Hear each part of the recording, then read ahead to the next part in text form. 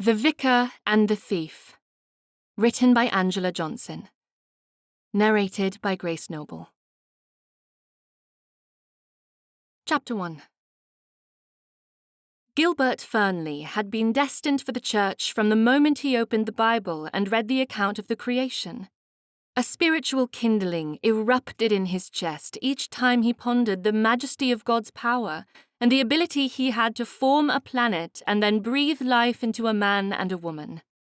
This excitement had carried him through his studies, his time as a curate, and the first few years as a vicar, until he suddenly realized there was a gaping hole in his life. How to fill it, he didn't know. The realization had come on with a sudden intensity on a Sunday as he crossed from his office to the chapel. Not expecting the rush of emotion, Gilbert hadn't had time to prepare for the overwhelming melancholy it presented. Nervously standing before his parishioners, Gilbert's hands shook as he fumbled for the papers where he'd written notes for his sermon. His mind went blank as he realized he'd gathered the wrong sheets, and instead of a sermon on spiritual welfare, he held a list of people he intended to visit. A first-time vicar or curate newly out of university might find the lack of notes troublesome, but a seasoned vicar should have a sermon at the ready for such occasions. Gilbert had one such sermon prepared, yet as he opened his mouth to speak, his mind was filled with overwhelming darkness, and his words failed. In that moment, Gilbert felt much like he imagined the ancient priest Zacharias must have felt when the angel struck him dumb for doubting the miracle of a child in his elderly years. Gilbert couldn't speak, and a strange ringing sounded in his ears as the world around him went silent. Smiling up at him were familiar faces of people who had known him since long before he was in leading strings, patiently waited for the moment he would speak, yet nothing came out. Gilbert opened his mouth and then closed it with haste multiple times before shutting his eyes to regain his composure. He simply needed to push his doubts and fears to the back of his mind before falling to pieces in front of his parishioners. Yet, falling to pieces seemed the only possible solution to the lack of coherent thought. With his mind in chaos, Gilbert dipped his head to the congregation. He fumbled with his Bible but found it too heavy to carry, and so he abandoned the book to the pulpit before making his exit. He managed to put one foot in front of the other as he scrambled toward the door he'd walked through seconds before. As he turned the doorknob, his hand slipped, and then with the greatest of effort, he turned the knob as his curate's voice rang out through the chapel. Gilbert didn't know what excuse was made, and he didn't care. Sinking to the ground, he put his head in his hands as he waited for the return of sanity. Gilbert sat in a comfortable armchair in his old bedchamber at Primrose Hall with a blanket over his legs while waiting for the physician's diagnosis. Although he'd grown up at Primrose Hall, it was no longer his home, and he felt like an intruder. The same robin egg blue bed hangings and comforter reminded him of his youth, and all the years that were long in the past. He didn't want to stay at Primrose Hall, but, unfortunately for him, he'd had little choice once Baxter, Briar, and his mother had made up their minds. In his state of unrest, Gilbert had complied, and Gigi had had him removed and situated at Primrose Hall before church services had ended. His ability to think and speak had returned almost immediately following his embarrassing display, but that had not dissuaded the extra care and comfort from his family.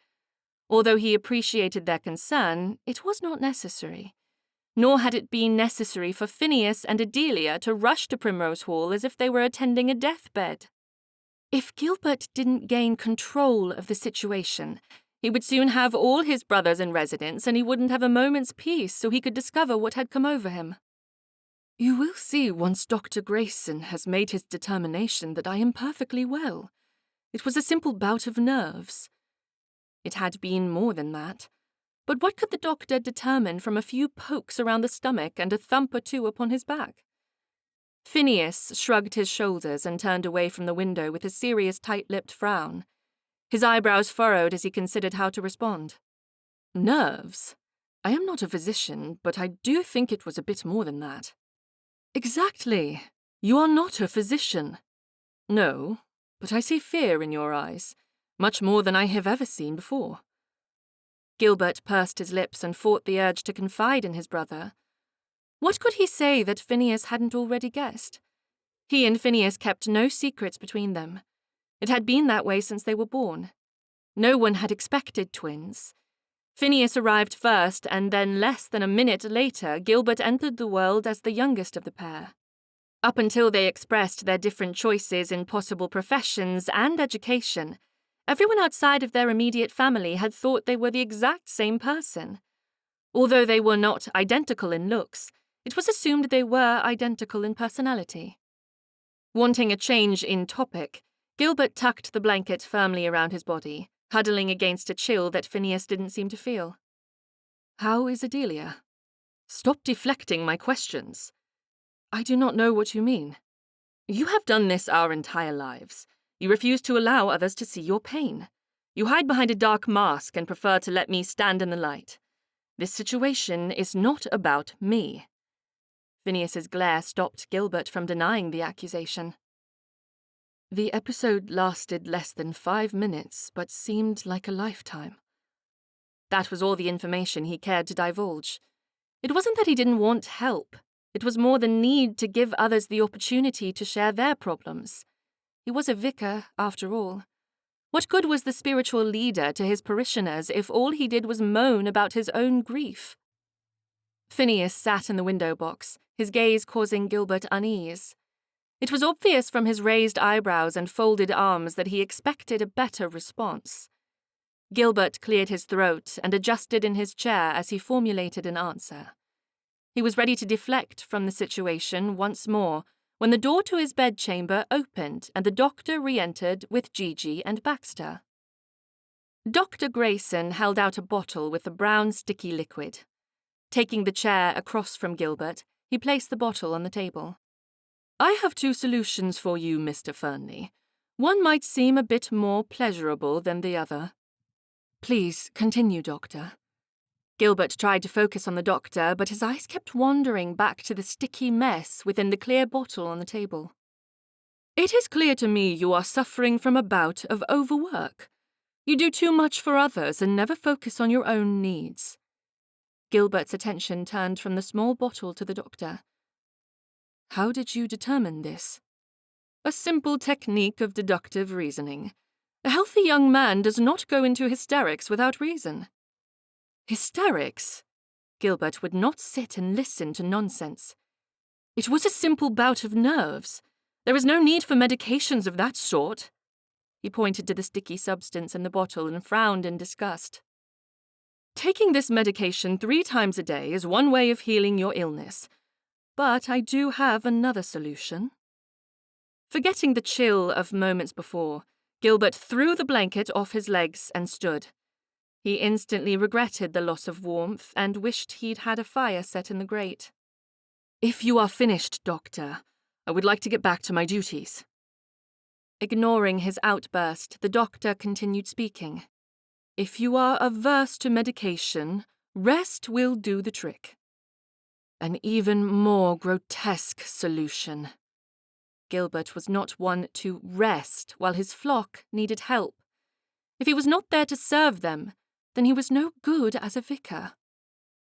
Gigi stepped forward and took his hand. Squeezing it, she waited to speak until he gave her his full attention. "Consider it, Gilbert. You have a curate who rarely sermonizes and needs the practice." It was a truth he couldn't deny. Poor Mr. Blackstone rarely had the opportunity to perform the duties of the vicar. "I agree. He could use more practice." Gigi brightened and pulled him into her embrace. "Very well, dearest. We leave for London in a week, and we would love to have you join us." Before he could argue, Gigi continued. "It need only be for the spring session, and then, if you are well, we will allow you to return to your duties." Unable to deny his mother anything, Gilbert found himself silently acquiescing to her wishes. He turned to his brothers, hoping to gain their sympathies by laughing off the absurdity of spending the season in London. Rest. In London. What a laugh. Phineas and Baxter both nodded and spoke in unison. A perfect solution. With everyone decidedly against him, he had no other option than to accept their kind offer and spend time in London. He knew his mother and sisters-in-law would expect him to attend balls and the theatre every evening, but he had other plans. Gilbert intended to ponder his scriptures and discover the cause of the gaping hole within his chest. He had faith that the word of God would solve all his troubles. Chapter 2. Eliza Davenport decided she was a fish out of water as Lady Pipperton and a short, overstuffed peacock of a woman smirked in her direction. She wasn't in the same social circle as the Countess and her elaborate friend, but her presence at the party seemed to amuse the two women enough that they had taken notice. None of Eliza's friends had yet arrived in London, and therefore she stood on the outskirts of every party, accepting the veiled whispers and disapproving glares in her direction as an indication that she should have stayed home. Her attendance at each of these parties was a result of luck. A simple hand of cards had changed her life and future posterity. When she'd been a little girl, she'd dreamed about working in a large home as a lady's maid. But with her father's newfound fortune, she wouldn't have to worry about finding work in a great home, for her life was now a paradox. She was the daughter of a wealthy merchant and the granddaughter of a talented yet humble stablemaster. There were very few people amongst the ton who would allow her to forget her grandfather's profession. Those who were considered her friends never frowned upon her humble beginning. At least they never had in her presence. She could well remember the one-bedroom home she had lived in with her parents when she was but a little girl. She also remembered nights filled with hunger and the fear of not knowing if there would be a small bowl of porridge on the table for her morning meal. Yet, all that suffering had long passed. One lucky night and a shrewd investment the following morning had filled coffers she'd never known existed, moving them from the wrong side of poverty to the upper class. Similar to the famed mythological Midas, everything her father touched turned into a success. He was tolerated by the wealthy because he had an affinity for filling their coffers with coin. But that didn't make her younger siblings, or her parents the equal of anyone at the ball she currently attended. Another night of watching young women dance while she stood on the outskirts of society was near ending when she found the Duchess of Dorset standing before her. Eliza curtsied, expecting the woman to pass by without giving notice. But when she lifted her head and straightened, the Duchess remained steadfastly in front of her. Having attended finishing school with the Duchess, when she was known as the Honourable Miss Lucille Williamson, Eliza wasn't as nervous as she would have been with another Duchess. "Your Grace?" The Duchess eyed Eliza as if she were looking at a scuff of filth upon her slippers. Knowing this would be the pinnacle of her evening, Eliza kept her head high and refused to allow Lucille to intimidate her. The Duchess waved off her entourage of friends and settled in beside Eliza against the wall. She spoke with a pompous drawl that dripped with memories of their days at school, when Lucille would endlessly torture her. "Eliza, it has been an age since we last visited. You look well. How is your grandfather faring? I admit, when last I was at the Earl of Newport's estate, I wondered if I should venture out to the stables to inquire after your family, but I thought better of getting my slippers dirty." "My grandfather no longer resides at Lord Newport's estate, as you well know, but thank you for your kind inquiry into his health." Expecting the Duchess to leave now that she had done her duty by reminding Eliza she didn't belong amongst the ton, Eliza pulled her fan out to hide the heat in her cheeks. She waved it one complete round before the Duchess reached forward and snapped it out of her hand. "I do not care to stand here while you try your hand at seductive fan-waving." Heat rushed up Eliza's neck to renew the burn in her cheeks. "That was not my intent, Your Grace. I came with a specific request, one I think you should be willing to accept." Why would I accept anything from you? Eliza had never been on friendly terms with Lucille, and couldn't imagine why that should change now. We are not friends. My friendship could pull you out of the corner of ballrooms and land you a suitor. Even more, you might find yourself the recipient of an offer of marriage. That is, if you agree to help me. Eliza's interest was piqued. She'd never had a suitor. The closest she'd ever been to entertaining a man was when she'd visited Lady Adelia and Mr. Fernley in Whitby the previous autumn. They'd introduced her to Mr. Fernley's twin brother, Mr. Gilbert Fernley, but the short visit hadn't developed further than a night of nervous conversation. A suitor? Who do you have in mind? Duchess Dorset kept her face impassive as she waved a hand in front of her, motioning to the crowds of people around them. One word from me, and you will have your pick of handsome and wealthy gentlemen. Why, even Duke Dorset's heir might be willing to take you on a ride in Hyde Park. My husband's son from his first marriage is quite the eligible bachelor, and close in age to both of us. Caught up in the excitement of a possible courtship with the heir to a duchy, Eliza let go of her previous dislike of the Duchess and found she was ready to hear the request. What favour do you need of me? You are aware of my dear friend from our school days, Eloise Havisham? I am. I trust you received an invitation to her engagement party on Thursday next. Eliza nodded. Everyone in London and the surrounding areas was bound to attend the affair. Eloise was set to marry the heir to the Earl of Wilmington. The Duchess continued speaking. Eloise has a notebook with damaging information about me and the Duke.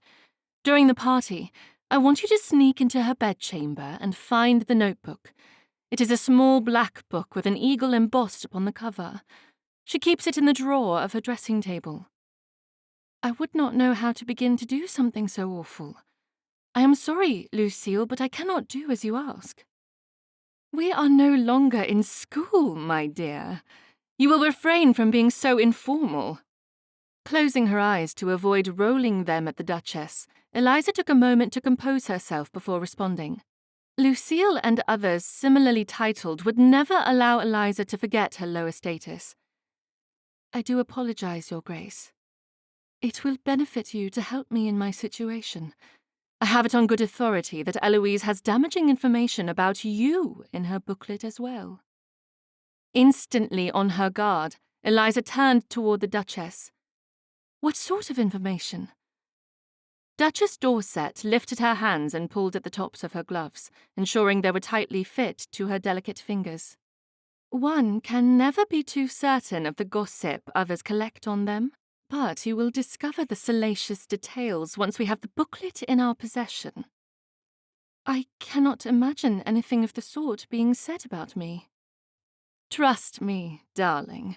You will want to stop the information from getting out. Think of the damage it could cause your family. Shaking her head, Eliza tried to imagine why Eloise Havisham would write anything negative about her. What purpose does she have to spread misinformation? The destruction of your impeccable reputation would suit her well.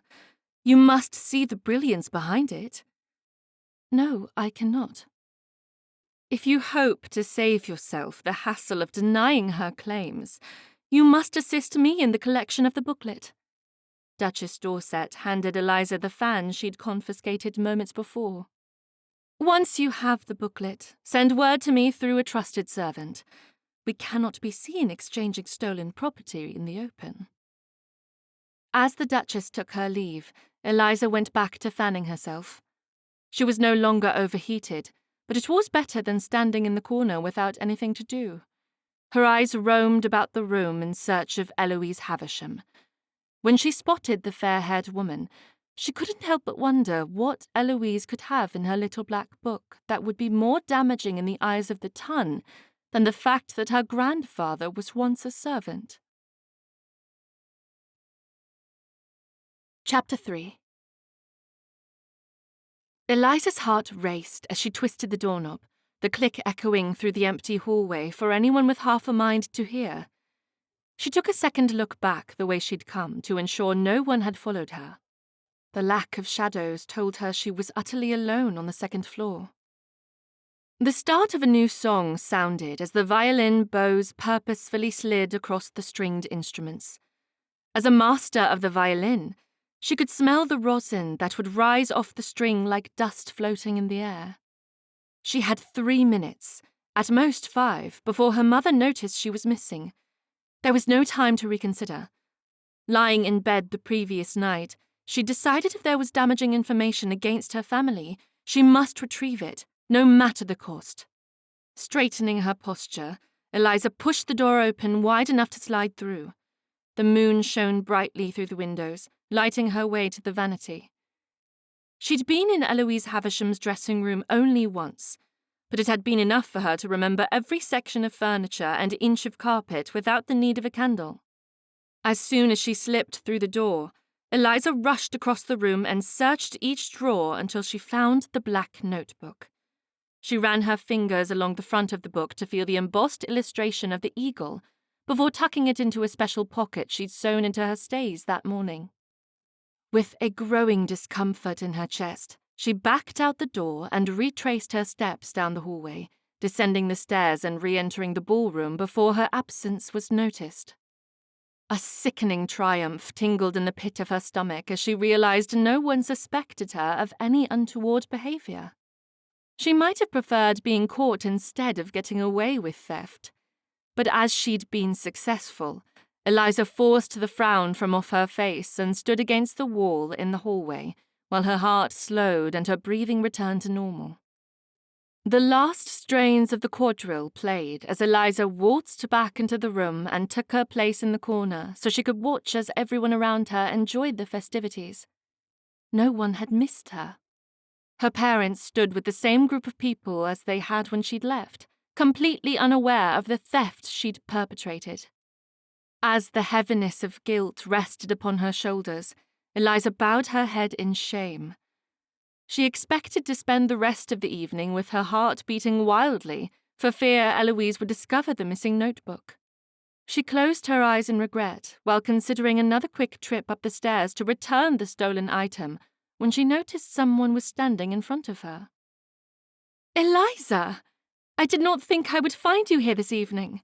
Where have you been?" "Where have I been? I think the better question is, when did you arrive in London?" She knew Adelia had planned to be in London for spring, but she hadn't expected her so soon. "Phineas and I arrived this very morning. We brought Mr. Gilbert Fernley with us as well." "Oh? I am surprised he was willing to leave the vicarage for so long a time. Will he stay through the end of the season?" "You did learn much about him with that one meeting. He is overly dedicated to his flock, but we have convinced him he needs to rest." "Rest? In London? Are you mad?" "I do believe that was Gilbert's reaction as well. I knew you would be a perfect match for him." "I doubt it." The weight of the little black book increased as she thought about the handsome vicar. He wouldn't want a woman tainted by thievery. Realizing she had a genuine opportunity for a match with someone unaffected by Duchess Dorset's meddling and threats, Eliza felt the heaviness of the notebook increase to the weight of a brick.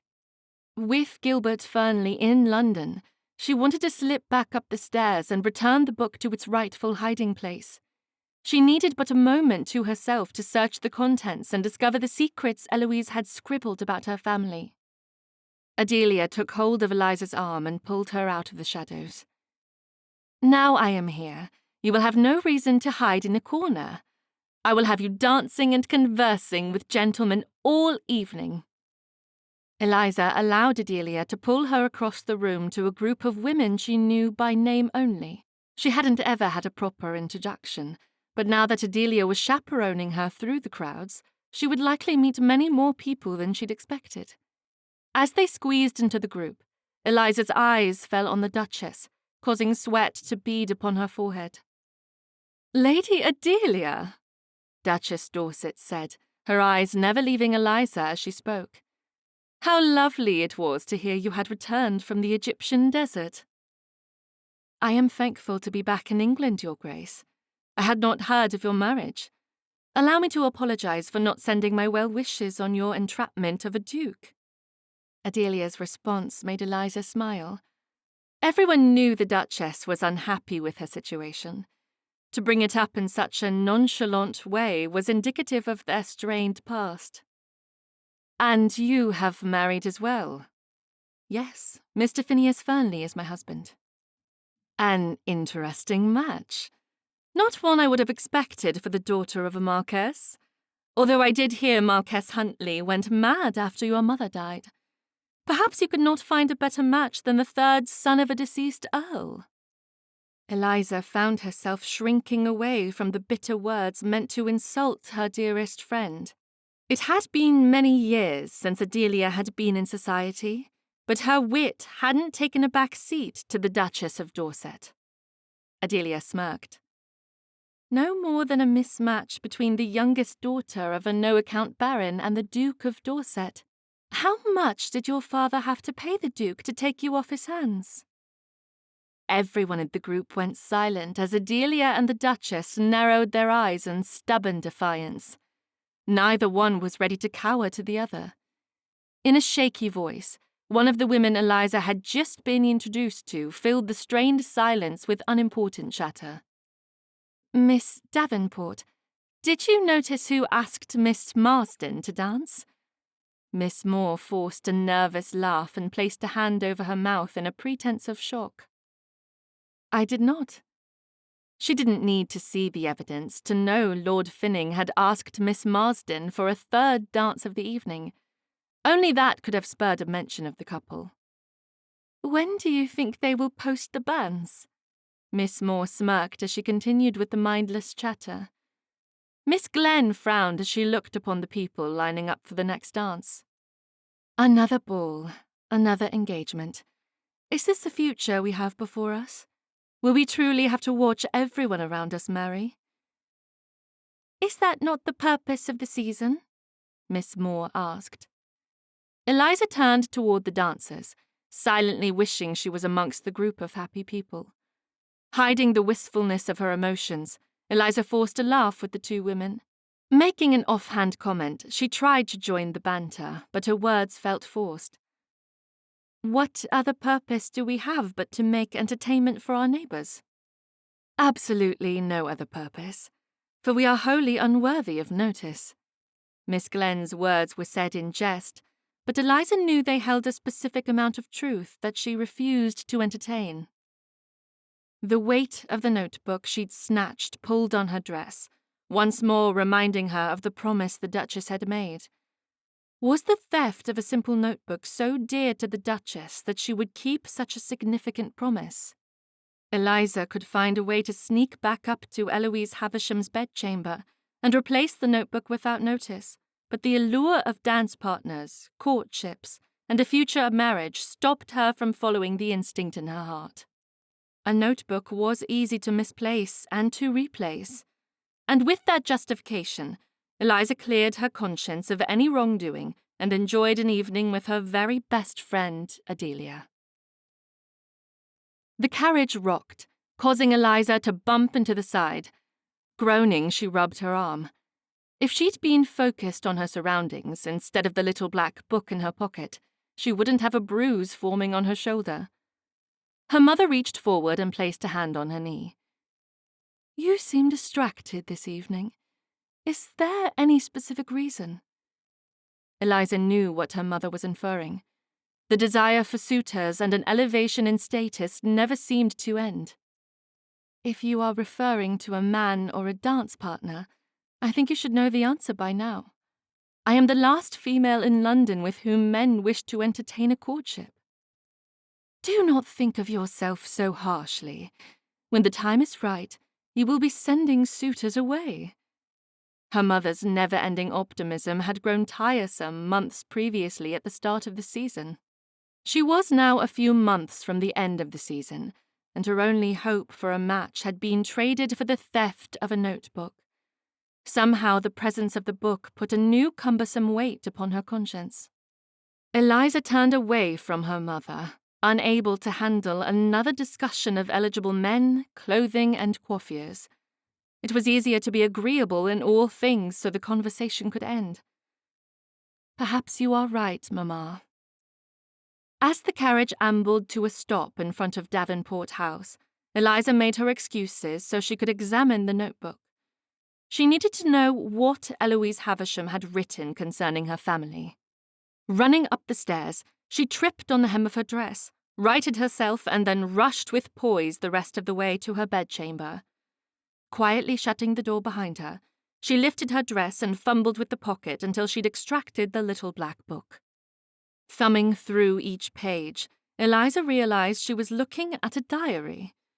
She learned more about Eloise's personal thoughts than she cared, but nothing about her own family. There also seemed to be nothing about the Duke and Duchess of Dorset. Continuing her search through the book, Eliza realized the only people Eloise's writings concerned were her fiancé and his family. Since Eloise was engaged to marry Lord Wilmington's only son and heir, it made sense that her focus would be solely upon the man she loved. Eliza was ready to close the book and consider the night a complete mistake when her eyes fell upon the information Duchess Dorset wanted. It had nothing to do with the Duchess, nor did it have anything to do with Eliza, but the information would damage Eloise Havisham's reputation and future marriage. The little black book was not as insignificant as Eliza had originally convinced herself. Now she had to decide if it was right to protect Eloise Havisham's secret, or to trust the Duchess and hope for a future filled with handsome men, dancing, courtship, and marriage. Chapter 4. Gilbert preferred the peaceful countryside over the bustling streets of London. Even the parks were overcrowded and full of happy people picnicking and laughing. When he was surrounded by others, he desired solitude. When he was granted that wish, he desired to be near people. The greatest wish of his heart was to figure out where his discontentment had started. He'd been perfectly happy the previous week, and now it took every ounce of strength to pull himself up from bed each morning and dress for the day. Dragging himself from the breakfast room to the morning room where his brothers, their wives, and Gigi would be, he pushed the need to go back to bed from his thoughts. Lying about would not provide an answer to his distress. If he was to discover the source of discontentment, he would need to be alert. Gilbert walked with care through the hallway and into the morning room to find his family was entertaining guests. With a nod, he acknowledged Mrs. Davenport and Miss Davenport. He'd expected to meet Miss Davenport again, given she was friends with Adelia, but he hadn't expected a visit so soon after arriving in London.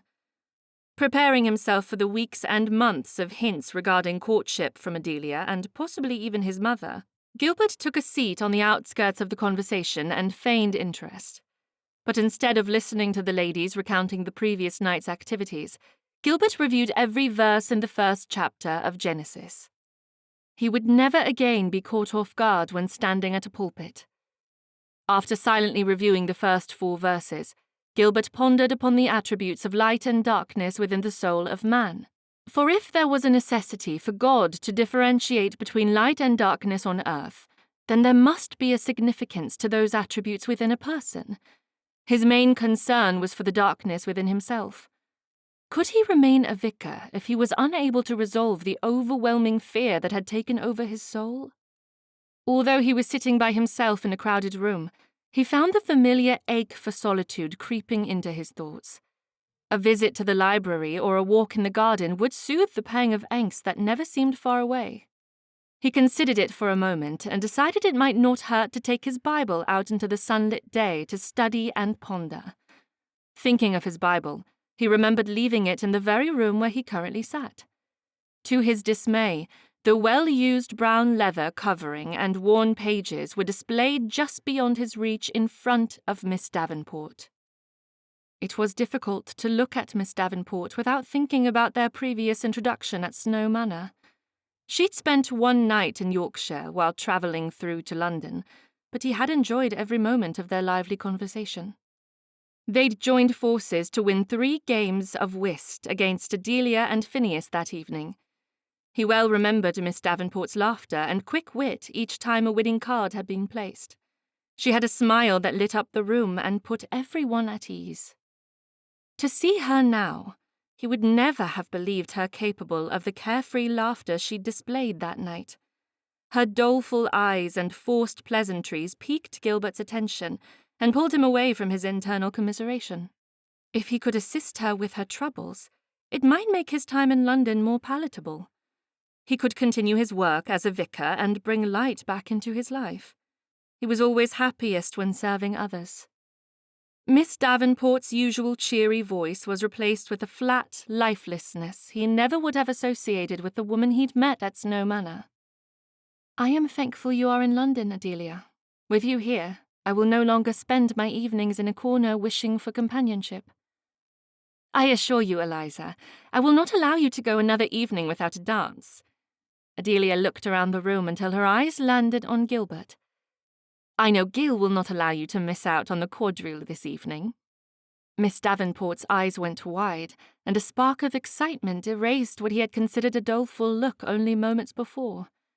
Gilbert gripped the arms of the chair, and he silently reprimanded himself for staying a moment too long. He could have left his Bible in here and taken a copy from Baxter's library.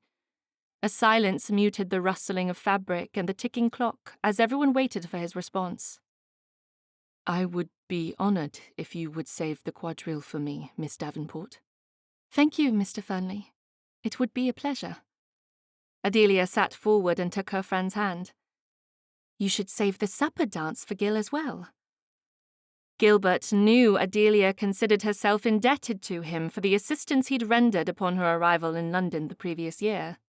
She'd found herself distraught on the crossing from Egypt to England, and he'd assisted her as he would have any fellow person in need.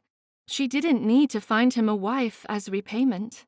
He was ready to say as much, but stopped himself from speaking as he noticed Miss Davenport quickly extracted her hand from Adelia's grasp. The moment was far too uncomfortable for anyone to disagree. Not only were he and Miss Davenport embarrassed by Adelia's forwardness, but his brothers were both smiling with pleasure. It seemed they enjoyed his discomfort. There was only one possible solution for the situation. He had to offer himself up for the supper dance as well. "Let us hope it is not a waltz. Otherwise, you might have sore feet by the time we sit for supper." Miss Davenport dipped her head in his direction, accepting his offer for the second dance. The pleasure she'd displayed moments before was replaced with hesitancy. "Thank you, sir. If it is a waltz, I suggest we find a cool glass of punch and watch the daring participants." "Well," Mrs. Davenport said as she abruptly stood, "we should be on our way. We have a few other visits to make this morning." Gilbert waited for the women to leave before turning on Adelia. As soon as the carriage passed in front of the windows, he turned toward his newest sister. "Why did you offer my assistance to Miss Davenport?" Adelia put her hands on her hips and stood her ground. He knew she had a stubborn streak, but he'd never received the full extent of her sassy wit. "Someone needs to pull you out of this melancholy state. I think Miss Davenport has the charms to do so." "I am in London for rest and relaxation. Spending my nights at parties will do nothing to solve my health crisis." "Do you think we have not heard you walking the halls at night? You haunt this place like a ghost searching for his final resting place." "It is referred to as insomnia." Gilbert hadn't slept since arriving in London. He tried to lay in bed and count sheep or repeat the 10 Commandments until exhaustion could overcome his senses, but he had yet to find success. "I will do my best not to roam the halls in the future."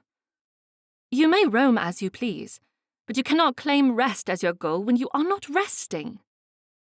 Gilbert turned to Phineas, hoping he would soften his wife's intentions, but brotherly loyalty had to be second to loyalty in marriage.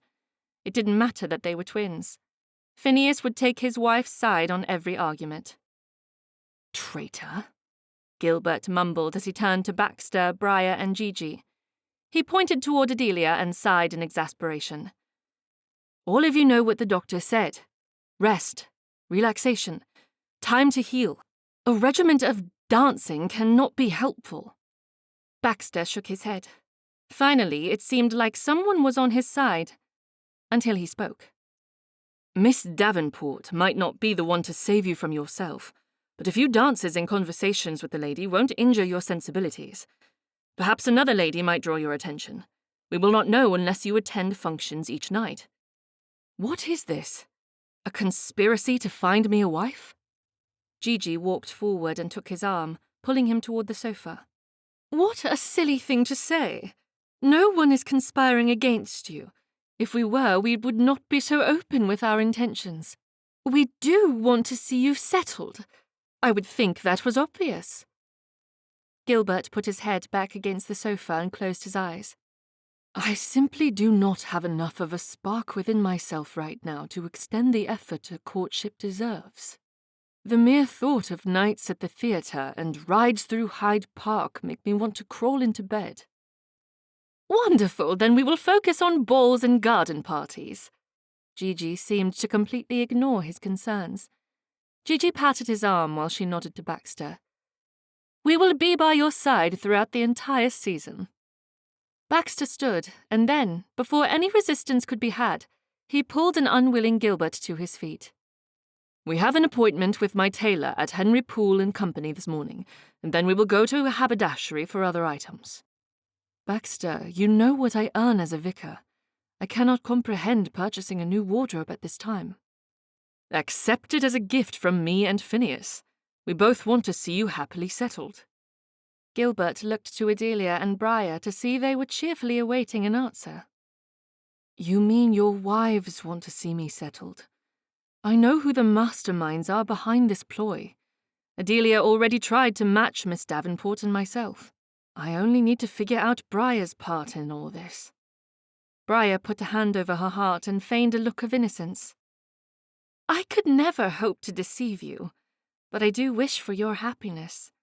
I have never seen you so forlorn, and it frightens me to think you have lost your direction." "Lost my direction?" Although he made a show of offense, it bothered him more that she had seen through him. It was true. He had lost his sense of purpose and a desire to serve others. But he didn't care for anyone to know of the internal battle he fought. "How preposterous." "It is settled. We will spend the day getting you fit for society." Phineas took hold of his arm and pulled him toward the exit. "I will loan you my best evening clothes until your suits are prepared, and my valet will attend you each evening to tie your cravat." Grumbling, Gilbert gave the only response he thought would stop his brother from this ridiculous course of action. "Why did you not stay in Egypt?" Instead of allowing the rude comment to injure his sensibilities, Phineas laughed and pulled Gilbert out the front door to a waiting carriage. Phineas completely ignored his brother's arguments as he pushed Gilbert onto the cushioned seat. With Baxter in tow, the three set off for the tailor's shop. Chapter 5. Eliza was thankful she'd received the letter from Duchess Dorset early in the morning before leaving to visit her friends, otherwise she would have made the mistake of visiting the Duchess's home in Mayfair. Eliza had decided not to provide the information that would allow the Duchess to blackmail Eloise Havisham, instead tucking away the booklet in the back of her closet. No one deserved to have their innermost thoughts and mistakes exposed. She would protect Eloise's secret as best she could, and when the time presented itself, she would find a way to return the booklet. As she waited outside the gates of St. Mary's Church on Paddington Green, Eliza concocted an excuse while she shivered from a light breeze. Although it was officially spring, a cold wind nipped at her nose and burned her cheeks. Bouncing from one foot to the next, Eliza waited a quarter of an hour before a carriage with the Duke of Dorset's seal rambled to a stop in front of her. A footman hopped down from the back of the carriage and opened the door before motioning Eliza forward. She hadn't expected to do more than make her excuses, but when the Duchess beckoned her into the carriage, Eliza complied. "Your Grace, I do not think an extended visit is necessary." Eliza fumbled with the ties on her reticule before looking at the Duchess. "Where is the book?" I was unable to find it. Eloise must have tucked it away somewhere other than in her desk. Eliza had the unfortunate habit of blushing when she told a falsehood. She hoped her face was hidden in the shadows provided by her bonnet and the carriage so the Duchess wouldn't notice. I am not a simpleton for you to deceive. Nor am I, Your Grace. Then you will hand over the booklet this instant. It is not in my possession. The Duchess examined Eliza with pursed lips and a doubtful countenance. Her eyes burrowed into Eliza's soul as the carriage rumbled down the streets of London. It was too much for Eliza to hope the Duchess wouldn't notice her nervous twitching. Nonetheless, she kept her fingers crossed. I am very disappointed in you, Eliza. I asked for a simple favour. A notebook is replaceable. The scribblings are of no interest to anyone but those about whom they are written. Are you not curious as to the information Eloise has on you? Everyone knows my grandfather worked as a stable master. They know my father is a tradesman and knew money.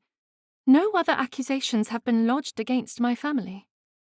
Did you even try to find the booklet? Yes, Your Grace. I gave my best effort to the task. Yet you have failed. Her silky rebuke sent a shiver down Eliza's back. I do apologize. I am not skilled at deception. The Duchess let out a humourless laugh escape before lifting her fan and opening it with a flick of her wrist. I believe your skills may be put to further use on my behalf. That is, if you still want dance partners at this evening's soirée. A giddy leap of excitement danced around in Eliza's stomach as she allowed her girlish dreams to rise above the despondent disappointment under which she'd hidden them. Was it possible the Duchess, the horrible girl who'd teased Eliza without remorse while attending finishing school, would keep true to her word and provide men for dancing and possible courtships? You will keep the promise you made to me regarding the Duke's son? Duchess Dorset waved her fan slowly, a smug smile tugging at her lips. The Earl of Wigtown would be happy to do my bidding, but since you failed to obtain the booklet, you must repay my kindness with a different item. Eliza cleared her throat uncomfortably. Unsure of how straightforward she should be, she hesitated in her response. She was not comfortable perpetrating another theft. As it was, she didn't need the Duchess to assist her with society. Adelia was connected and had a kind brother-in-law who had promised her 2 dances for the evening. I was under the impression that obtaining the book from Eloise was the requirement. Since I have failed, I cannot rightly accept your offer. The Duchess laughed as she flicked her wrist and expertly closed her fan. Do not concern yourself over the booklet. I am certain I already know Eloise Havisham's secret. I simply wanted a confirmation. It is unfortunate I was unable to find the book. Forget the book. The Duchess leaned forward and placed her gloved hand over Eliza's. You will do my bidding, with success this time, or I will spread a little bit of a rumour about you through the ballroom this evening. Nothing you could say about my family and our humble beginnings would surprise those in attendance. Pet, you are quite innocent.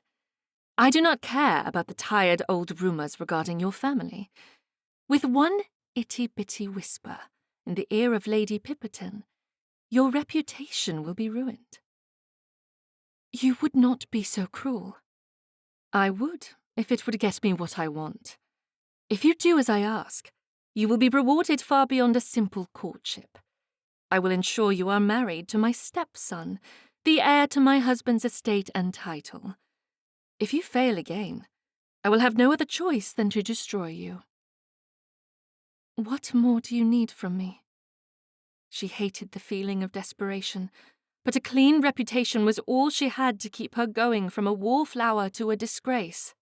Denying allegations would do little good, given she was the descendant of a long line of servants. If she couldn't marry an earl, who was also a future duke, no one would dare frown upon her. There is a gathering at Mr. and Mrs. Rutherford's this evening. Yes, I am to attend. Very good. Mrs. Rutherford has a charming diamond bracelet that belongs to my dear husband's late mamma. How did Mrs. Rutherford come to possess the item? Thievery. Eliza knew it wasn't true, but she'd already discovered the Duchess wouldn't accept arguments. Do you know where she keeps the bracelet? In a display cabinet in the ballroom. Eliza shook her head. There was no way to retrieve an item kept in the very room where everyone would be dancing. How am I to take it? The Duchess rapped on the top of the carriage, bringing it to a stop. I trust you will use the ingenuity of your heritage to figure it out. We will meet again tomorrow morning at the same time and place for the exchange. As the door to the carriage opened, Eliza stumbled out and looked around to find she was farther from her house than she'd been when on Paddington Green. Turning back to the Duchess, she hadn't a chance to make a request as the door shut and the footman retook his position before the driver set the horses in motion. The ingenuity of my heritage! They were servants, not thieves! There was no one around to hear her angry retort, but she stomped her foot and snarled the comment anyway. It took her a moment to realize they'd driven a few blocks east of Paddington Green. Once she had her location, she turned south toward home and started the long walk. If anything, it would give her time to consider a plan for stealing the bracelet. It was theft. There was no other possible way to describe the requests Duchess Dorset had made of her. It was wrong, and the logical side of her brain told her to accept the consequences of the Duchess's anger and walk away from society. If the Duchess truly planned to destroy Eliza's reputation, she would not hesitate. Adding thefts to the situation would give the Duchess a valid rumor to spread and one Eliza could not deny without telling a falsehood. Eliza slowly walked toward the display case along one of the side walls as her parents left her so they could chat with friends and associates. Looking at the jewels and valuable items was not a crime. She had nothing else to occupy her time. If anyone questioned her reasons for looking at the cabinet, she would simply claim an interest, as there was nothing else for her to do until Mr. Fernley claimed his 2 dances.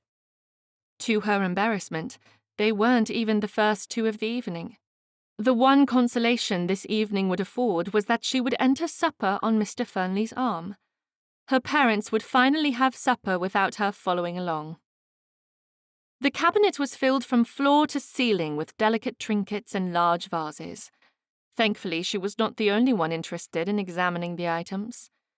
If she decided to do the Duchess's bidding, she hoped this meant she wouldn't be the obvious culprit. Slowly walking the length of the cabinet, her eyes fell upon the diamond bracelet perched grandly upon a red velvet pillow. The lack of a glass covering left each of the delicate items open for anyone with a mind to snatch them away. Looking about, Eliza assured herself that no one was paying attention to her. She lifted her hand to rest it upon the edge of the shelf as she contemplated her decision. Was she truly ready to take a priceless piece of jewelry for Duchess Dorset? Running her hand along the wood, the rough edge snagged the middle finger of her new white gloves. Pulling away, she examined the loose thread caused by her carelessness. That should be a simple fix. Eliza turned away from the cabinet with a smile on her face. Adelia, I did not expect you so early in the evening. I hope you remembered to save the quadrille and supper dance for Gilbert. Yes, of course. Eliza felt her cheeks heating as shame filled her chest for considering the theft. There was no need to do the Duchess's bidding. With Adelia in town, Eliza was no longer friendless. Allowing Adelia to pull her away from the cabinet, Eliza looked down at her glove. Preparing to make an excuse and find her way to the resting room, Eliza leaned toward her friend. I must take a moment to mend my glove. There is no time. The quadrille is next dance, and Gilbert is expecting to stand up with you. Adelia, I wish you had not forced his hand. It was the proper thing to say in that moment, but it wasn't how she truly felt. She was excited to spend more time with Gilbert Fernley. Hush, darling. Gilbert is a ponderous man. As a dedicated vicar, it takes him more time than most to make such offers. I had to take charge for both your sakes. I do not want to be a bother. If he wished to dance with me, he would have asked. Now that you have done your societal duty by feigning shame over my boldness and offering 2 dances for him, you must no longer think about it. Gilbert is the kindest man you will ever meet. He is devoted to his profession, devoted to God, and I do not think anyone is truly aware of how intuitive he is.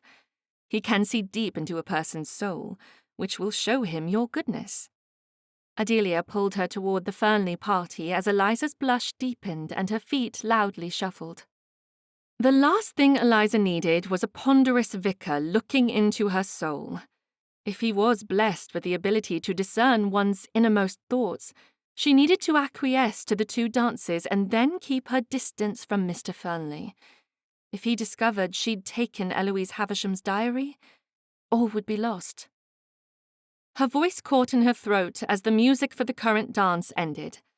As the quadrille was announced, Mr. Fernley stepped forward and dipped his head. Miss Davenport, I believe this is my dance. Her voice came out a bit higher than normal, causing her blush to flare again as she curtsied. Yes, sir. Accepting his arm, she took deep, calming breaths as they joined the queue with the numerous couples gathered for the quadrille. As the music started, Eliza knew she couldn't be secretive and silent through the entire dance. Such behavior would cause curiosity. She would have to find a way to speak to Mr. Fernley without divulging her devious actions. How are you enjoying your time in London? A frown creased Mr. Fernley's entire face.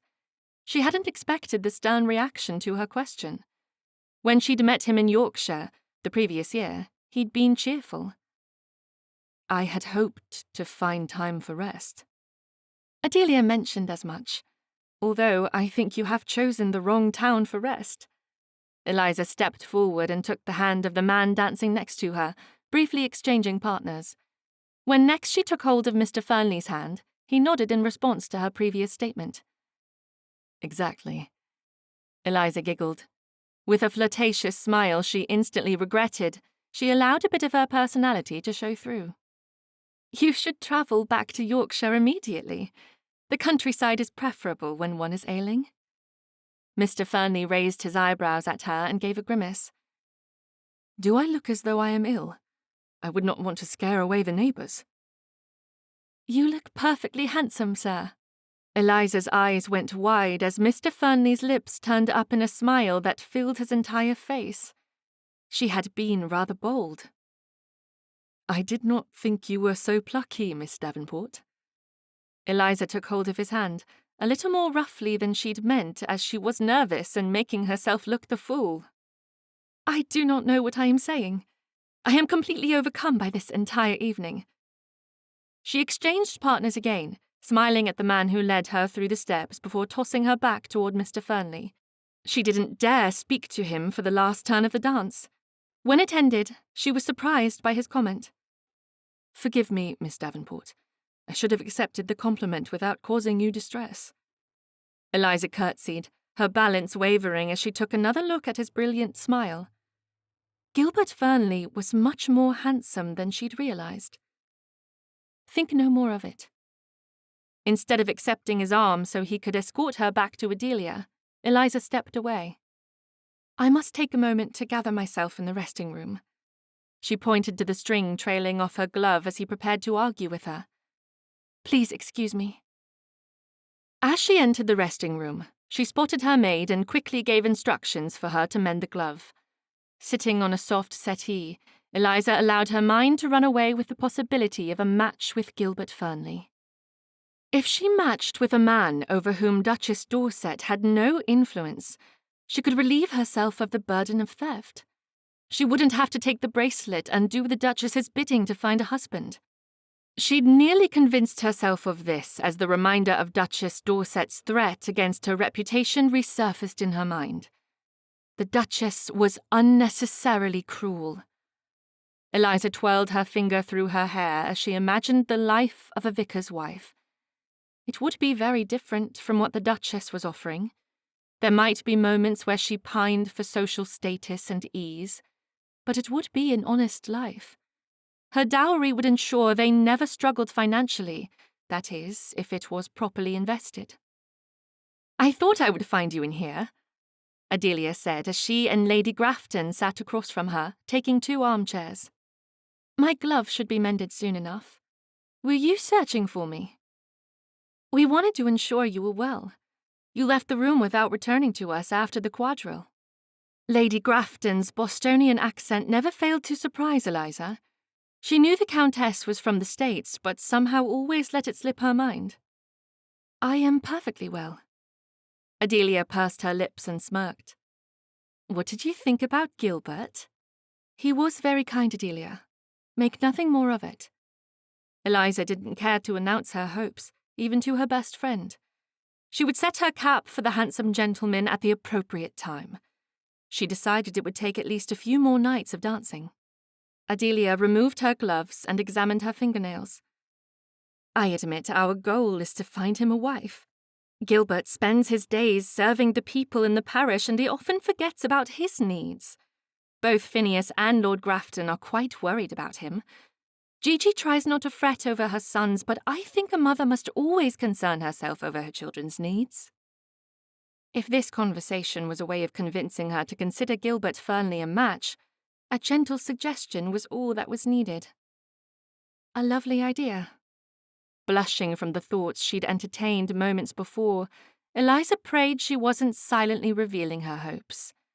Lady Grafton nodded. "We have quite a few ladies on our list. We have not decided who would be the best option." Taken aback, Eliza realized she had been too hasty in her assumptions. "Oh? Who are you considering?" Adelia took up her gloves and slid them gracefully back on her hands. "We have a long list. It is best to give him options so he does not think we are pushing him into a marriage. He must be the one to make the final decision." "I see." Turning to her maid, Eliza noticed she was nearly finished mending the glove. "You must hurry and introduce Mr. Fernley to these women before the next dance starts. He will likely want ample time to evaluate each woman." "Find us when you return to the ballroom." Adelia stood and kissed Eliza on her cheek. "We have much to speak about now we are together in London." Eliza nodded. "I agree. We could chat through the rest of the night." Eliza sat heavily onto the settee. She might have to consider the Duchess as a benefactor after all. She couldn't rely on a relationship with Mr. Gilbert Fernley if his sisters were determined to introduce him to a lengthy list of available women. A sickness settled in the pit of her stomach as she seriously considered giving in to the Duchess. She decided to make a list of each reason she should or shouldn't follow through with the theft. With her gloves mended, Eliza walked into the ballroom and passed by the cabinet. The bracelet still sat on the same plush velvet pillow, opportunely positioned for her to snatch it away. But before she did so, she needed to decide if it was the right course of action. Standing off to the side of the ballroom, she watched as Lady Pipperton leaned toward a group of women with an excited expression of intrigue. Everyone knew that woman was in possession of tasty tidbits of gossip she had no business knowing. Even though the validity of the information was always in question, it didn't stop the rest of the ton from discussing each salacious morsel until it had morphed into something unrecognizably scandalous, ruining the reputation of any poor woman who had the misfortune of being their target. If Eliza didn't do as the Duchess requested, it would be her name on these women's tongues. It was easier to navigate society without the added pressure of refuting gossip. This fear made her believe she should do as the Duchess requested. Inching back toward the cabinet, Eliza considered the guilt she'd experienced after she had taken the notebook from Eloise Havisham. A diamond bracelet was far more expensive and would weigh heavily upon her conscience. She'd already lost sleep over the booklet. Therefore, she should forget about the Duchess's promises and stick to the proper hobbies approved for women of her station. Eliza's eyes wandered around the room until they landed on the queue of dancers to find Mr. Gilbert Fernley standing across from Lady Lillian Browning, the daughter of the Marquess of Hastings. The glowing pleasure on his face lit the room around him far better than the candle sconces attached to the walls. Had he reacted similarly to her? Or was he enamored with a daughter of a wealthier and titled man? She decided this was another strong endorsement for her to perform the theft. If she chose to take the bracelet, would it be enough for the Duchess to provide dancing partners, courtships, and a possible spouse? Or would the Duchess require more? It was possible one theft would lead to another, where she was caught in a web so powerful she couldn't break free. She decided it was best not to take the bracelet. Eliza was ready to rejoin Adelia to chat away the evening when the allemande was announced. She searched for Mr. Gilbert Fernley to find he was leading Miss Caroline Hawke to the dance floor. Miss Hawke tripped over her own feet to land in Mr. Fernley's arms. His gracious smile and pink cheeks told her she didn't compare to any of the women Adelia and Lady Grafton had introduced him to that evening. She was certain when he chose a wife, it wouldn't be her. The Duchess was offering an engagement and a title. Could she pass that offer up to find herself a spinster and a burden upon her father and eventually her younger brother? Before she could find another reason to refuse the Duchess's offer, Eliza stepped up to the cabinet and replaced the diamond bracelet with the simple gold chain she wore upon her wrist.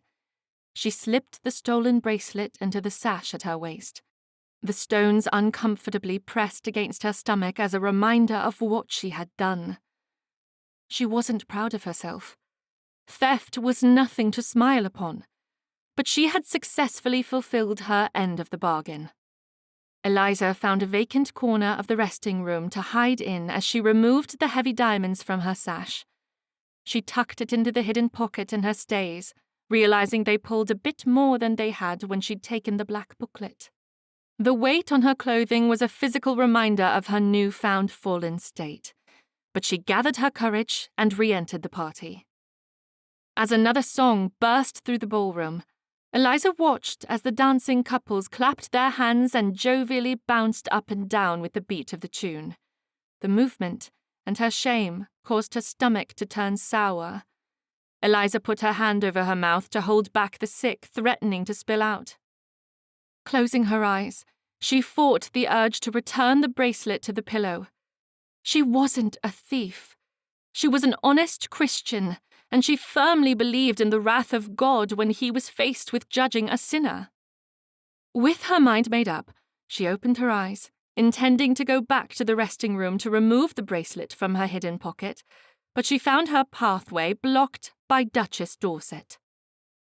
Her voice shook as she forced words to leave her mouth. "Your Grace?" The Duchess examined her state of unease. She smiled in delight. "Guilt does little for the complexion. Stand a bit taller and straighten your posture. Do you need something?"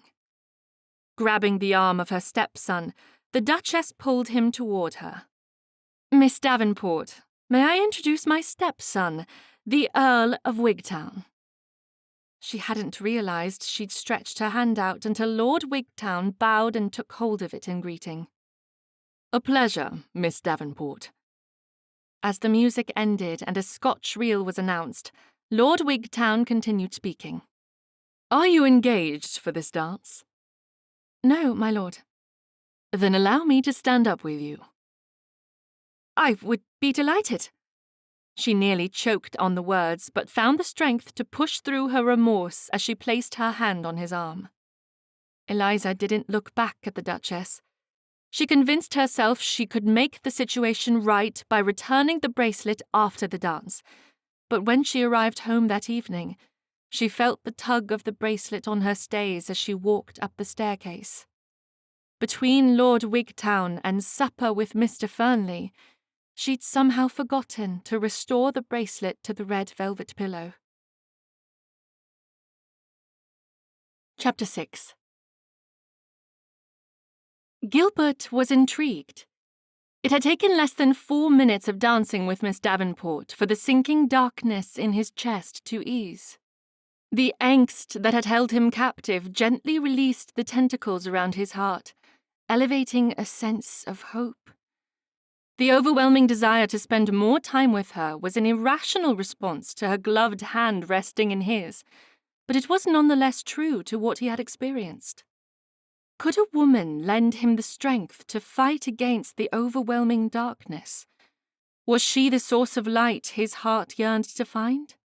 Was it possible, after years of filling his life with religious studies and service, those two things were not enough to make him happy? As the current dance ended, Gilbert escorted Miss Alice Kenward back to her mother.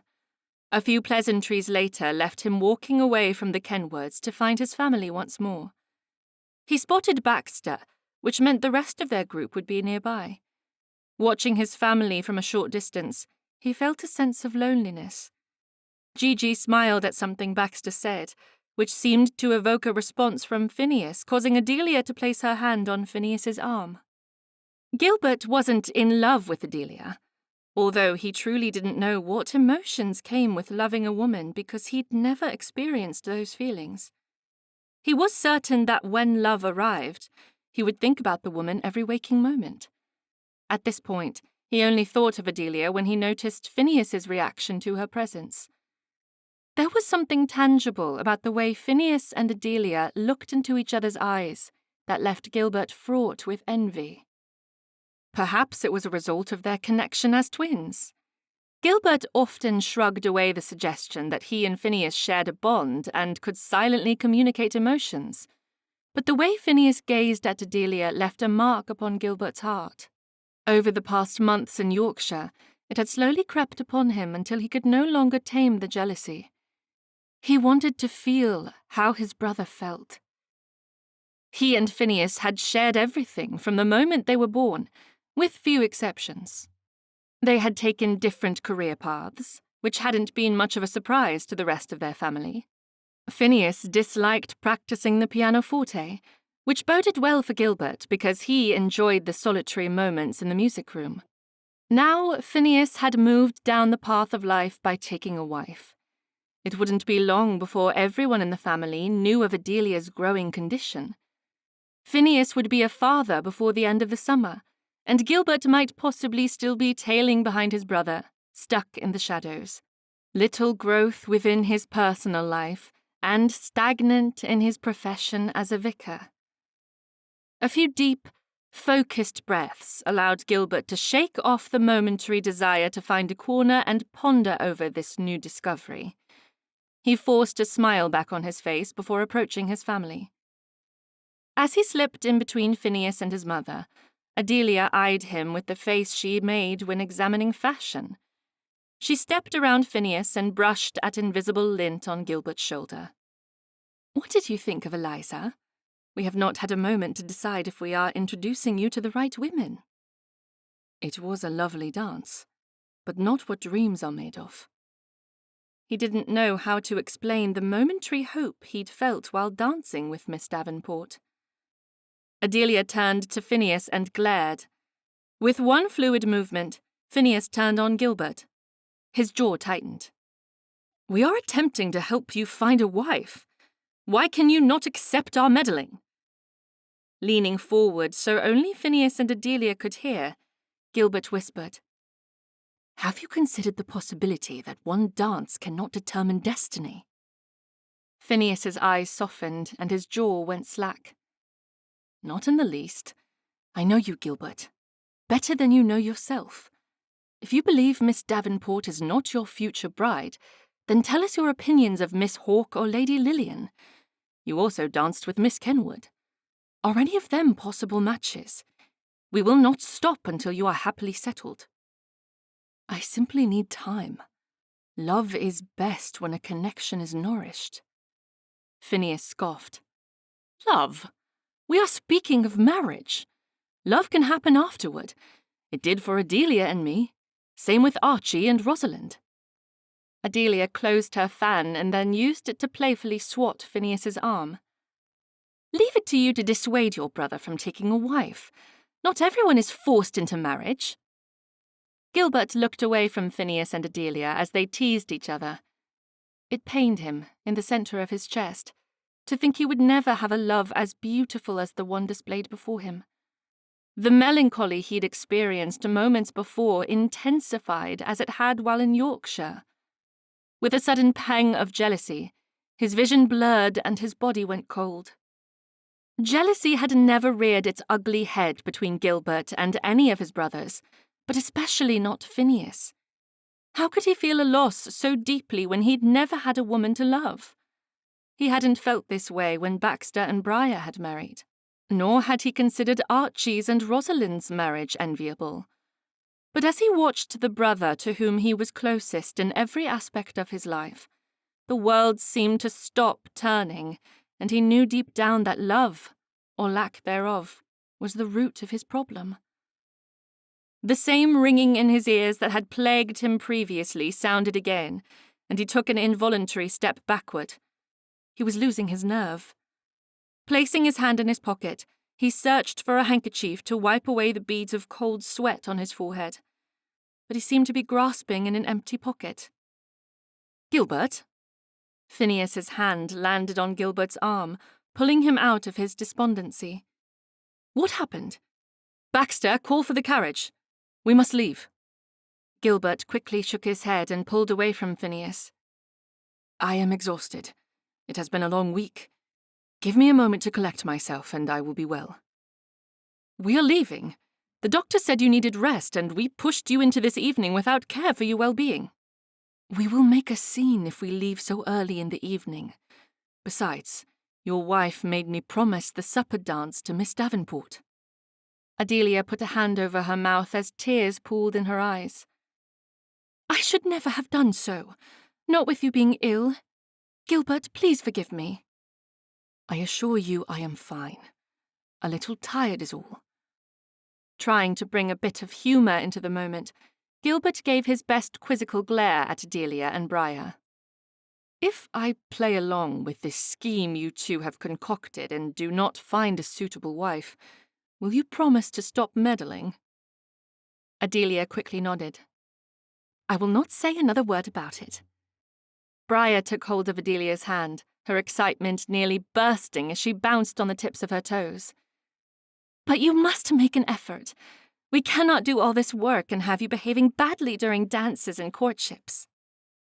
With a sigh, Gilbert took a moment to look at the guests around the room. There were beautiful women standing in every corner, laughing and chatting and dancing. His eyes searched out Miss Davenport. To his dismay, he noticed her speaking with a man. He didn't know who the mystery man was, as he could only see him from behind. He considered it of little importance until the man kissed her hand. It was possible she had multiple suitors. Begrudgingly, he pulled his attention away from Miss Davenport, and he acquiesced. It might possibly be the only way he would overcome the darkness covering his every thought. "Very well. Over the next 3 months, I will give Briar and Adelia the opportunity to find a match for me. If by the end of the season I have not found accord with any of the women placed in my path, then every one of you will stay silent on the subject forever." A pleased smile crossed Phineas's features. "You have my solemn vow." Gigi hesitated. "Dearest, does that mean you will never again seek a wife?" "I cannot say. In 3 months I will make that decision." Baxter dipped his head. "I will stay silent." Gilbert looked back to Gigi. As his mother, she seemed to struggle to agree with his decision, but when she finally nodded, he found his shoulders loosen a little. With the decision made, a bit of cheerfulness cleared out a corner of the darkness covering his heart. He wouldn't admit it to anyone, not until the darkness was completely gone, but he felt a bit lighter and a lot relieved. Offering his arms to Adelia and Briar, he took a deep breath in preparation for the next 3 months. "I am placing myself in your capable hands. What are your plans for the rest of the evening?" When he'd handed himself over to Adelia and Briar for matchmaking, Gilbert hadn't expected each evening of dancing would be followed by a morning of rousing discussions focused upon his options. But as he entered the breakfast room, he found his family patiently waiting. Yawning from a near sleepless night, Gilbert filled his plate and sat next to Gigi. "Good morning, Mother." His mother put a hand over his and squeezed it. She often did this to offer comfort. At that moment, Gilbert took it as a sign for what might have been said before he arrived. Baxter finished chewing, wiped his mouth with the serviette, and smiled pleasantly. It seemed everyone was waiting for the Earl to speak. "Tell us, which of the ladies did you find the most intriguing?" "Subtle." Gilbert had yet to pick up his silverware. As he gazed down at the plate of eggs and meat, he decided he might want to wait for the afternoon meal and hope it was less heavy. "Would you prefer I choose a wife now, or may I take a few days to decide?" "By all means, take a few days. We have the rest of the season." Gilbert turned to Phineas, hoping for sympathy, but found he was engrossed in the morning newspaper. "Anything of interest?" Phineas placed the paper on the table and pointed to the centre. "A theft has been reported from Mr. and Mrs. Rutherford's. It seems a bracelet went missing during the festivities last night." Gilbert remembered seeing a bracelet amongst the many items displayed. He gave it little thought before yawning once more. This was a better topic of conversation than marriage prospects, and so he dove into questioning the article. "Does the inspector have any suspects?" "Everyone who attended the party would be on the list. It will take a while to narrow hundreds of people down to one suspect." Phineas passed the paper to Baxter and then to Gilbert. There wasn't anything significant in the story, at least Gilbert didn't think there was, until he reached the end. There'd been a replacement bracelet made of imitation gold. "It is strange the culprits left a replacement." Baxter was quick to respond. "I can guarantee he thought it would prevent anyone from noticing a missing item. Why remove the bracelet during the thick of dancing and conversation? I'll wager it must have occurred after the ball was over." Phineas applied copious amounts of butter to his toast before throwing it back on his plate without taking a bite. Realizing he'd put too much on the bread, he started scraping the excess off. Gilbert watched as Phineas scraped the knife on the edge of his plate, leaving a blob of butter. This was another difference between him and his twin brother. Gilbert might be ponderous, but he did everything with the greatest of intention. Before Gilbert asked his question, he noticed his mother and Baxter both watching with amusement as Phineas tried to salvage his toast. Could the imitation bracelet be traced to the owner by way of the manufacturer? That will be for the constable in charge of the case to discover. Phineas dropped his knife to the table and picked up the toast. As he took a bite, he grimaced. "Try using marmalade to balance out the butter." Gigi pushed a jar toward Phineas. Gilbert took one last look at the Morning Post as he decided to eat his morning meal. It was a curious thing to have had a theft at such a grand and well-attended party. Chapter 7. Eliza found the seats in Duchess Dorset's carriage to be hard. Even though the carriage was well sprung, the cushions were unbalanced and hard from years of use. On any other day, she might consider the elaborate material impressive, but she had a sick feeling in her stomach as they drove away from Paddington Green. "I certainly hope you have the bracelet." The Duchess examined her fingernails before slipping her gloves onto her hands. "It is in my reticule." Prepared for this interaction, Eliza had removed every other item from her bag so the bracelet would be easy to retrieve. Reaching into a darkened object to find one item, when nervous, would only cause her fingers to fumble, resulting in an uncomfortable pause. "Out with it!" The Duchess enhanced each syllable with a clipped tone that left Eliza's hands shaking. Eliza nervously reached into her reticule and extracted the heavy, elegant diamond bracelet. But before handing it over, she needed to know this was the end of their agreement. We have both fulfilled our promises. Now I have an introduction to the Earl. I need not rely upon your graciousness any longer." "Oh? Have you secured an offer of marriage?" "Not yet." "And you expected your charms to win the Earl's admiration?" The Duchess smirked. "You are a silly girl." Eliza peered down at her hands and bit her lips together. She hadn't truly thought the situation through. "I expect you to follow through with your end of the bargain. You promised me dance partners and a courtship with Lord Wigtown." "A conditional promise." "I have fulfilled my end." "Not yet." The Duchess held out her hand, and Eliza slowly passed the bracelet to her. "Wigtown will pick you up from your house for a ride through Hyde Park during the fashionable hour. You will be seen by many of society's most influential people." "Thank you, Your Grace." "In exchange for my kindness, I will expect you to continue showing your appreciation through little tasks I ask you to complete. I do not mind helping you, but I would prefer not to resort to thievery." "Who said anything about theft?" Eliza shut her mouth and sat uncomfortably awaiting her next assignment. She turned to look out the window as they rode through London, passing people out for morning strolls, completely unaware of the dangerous situation in which she currently found herself. The Duchess continued speaking. "You are aware of Lord Townsend?" "Yes, I am." Pointing out the window at a large home, the Duchess spoke once more. "This is his home. Lord Townsend has a silver snuff-box encrusted with rubies that belongs to my dear husband's late father. He keeps it in the morning room." "Are you asking me to retrieve it for you?" The Duchess sighed before hitting the top of the carriage. "Why do I constantly have to repeat instructions to you?" "I apologize, Your Grace."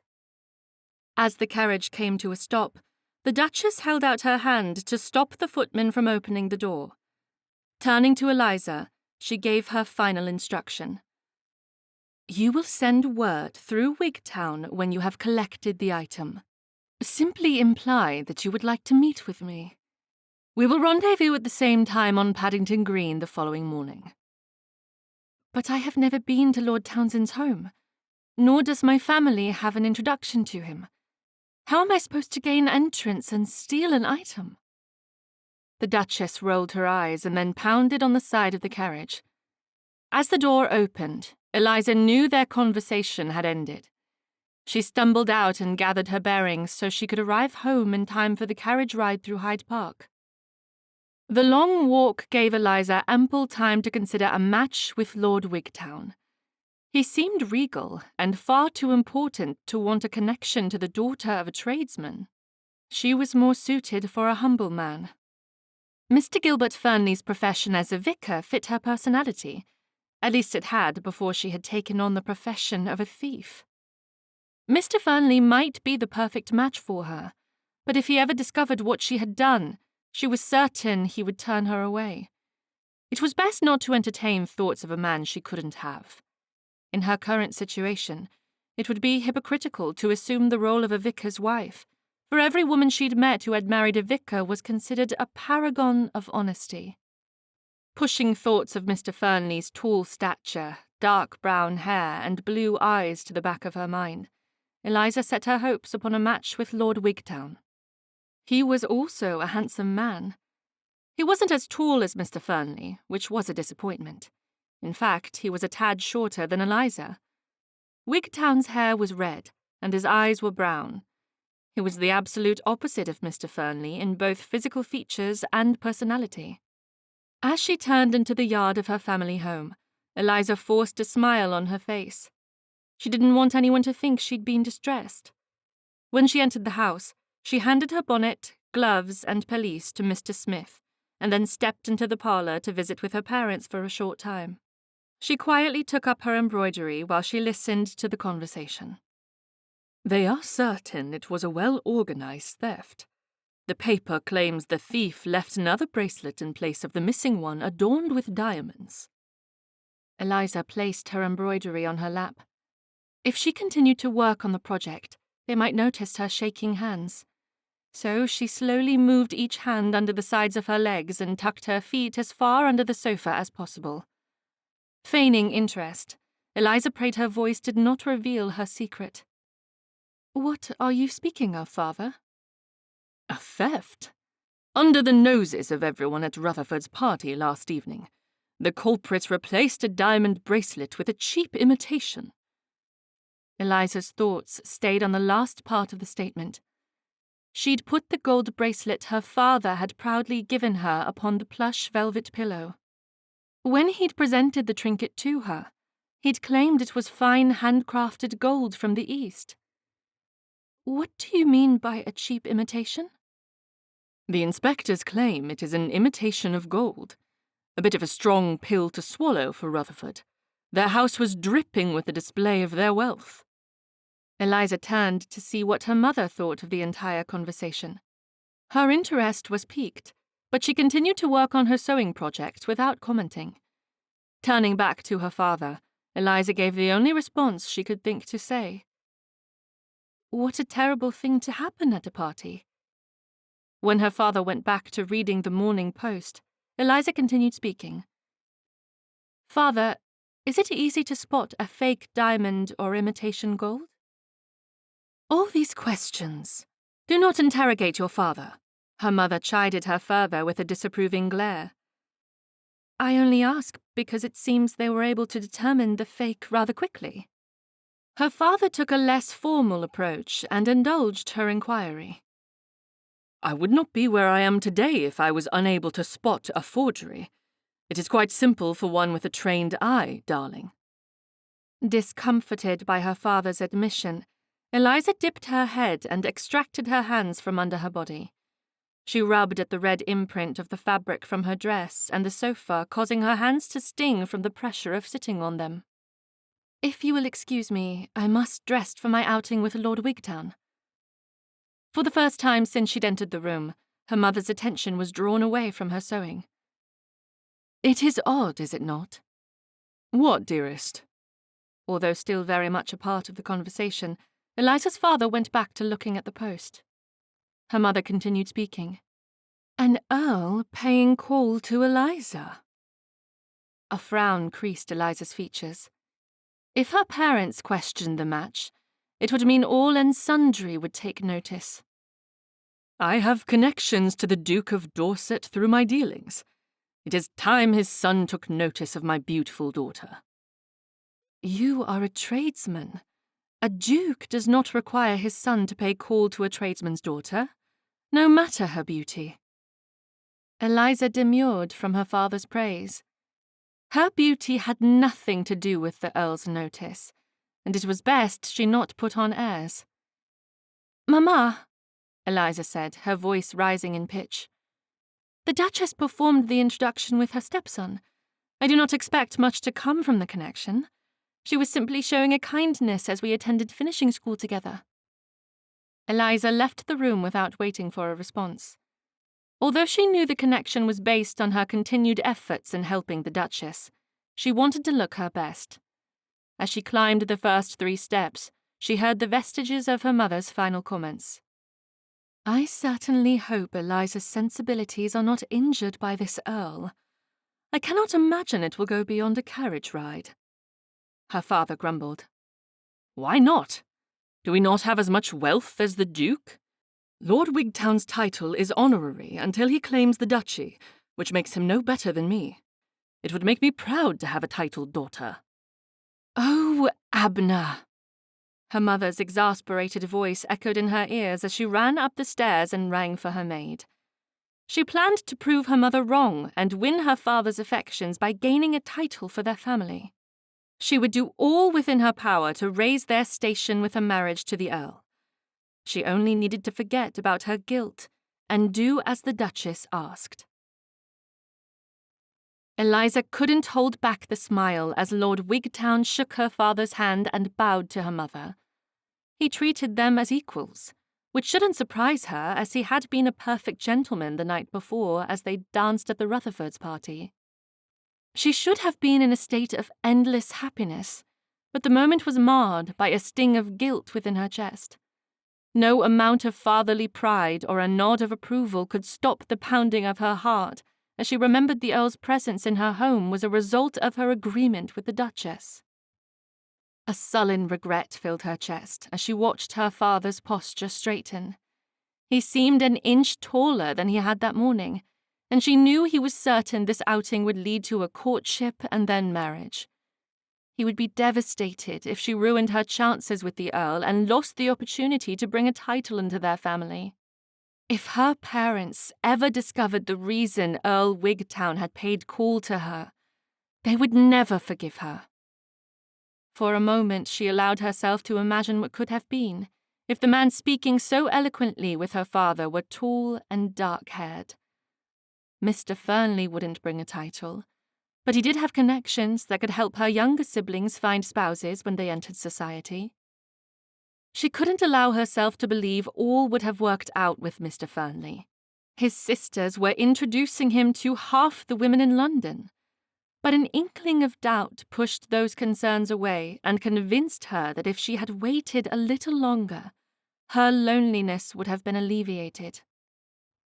As Lord Wigtown held his arm out to her, she accepted it and allowed him to escort her to the carriage. She had to push Mr. Fernley from her thoughts as she gave a tight-lipped smile to the Earl. When she settled onto the plush cushion in the barouche, she was ready to see if the outing would give her insight into Lord Wigtown's personality, and in turn allow her to show him more of her likes and dislikes. She waited until the carriage was well on its way before turning to the Earl. "Thank you for requesting a ride with me today." Lord Wigtown pursed his lips and quirked his eyebrows at her. He examined her face before he spoke. "Let us not be coy, Miss Davenport. I am aware of the Duchess's agreement with you." Eliza dipped her head and averted her eyes. "Then you know what I have done to secure this connection?" "We all have our little secrets that keep us at the forefront of society." "Everyone has secrets such as mine?" The Earl turned toward her with amusement.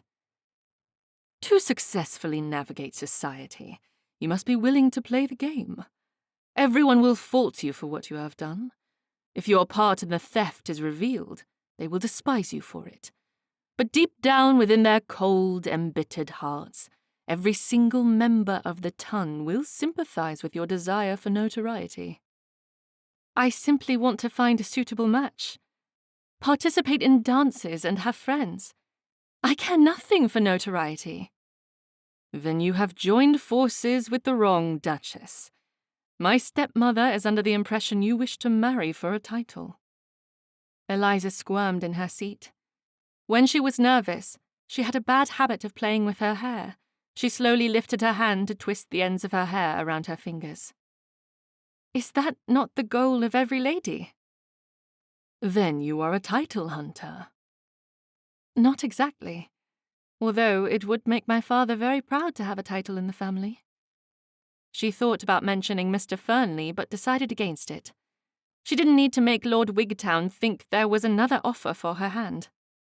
"There are titled families accepting daughters of tradesmen as suitable matches." "Yes, which is my sole purpose in doing the Duchess's bidding.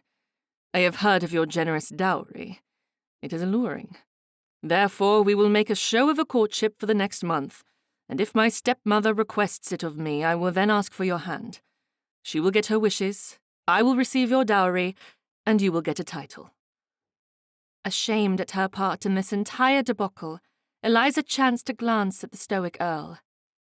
"It is obvious you find this entire charade distasteful. Why do you do her bidding?" "I have other uses for my stepmother. If I do what she wants, then she will comply." Eliza found a large, heavy pit forming in her stomach. "A marriage with me is a means to an end with the Duchess?" The Earl burst into fake laughter as the carriage entered Hyde Park. He took hold of her hand and made a show of admiring her to those passing by. "Smile, darling. Everyone is watching." She didn't pull away from him. Instead, She played the game of acknowledging the same people Lord Wigtown greeted while her thoughts ran along a path she cared not to entertain. But entertain it she must. Keeping her nerves calm, Eliza had to know the details of her situation. "You will ask for my hand, but for what purpose? Would it be a marriage in name only?" "Certainly not. You would be my wife in every way." "But if marriage to me is so detestable, why would you go through with it?" Wigtown leaned toward her and made a show of whispering in her ear. "I already told you. It is all part of the games we play in society. We must do our part to keep the ton exciting and relevant." The heat of his breath and the silky tone he used sent unbidden shivers of fear through her body. She didn't respond to his comment, at least not with words. Closing her eyes, Eliza debated the practicality of what she was doing. She wanted to have a successful season in which she could find a man to marry.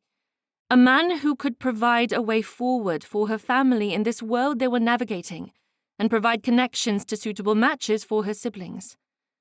But was Lord Wigtown the answer?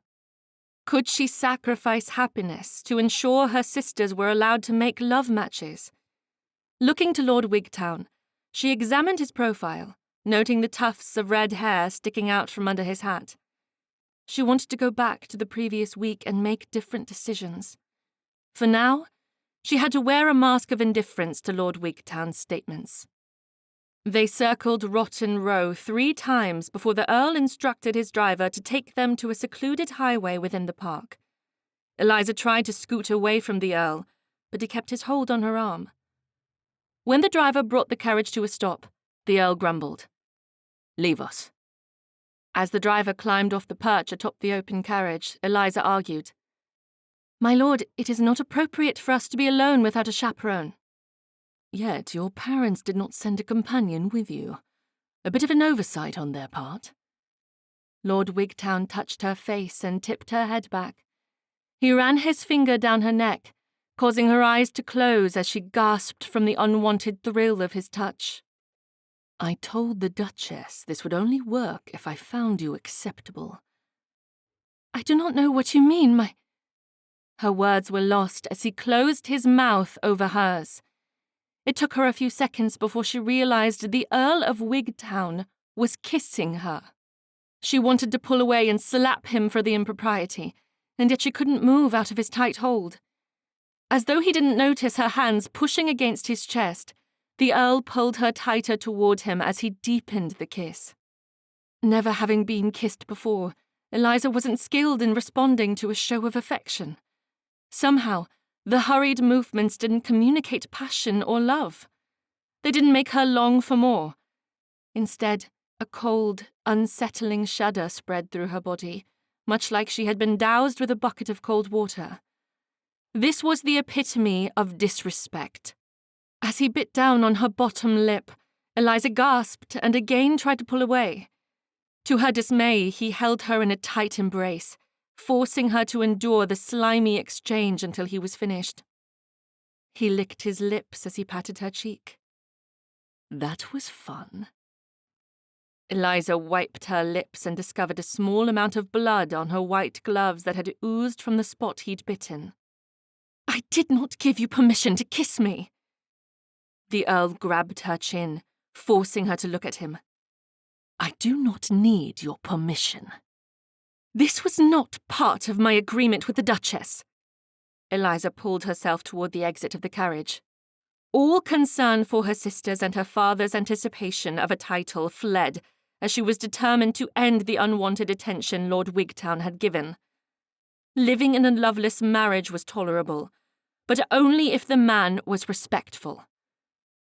Before she could step down, the Earl pulled her back and threw her against the seat. Raising his hand to her, she tried to turn away before he hit her. Unfortunately, she wasn't fast enough. His hand left a sting upon her cheek. "This is my arrangement with you, Miss Davenport. I will not be used in the games my stepmother concocts without having a bit of fun. Lest you forget, I have information that will send you to prison or worse. the gallows. Theft is not taken lightly within the laws of our society." Frightened, Eliza found tears dripping down her cheeks. She'd always imagined a ride in Hyde Park would uplift her spirits. Instead, now that she'd experienced this part of society, she'd prefer to stay safely on the outskirts, watching others partake of the so-called delights. With the reality of her situation so plainly explained, Eliza rubbed the spot on her cheek that stung from his hand. "Please, do not hit me again." The Earl scooted closer and positioned her head once more. "This time, you will participate." "I do not know how, my lord." Earl Wigtown laughed.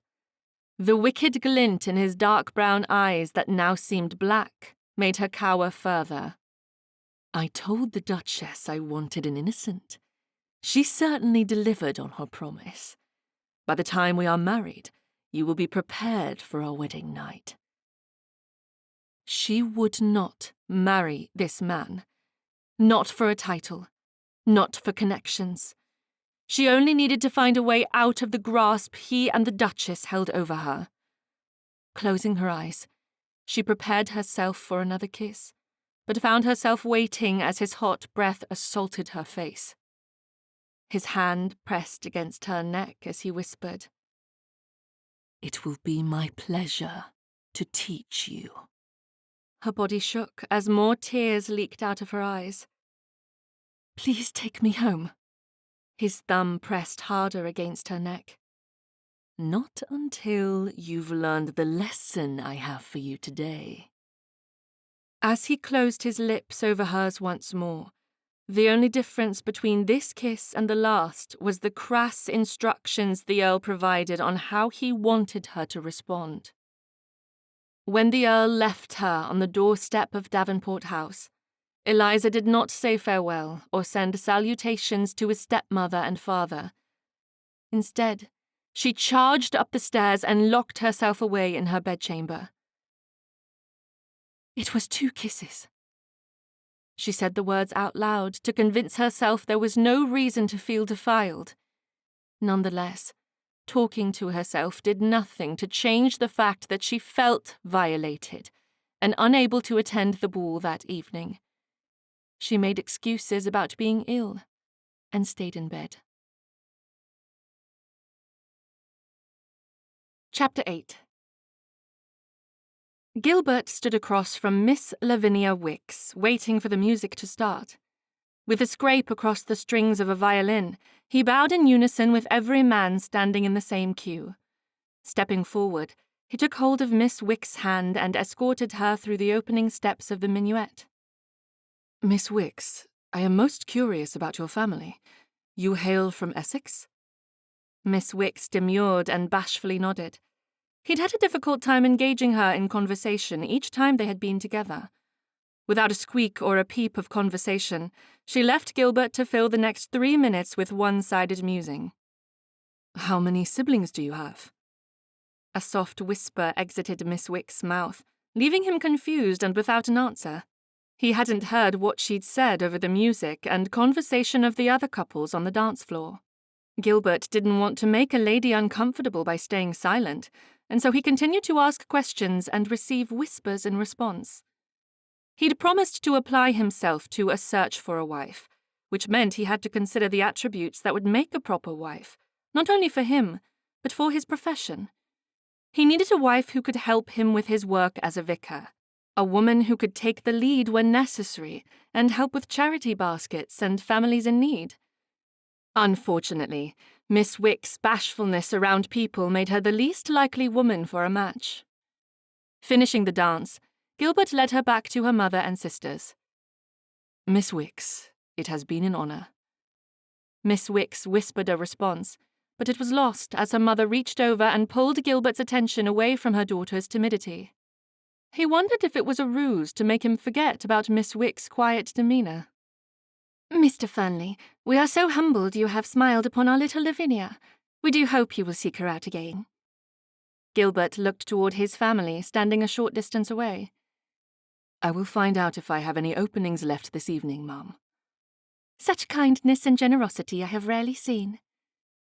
Bowing before taking his leave, Gilbert heard Mrs. Wick's excitement as she questioned Miss Wicks regarding every second of the dance and conversation. He hated to break the mother's heart, but her daughter didn't seem at all interested in furthering their acquaintance. Sidling up to Phineas, Gilbert was thankful for a moment to rest. The next set hadn't been announced, so he had a respite before seeking out his next partner. He thought to pull his family out to the cool air of the night, but found himself intrigued by Adelia's concern. Do her parents actually believe an earl will pay court to her? Adelia's comment sounded harsh, but Gilbert chose to stay his opinion until he knew the full extent of the conversation. "Dearest," Phineas said, "is it possible there are circumstances or an arrangement of which we are unaware?" "Eliza would have told me if she had an understanding with Wigtown. I must warn her of his character. That man is vile." "I agree with Adelia. We must learn everything we can about Lord Wigtown's intentions toward Miss Davenport. If there is no reason for us to continue matching her with Gilbert, then we must move forward with other options. I wish we hadn't chosen her for 2 dances at the Rutherfords' party. It was too much for a first introduction." Briar's mention of the Rutherfords' party put a smile on Gilbert's face. As music started once more, he swayed in time to the beat as he remembered Miss Davenport's graceful dancing and witty conversation. Although he was perfectly content, he noticed Adelia's hands were tightly clenched around her fan. Gilbert frowned as he remembered Miss Davenport had claimed she had spent the previous weeks waiting for friends to arrive in town, so she didn't have to be alone at each party. "Why are you concerned about Miss Davenport and Wigtown? I thought she did not have any suitors." Adelia and Briar both turned toward Gilbert, their impatience showing with tight-set jaws. Adelia was the first to soften. "There are rumors of Wigtown paying call to Eliza. They were seen in his carriage in Hyde Park this morning." Gilbert nodded in understanding. His excitement for another dance with her plummeted into nothingness as he realized a titled gentleman would encourage any woman to consider herself in love. Holding back his disappointment, he tried to sound impartial. "I was unaware." Adelia continued speaking. "Eliza is not here. She has claimed an illness that seems highly unlikely, given she was seen on his arm this morning. And Wigtown claims he will not dance tonight as there is not a woman tempting enough to pull him away from the card tables." Gilbert exchanged a knowing look with Phineas and Baxter. They knew Wigtown from their youth. "Wigtown is a rake. Miss Davenport would do best to keep her distance." "Perhaps her illness was caused by riding in close proximity to Lord Wigtown. Heaven knows I would find any time in his presence most disagreeable. We should visit her on the morrow." Adelia released one of her hands from the fan, and with a flick of her wrist, she opened it with the skill of a well-trained lady of the ton. Briar took hold of Adelia's arm and pulled her into a conspiratorial stance. "I think the visit should be made by Gilbert. He should take flowers from the hothouse and let her know she was not forgotten." "I agree." Adelia pointed her fan at Gilbert. "And you must offer a courtship. She is the most agreeable of all the women we have set before you." Gilbert tried not to splutter out a response, but his words caught in his throat, and he found himself coughing. To his dismay, Phineas pounded on his back. "Take a few deep, calming breaths before you argue with my wife. She does have your best interest at heart." "I would prefer time to consider my options." It was true that Miss Davenport had been the most sincere and talkative during their interactions. She seemed genuine. Most importantly, when he had danced with her, his heart had lightened and the darkness he feared melted away. Yet he hardly knew her, and it seemed rather forward to ask for a courtship so soon. "No." The response came in unison from both his brothers. He'd expected Adelia and Briar to be the difficult ones. "Do you not think it is too early for a courtship?" Phineas gave an impatient glare. "Courtship is a time to discover if you are compatible. It does not mean you will marry her." "I suppose you are right. I will do so on the morrow." "Very good." Adelia beamed with pleasure at his acquiescence. Gilbert locked his hands behind his back and widened his stance a little. Now that we have resolved this issue, who have you reserved for the quadrille? Miss Killian, Adelia responded. Nodding in appreciation, Gilbert left his sisters-in-law to their plotting and his brothers to keep an eye on the plotting so it didn't get out of hand. He hadn't come into London seeking help, but they were efficient and dedicated to the purpose of matchmaking, which left him apprehensive, yet hopeful. Gilbert had spent the entire night worrying over Miss Davenport. From the moment he'd heard she was ill until he finally fell asleep, he'd fretted. He'd tried to convince himself that he would be concerned for any of the women he'd danced with, but it wasn't completely true. He admired Eliza Davenport. He found her to be handsome in both features and temperament. It was odd for him to have formed an attachment so quickly, but she was truly one of the most genuine people he'd spoken with while in London. With the help of Adelia and Briar, Gilbert had received introductions to far too many eligible young ladies. Each lady had individual traits to make her unique, but overall, he hadn't felt an attachment to any of them beyond Miss Davenport. With a collection of flowers from the hothouse, he sat in the morning room awaiting Miss Davenport's arrival. His leg bounced in nervous anticipation of going through with the task his sisters had set him to do. Would she consider him too forward if he suggested a courtship so early in their acquaintance? Or was she in agreement with Adelia and Briar?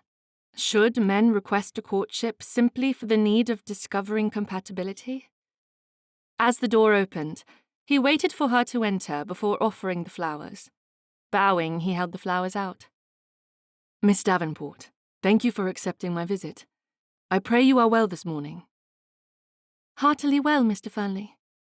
To his surprise, Miss Davenport ignored the flowers and sat near the door in an oddly placed chair. She was as far away as one could sit without being in the hallway. As a vicar, he'd visited many sick parishioners, and he understood the desire they had to distance themselves when not at their best. Acting upon his instincts, Gilbert nervously pressed forward and placed the flowers on a nearby table. I understand you were unwell last evening, and I wanted you to know your witty conversation was missed. I heartily enjoyed our time together at the Rutherfords' party. How very kind. Her words were flat, with an air of disinterest as she kept her gaze focused on the door. He wondered if she was preparing to flee from the room. Undeterred by her lack of attention, Gilbert continued.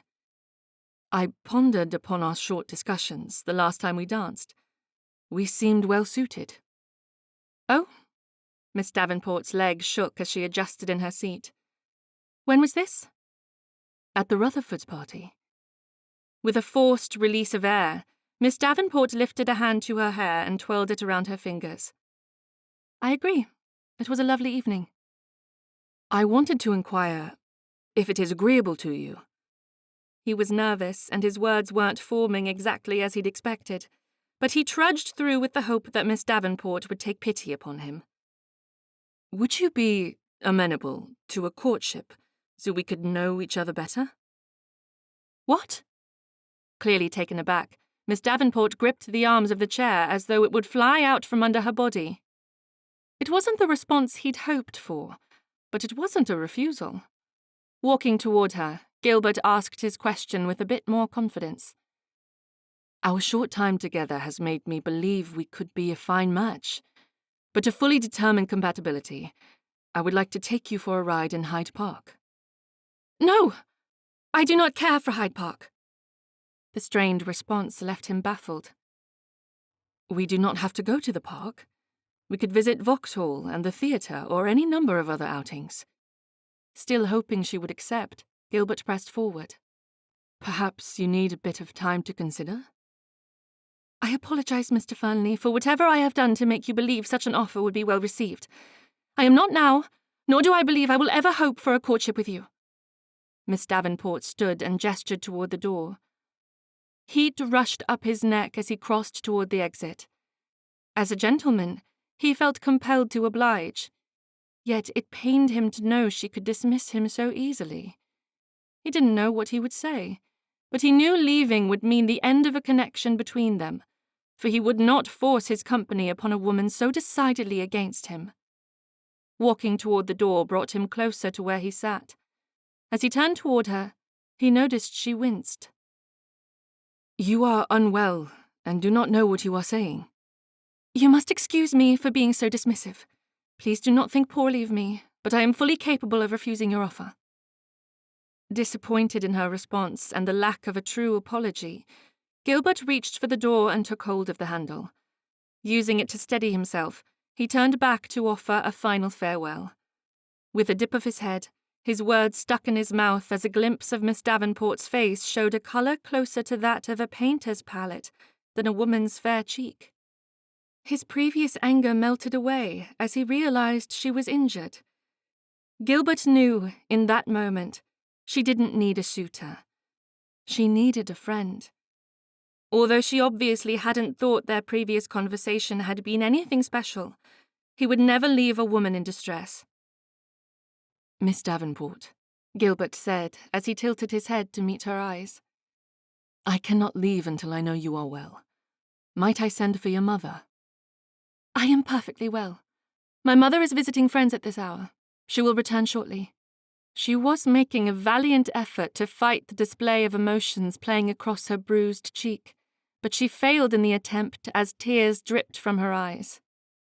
Gilbert reached into his pocket and extracted a handkerchief. "Please, tell me what I can do." "I am being silly, Mr. Fernley. Please do not fret over this." Miss Davenport waved her hand in front of her face near her eyes, alluding to the tears. Tears were easy to wipe away, but the bruises upon her face were his deepest concern.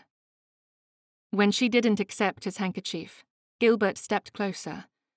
To his dismay, she flinched and turned further away, but not before he received a full view of the bruise upon her cheek and cuts on her lips. Swaying slightly, Gilbert knew it wasn't his place to pry. But he'd never left an injured creature to fend for itself, and he wouldn't start now. Reaching forward, he gently touched her chin and moved her head so he could assess the damage. "How did this happen?" "I tripped on my night rail this morning and bumped my face against the bedpost." Gilbert pursed his lips as he tried to find a way to encourage her confidence. In his profession, he'd visited with women who claimed their bruises were a result of clumsiness, but there was one thing most of those bruises had in common, and Miss Davenport's injury showed the same hand and finger shape as the others. He was certain she hadn't fallen against the bedpost. In fact, in his professional opinion, the bruising looked to be a day old. Choosing his words with care, Gilbert pressed his handkerchief into her hand. "Does it hurt?" "Not much. I am being silly and emotional. Do not concern yourself over my ridiculous behavior." Since she had already refused an offer of courtship, Gilbert changed tactics.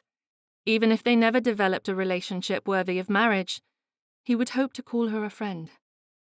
"Miss Davenport, perhaps we could spend a little time together as friends. We could keep each other company at the many supper parties we must attend."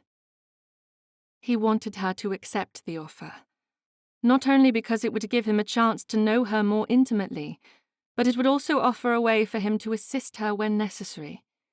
If he could discover who had caused her injuries, it might be possible to guide her out of the dangerous situation.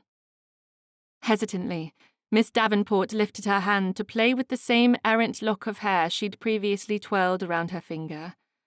For a slight moment, he thought she would deny him friendship as well, but when she spoke, he had to suppress his excitement over one little triumph for the day.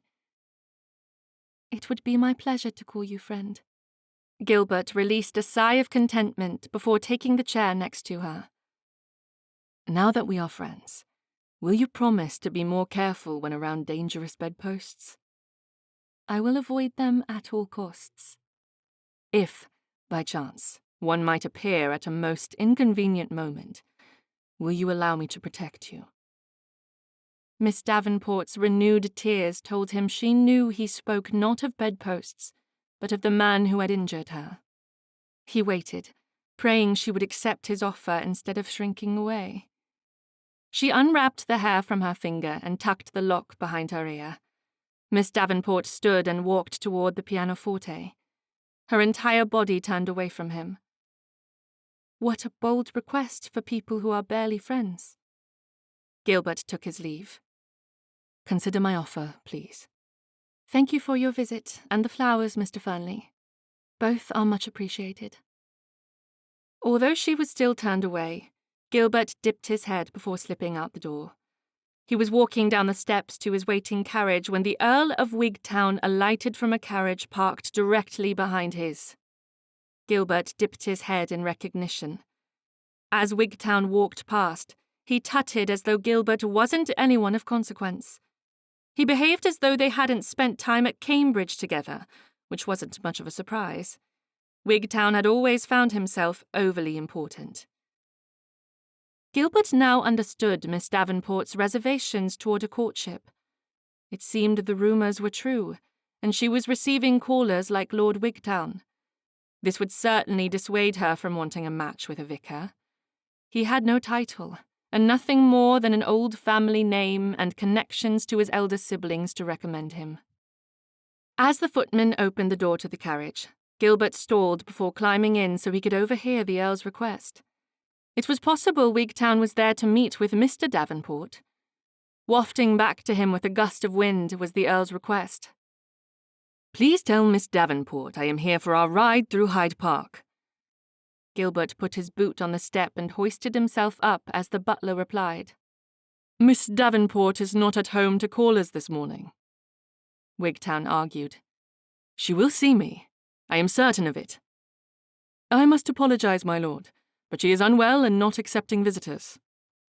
The exchange between the butler and Lord Wigtown caused several questions to run through Gilbert's mind. He'd been accepted into the home without reservation and had been allowed to speak with Miss Davenport without the watchful eye of a chaperone looming in the corner of the room.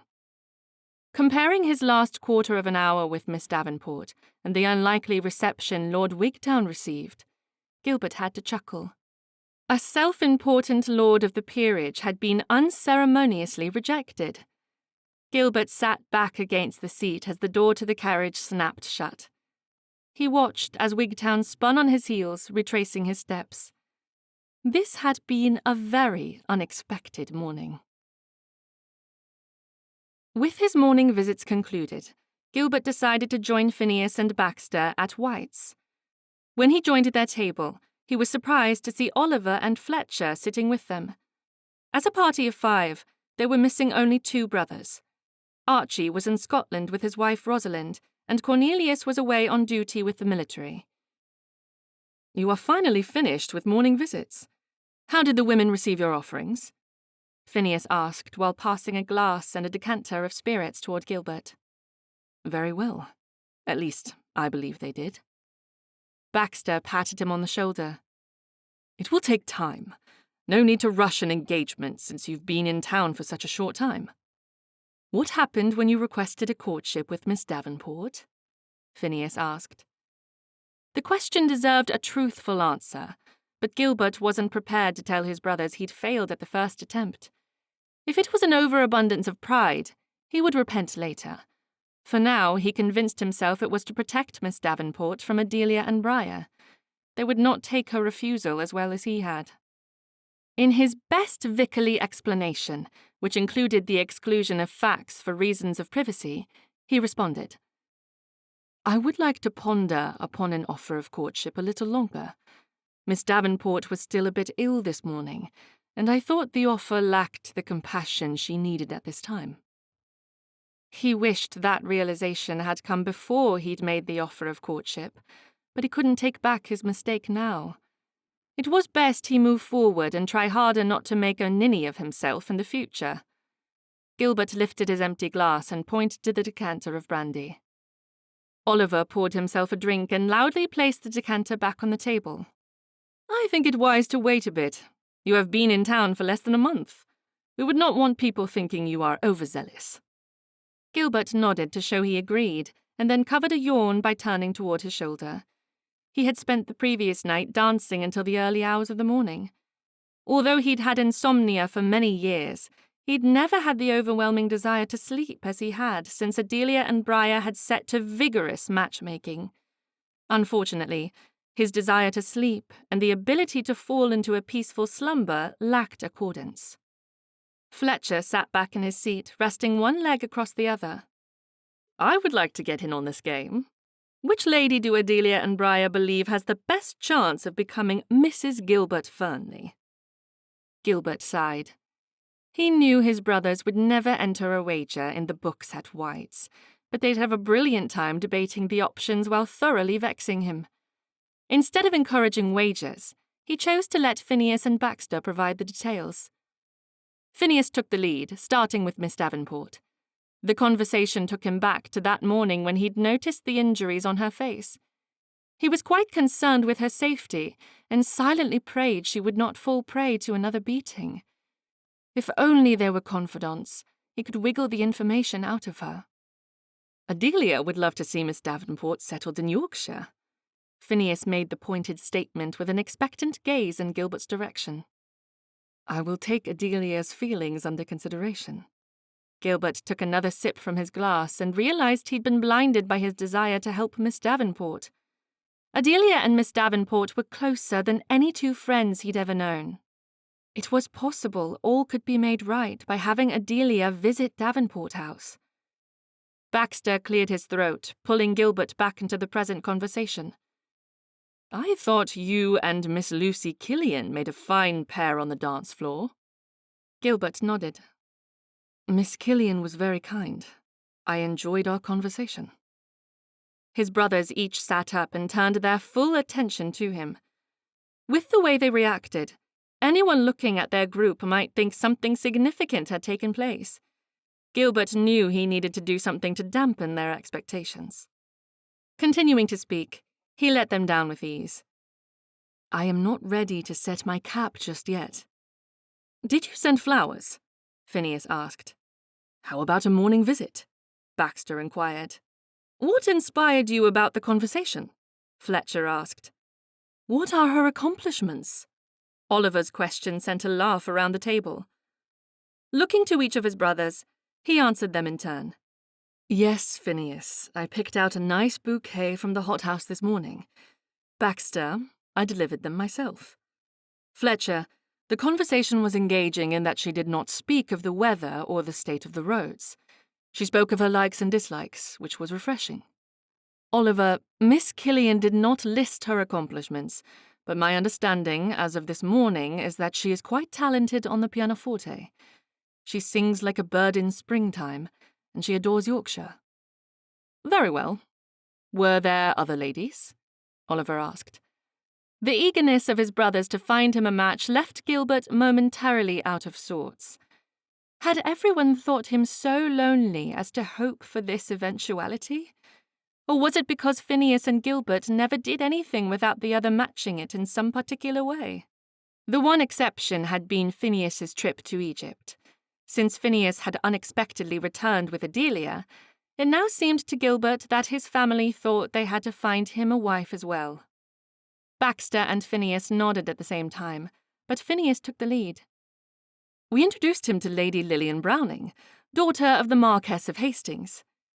Fletcher kept track of each by ticking them off his fingers. One of Adelia's friends, no doubt. Phineas continued. Miss Alice Kenward and Miss Caroline Hawke went to finishing school with Adelia. Both seemed like they would make a fine vicar's wife. Gilbert tilted his head toward Phineas and scoffed. A vicar's wife? Phineas reached over and patted Gilbert's hand. No need to thank us for thinking sensibly. We need to find a woman who will support you in your duties and keep you on your toes. Agreed. Briar and I have considered each of our choices regarding your position as spiritual leader. The lady must be humble and willing to help you serve your parishioners. Fletcher held up his hand. Then we have 5 women to consider. Baxter shook his head. We have scoured the ton for the perfect match. Introductions were also made to Lady Dorcas Gray, the daughter of Lord Darlington. Miss Lavinia Wicks and Miss Thomasina Gladstone will do fine. And last but certainly not least is Lady Millicent Brewer, Lord Sefton's daughter. Oliver let out a low whistle. Quite the group of women. We must add one more lady to the list. Phineas's smile put Gilbert on his guard. It was obvious his brother had a secret. We would be negligent if we left Miss Audrey Benton out of the group. Fletcher spluttered and spat the liquid in his mouth back into his glass. Glaring at the amber liquid as though it had betrayed him, he pushed it away. Why would you make such a suggestion? Audrey is not a match for Gilbert. Phineas shrugged his shoulders and put a hand over his chest in an unconvincing show of dismay. She is in her 4th season, Fletch. The poor girl is bound to be a spinster by fall. I feel the need to rush anyone with an inclination of marriage toward her. Marriage should not be rushed simply because of one's age. Fletcher picked his glass up and then glared at it. When Audrey is ready for marriage, it will find her. We are not her brothers by blood, and therefore we should mind our own business. Gilbert understood Phineas's reason for adding Audrey to his list at this poignant moment. Audrey had set her cap for Fletcher when she was barely old enough to understand the meaning of the word love. Fletcher had yet to notice her admiration, or perhaps he had noticed it, but chose to ignore her. Gilbert couldn't help himself. He needed to add a bit of levity to the situation. A wedding this year would make Gigi very happy. Since I am not convinced about any of my prospects, perhaps Fletcher wouldn't mind saving Audrey from a spot on the shelf. Fletcher stood, causing everyone to laugh. If you will excuse me, I have an appointment I must keep. They waited until Fletcher made his exit before going back to their conversation. Oliver moved into the seat Fletcher had vacated to be closer to Gilbert. So, then, which of the ladies seems the best match? Gilbert shook his head, deciding he was finished with the topic. If Miss Davenport chose to accept him as a friend but not a suitor, he was certain no lady could heal the darkness that had entered his heart. It's early days yet. Phineas appraised Gilbert, as an archaeologist would view an ancient artifact. I know which lady you will choose. If you would like, I'll tell you now, and we can relieve your suffering this very day. Oliver leaned forward and slapped his hand against the table. No, Phineas. We must create our own wager book. One between us as brothers. Whoever is right wins the prize. Phineas extracted his travel journal from his pocket while Baxter left to find an inkwell and pen. When they were settled back in their seats, Phineas ripped a blank page out of the back of the book and set it before them. Set your wagers. Chapter 9. Eliza lay on the ground with her legs above resting on the sofa cushion while she read a lovely book titled Sense and Sensibility. This position was the only way to read a book, or so she had convinced herself when, as a child, she had first stepped foot in the library of their home in Bath. Having refused her mother's request to attend a garden party that morning, Eliza found herself alone and in need of entertainment. She decided the Dashwood sisters would do perfectly for the afternoon. Turning the page in eager anticipation to discover what would happen next, she ferociously read as Marianne Dashwood tumbled to the ground and injured her ankle in a rainstorm. With a gasp of intrigue, Eliza read on and somehow missed the click of the doorknob and the butler's announcement.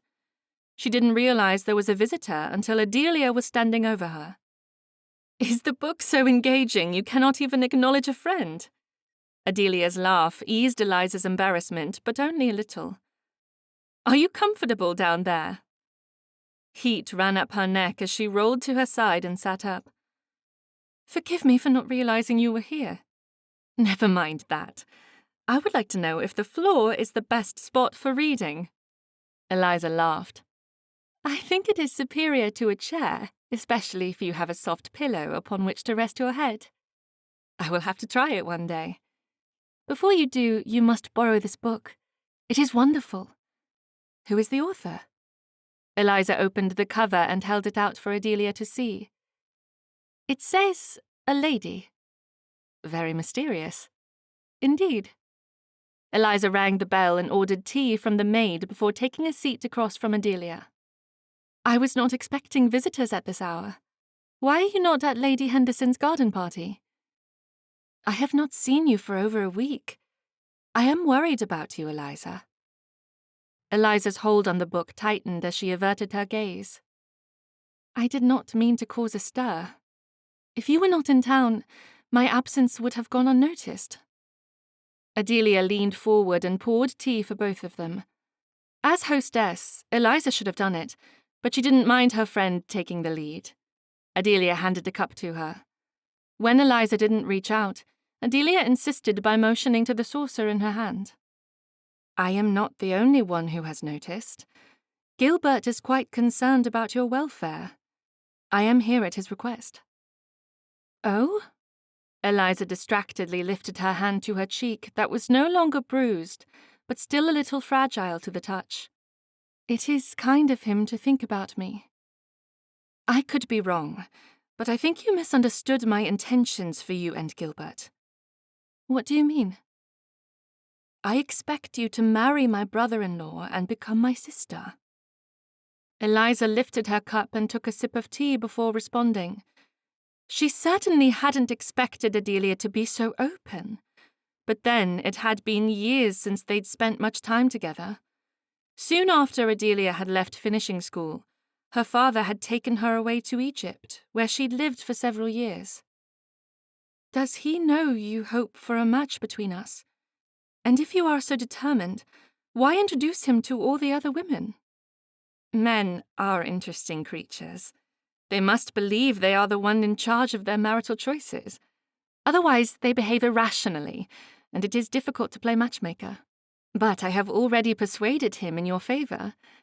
I believe he is quite smitten." "What makes you so certain?" Adelia pursed her lips and tapped her finger against the teacup in her hand. She considered the question for a short moment, which caused Eliza's heart to skip a little. Was it possible Mr. Gilbert Fernley thought she was truly worthy of his time?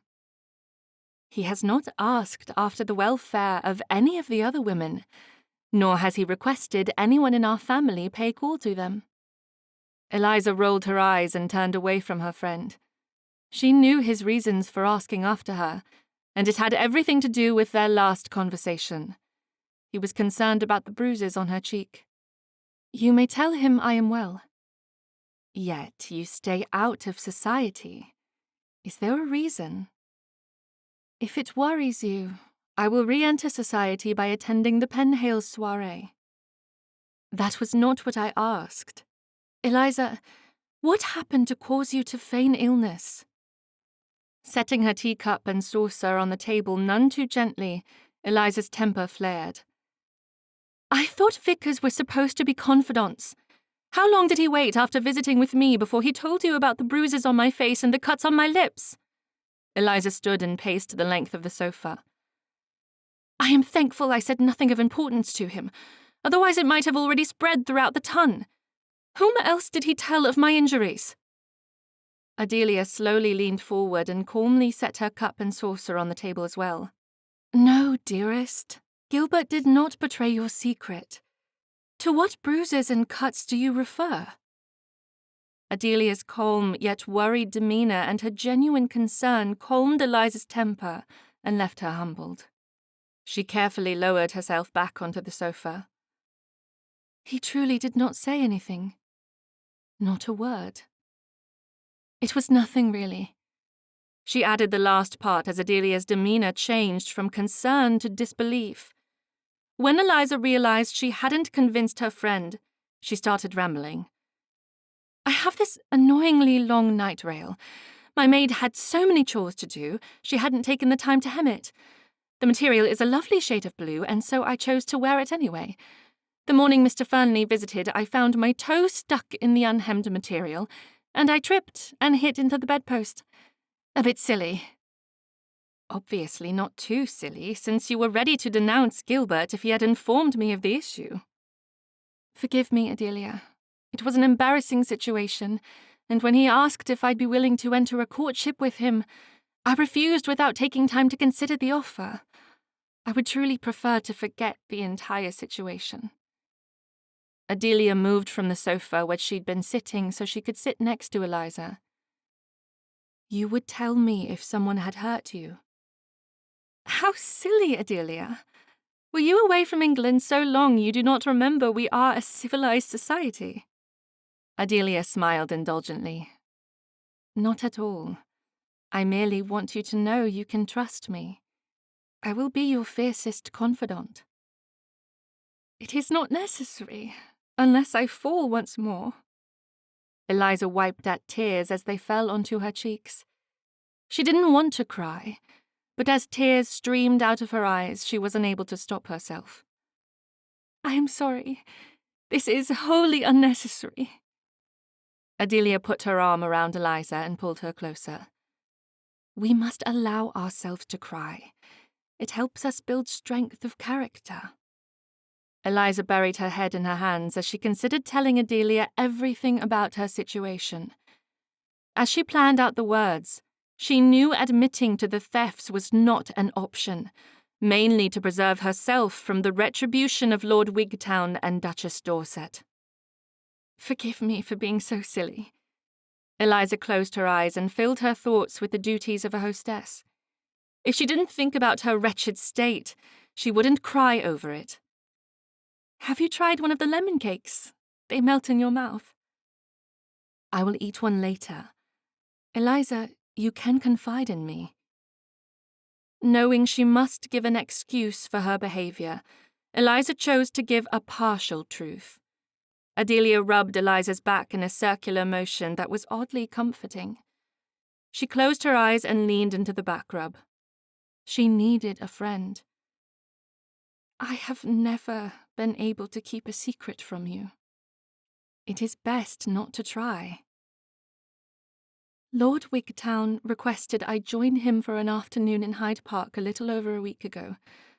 I foolishly accepted. He hurt you? Adelia's outrage was exactly what Eliza needed to help her heal. Does your father know what he did to you? Is Duke Dorset aware of his son's ill manners? My parents believe my clumsy falsehood. Before Adelia could argue, Eliza quickly turned toward her to make certain her words were heard and accepted. You promised to be my confidant. No one needs to know the truth. How deeply did he injure you? Eliza knew what the question meant, and so she quickly assured her friend. It was 2 very unwanted kisses, a bite, and a hand to my face. I will conclude by saying he lacks the finesse of a gentleman when there is no one around for him to impress. Please tell me you will not allow a courtship with the Earl. He is an odious man. I cannot completely avoid him when out in society, but I will continue to refuse to spend time alone with him. This is my reason for staying away from society so long. Eliza embraced her friend. Thank you for listening. You are my very best friend. You should be fully aware by now that I will not allow you to suffer in silence. Eliza wiped at the leftover tears. Picking up the book she'd been reading, she handed it to Adelia. Now, we must speak of happier things. This book is absolutely wonderful. You must borrow it once I have finished. Discussing the book kept Eliza's mind away from her worries.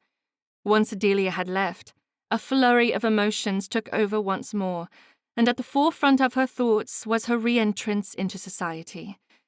The only reason she was able to sleep that night and prepare for the Penhales' ball the following day was because she didn't have to worry about fulfilling a request from the Duchess.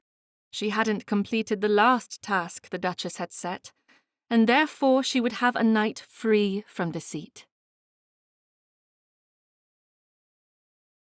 Chapter 10. Mr. Fernley, how do you manage to dance with such grace? Miss Thomasina Gladstone's question caught him off guard. Was it not the man's duty to compliment a lady on her dancing? He thought about returning the compliment, but knew it wasn't possible to do so with sincerity. Years of practice, Miss Gladstone. He kept his mouth in a pleasant but tight smile as Miss Gladstone stepped on his toes for the 3rd time in 2 minutes.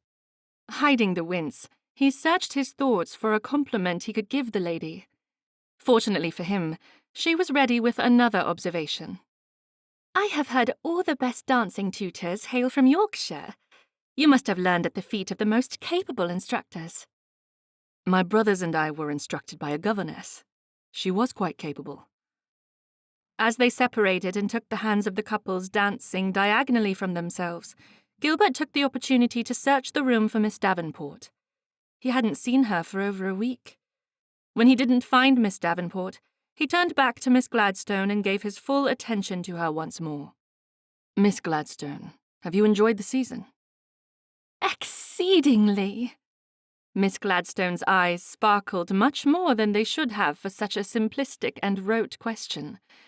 It was the type of question a man resorted to when he had little else to say. As the musicians strung their final chords, Gilbert bowed to his dance partner and then escorted her back to her mother. He kept his eyes alert, searching about the room as his attention focused on the ramblings of Miss Gladstone. "Have you heard about the robbery? Everyone is speaking about it."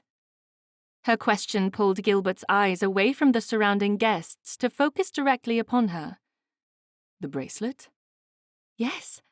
I remember admiring the diamonds at the party. It is a pity someone had to take it. Poor Mr. and Mrs. Rutherford." Scrunching his face in concentration, Gilbert released her arm and stopped walking. It wasn't the most suitable topic of conversation, but he wanted to know what others were saying. Turning to Miss Gladstone, Gilbert said, "The only information I have is what was printed in the Morning Post. Have there been further developments? Is there a suspect yet?" "Everyone agrees it must be a servant. No one of our acquaintance would stoop to thievery." "It would certainly cause a panic if it were a party attendee and not a servant." Miss Gladstone leaned toward him, her face alight with intrigue. "The constables are taking this quite seriously. Whoever it is will not escape justice. My father believes they will be transported, if not worse. He would not allow me to sit in the drawing room as he and my brother hashed out the details, but I may have overheard them speaking, and my father believes the culprit will find themselves at the end of a hangman's noose." "I would agree with your father, although it is not wise for you to listen in on indelicate conversations." "You will not speak of it to my father?" "I dare not, Miss Gladstone." Gilbert retook her arm, tucking it through his as he led her through the crowded room back to her mother. "Thank you for the dance." As Gilbert turned to leave, he couldn't help overhearing the start of a conversation between mother and daughter. "I stepped on his toes at least 4 times, and I accidentally kicked him in the lower leg. Do you think I have a chance at catching his admiration?" Although he missed her mother's reply, Gilbert knew Miss Gladstone was not a match for him. It seemed cruel to continue asking her for dances, knowing she was not the one he hoped to pursue. Expecting to share these thoughts with Adelia and Briar, Gilbert stopped short of interrupting the conversation his family was engaged in, as he realized they were also speaking of the recent theft. Stepping up to the circle between Phineas and Baxter, Gilbert stayed silent, hoping to gain further information. "It is strange for a theft to have occurred so openly," Phineas said with a strained laugh. "The man has courage, you must agree with that." Baxter's comment matched Gilbert's thoughts precisely. Theft was usually done in the dark of night, when no one could possibly catch the culprit. "Do you think there have been other thefts?" Phineas asked. Gilbert was intrigued. "You believe there are more?" Baxter nodded. "It has not been publicized, but a booklet was taken from Lord Wilmington's home the night of Miss Eloise Havisham's engagement party. Very few people know of it." Phineas shook his head. "Perhaps there are more victims who have yet to realize their items have been stolen. We could very well hear of further thefts in the coming weeks and months." "It is horrible." Adelia took hold of Phineas's arm, her concern showing as she touched the emerald necklace she wore. "It has caused everyone to be suspicious of their friends and acquaintances. Worse yet, some people are blaming the servants." "What do they think this is? A mass theft amongst the elite perpetrated by the serving staff? For what purpose? Baxter shook his head in disgust. Gilbert placed a calming hand on Baxter's arm. It is a natural human inclination to believe those we care about are not capable of deception. I agree. But as we stand here speaking about the thefts, it is very possible the perpetrator is currently stuffing an expensive trinket in their pocket, and no one will know until the item is missed. Phineas's statement left everyone in the circle silent. Clearing his throat, Gilbert looked to Adelia and Briar. Which lady am I to dance with for the minuet? Miss Killian. Briar's smile told him she hoped for an attachment to form. He thought highly of Miss Killian, but he hadn't yet given up on Miss Davenport. Knowing the supper dance was directly after the minuet, Gilbert hoped for the confirmation that he would be spending the dinner hour in delightful conversation. And the supper dance? Gilbert fought the urge to look down as he asked the question. Now was not the time to show embarrassment. If he didn't allow his family to see which lady he preferred, they might urge him in a different direction. We secured Miss Davenport for the supper dance. Phineas nudged him with his elbow, a show of support and understanding. Taking a deep breath, Gilbert made a parting reply before seeking out Miss Killian. Keep your eyes and ears open for the would-be thief. If the culprit is as sneaky as we think, he could steal the jewels off Adelia's and Briar's necks without your notice. Chapter 11. Eliza had never smiled enough to make her face hurt, until that moment. Supper with Mr. Fernley was delightful. He didn't try to charm her with ridiculous conversation, nor did he show his intelligence by making her feel inferior. Instead, Mr. Gilbert Fernley gave genuine compliments that were pleasing enough to bring warmth to her cheeks, resulting in the perfect blush. Mr. Fernley dished the next course, placing a plate of meat and vegetables before her. She was ready for their conversation to continue in the same light-hearted tone as before. Instead, his words wiped all amusement from her mind and made her ill. Do you think we are the only two people at this party not speaking of the infamous thief? Eliza grasped her fork and knife, hoping to avoid the conversation by stuffing food in her mouth. Unfortunately, she dropped her knife as her hands shook. The clinking of silverware against china stilled her breath and caused the conversation around them to go silent. Gathering her composure, Eliza ignored the added attention from nearby guests as she clumsily responded. Surely there are couples falling in love this very moment. Is it possible for love to develop over roasted potatoes, mashed turnips, and dry, overcooked venison? Dry? How unfortunate. Eliza used her fork to poke at the meat, finding it was as Mr. Fernley had said. Now you can see why interest is firmly placed on the thief. I suppose. Eliza wanted to speak about anything outside of the thefts. She would discuss the state of the roads if it meant she didn't have to know what people were saying about the missing diamond bracelet and the culprit. I have heard the cat burglar has been dubbed the Beaumont Phantom. Oh? They have given the thief a name. With an air of mystery, Mr. Fernley quirked an eyebrow and lowered his voice to just above a whisper. It does fit the culprit. He is a nighttime phantom intent on taking items that do not belong to him. Very astute. Short, breathy replies were all she could manage on the topic to keep her voice from trembling. A pause in their conversation made one of her legs bounce. She placed her hand upon her knee to stop it from shaking the table. Had he noticed her reticence in speaking about the thefts? Would it make him suspicious? Keeping a secret from everyone around her was more burdensome than she'd realized. No matter the situation, her mind conjured up scenarios where she accidentally slipped and told everyone she was the thief. Eliza turned away from Mr. Fernley to hide the growing uncertainty she knew would soon show upon her face. She slowly took notice of those sitting nearby and caught the Duchess of Dorset watching her. A shudder visibly shook her body as she lowered her eyes to the plate in front of her. "Are you cold?" Mr. Fernley asked. Eliza bit her bottom lip and turned back to him. "Not at all."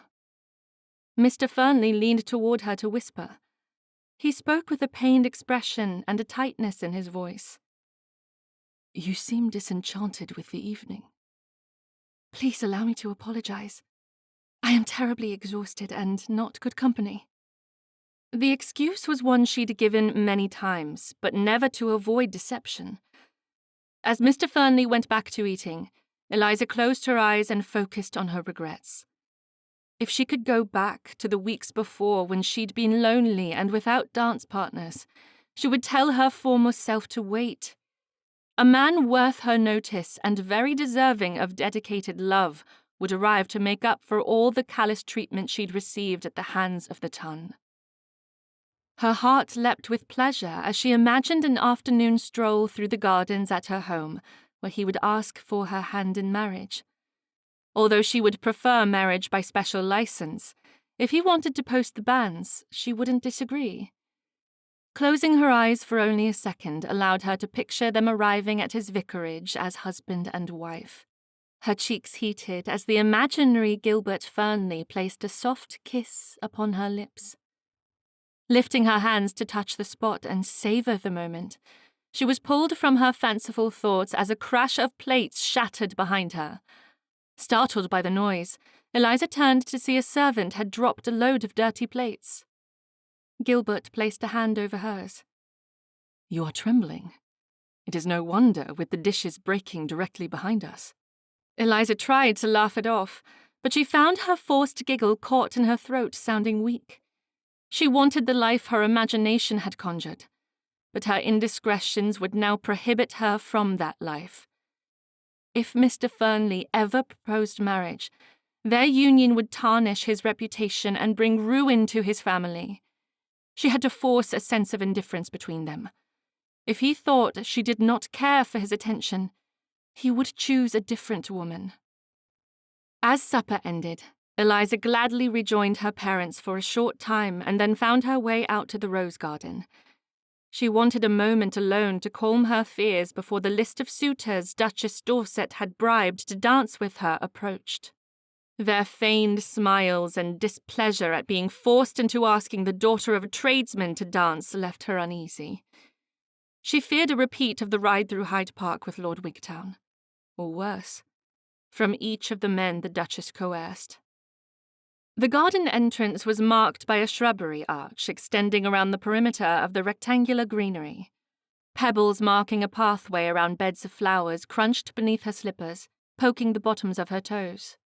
With torches in place lighting the walkway, it made this section of the yard the perfect haunt for lovers having secret assignations, or in her case, a hiding place for a lonely woman escaping the ballroom.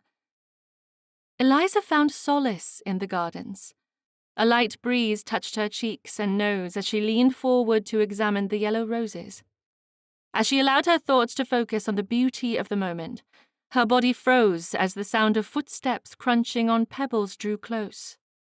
Recognizing the red fabric and jeweled tips of the slippers, Eliza straightened and turned to face the Duchess of Dorset. "Your Grace, I did not expect to find you in the gardens." As usual, the Duchess ignored polite conversation and focused on her purpose. "You have yet to complete your last assignment." Checking to ensure they were alone, Eliza looked back to the entrance she'd stepped through moments before. Unfortunately, the lack of anyone else didn't ease her worry. It was quite possible in a garden with walls of shrubbery that someone was hiding beyond her vision. Hesitantly, Eliza confirmed by shaking her head. She hadn't thought about the snuff box, not after the traumatizing outing with Lord Wigtown. It must have slipped my mind. A poor excuse for not following through with our arrangement. Have I not provided you with a suitor? I would not consider Lord Wigtown a proper match. He is a rake. You did not specify the qualities you'd prefer. You wanted a title. I have promised you a marriage to an earl who will inherit a duchy. Perhaps I do not want an earl any longer." The Duchess laughed. The sound was forced and sent a fearful shudder down Eliza's back. "Do not tell me you plan to marry the vicar. Mr. Fernley would not want the Beaumont phantom as his wife." "I have not set my cap for any man." The Duchess crossed her arm across her middle and rested her other elbow on it to support her chin with her fingers. "You are entertaining. Wigtown said as much after the ride through Hyde Park, but I never thought my new pet had such tenacity." Eliza didn't enjoy being referred to as her pet.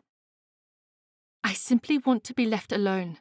I do not care for Lord Wigtown's courtship." "You are too late. The deal has already been struck, and I demand you keep your side of the bargain." "Or what?" "Pardon me?" "You have no way of forcing me to comply. If I refuse to keep my end, then our agreement will dissolve." "Not as easily as you believe. London is filled with constables intent on finding the Beaumont phantom. I need only slip up in a conversation, and you will find yourself in prison awaiting your fate." "If we continue, it will not be long before we are caught." The Duchess reached out and slipped her fingers below the lace on Eliza's capped sleeve. "Only those who become greedy are caught. We are not yet there." "Another assignment would put us directly in the path of the law. They are watching for any indication of skullduggery." "Then you must find an alternative way to accomplish the goal. This one should be much easier for you." "How could taking a snuff-box from a man to whom I have never been introduced to be simple?" "Oh dear, I have not told you of my requirement. Since you have delayed retrieving the snuff-box, I expect you to recover a glass figurine from Mr. Penhale's library." "No." "Why not? What connection do you have to Mr. and Mrs. Penhale that would prohibit you from completing this task?" "I had not prepared for committing a crime tonight." It was the only excuse she could give without repeating everything she'd said moments before. Had she worn the right stays? Would the figurine cause her dress to bulge in an improper way? There was far too much to consider when planning a theft, and she hadn't any time this evening. The Duchess took hold of Eliza's arm and squeezed it as she pulled her closer. "You will find the figurine and retrieve it tonight. It is a glass ballerina in a white dress. Bring it to our usual spot at noon tomorrow." Pulling away from the Duchess, Eliza rubbed her arm to lessen the sting. "I do not know how I could be successful. I did not plan for such an evening." "Do not complain to me. Fulfill the terms of our agreement, or you will find yourself in custody for your crimes." "Do you truly refuse to release me from our arrangement?" "It seems as though we understand each other." As the Duchess turned to leave, her parting words put tears in Eliza's eyes. Her tone changed from lofty condescension to blackmail within seconds. "I would not want to link you to the identity of the Beaumont phantom this evening. It would spread through the ballroom within seconds of a whisper. There is enough to fear in Penhale's home to tear the culprit apart." Knowing the Duchess would follow through with her threats, Eliza found her way back to the house. She stood outside the ballroom, spying on the crowds of people, wondering of what they were speaking. There were couples chatting in groups, women laughing, men smirking. Some of the men seemed terribly bored with their conversations. Others passionately spoke, most likely conversing about politics or the identity of the thief. She searched the room for Gilbert Fernley and found him amongst the dancers. She wasn't surprised to see he was entertaining Miss Millicent Brewer. They laughed at the same time, leaving Eliza wishing she was the woman dancing in his arms that very moment. Instead of entering through the doors that would lead back to the ballroom, Eliza walked around the large home until she found what looked to be the library. She backed into an alcove to consider her options. Music from the party wafted across the estate, resting heavily upon her chest. She wanted to happily dance the night away with Mr. Fernley. If she went back to the ballroom now, she would have to hide from Duchess Dorset and the dance partners assigned to her. She'd have to dance with Lord Wigtown. Sneaking into a darkened library seemed far more enjoyable than any time spent with the Earl.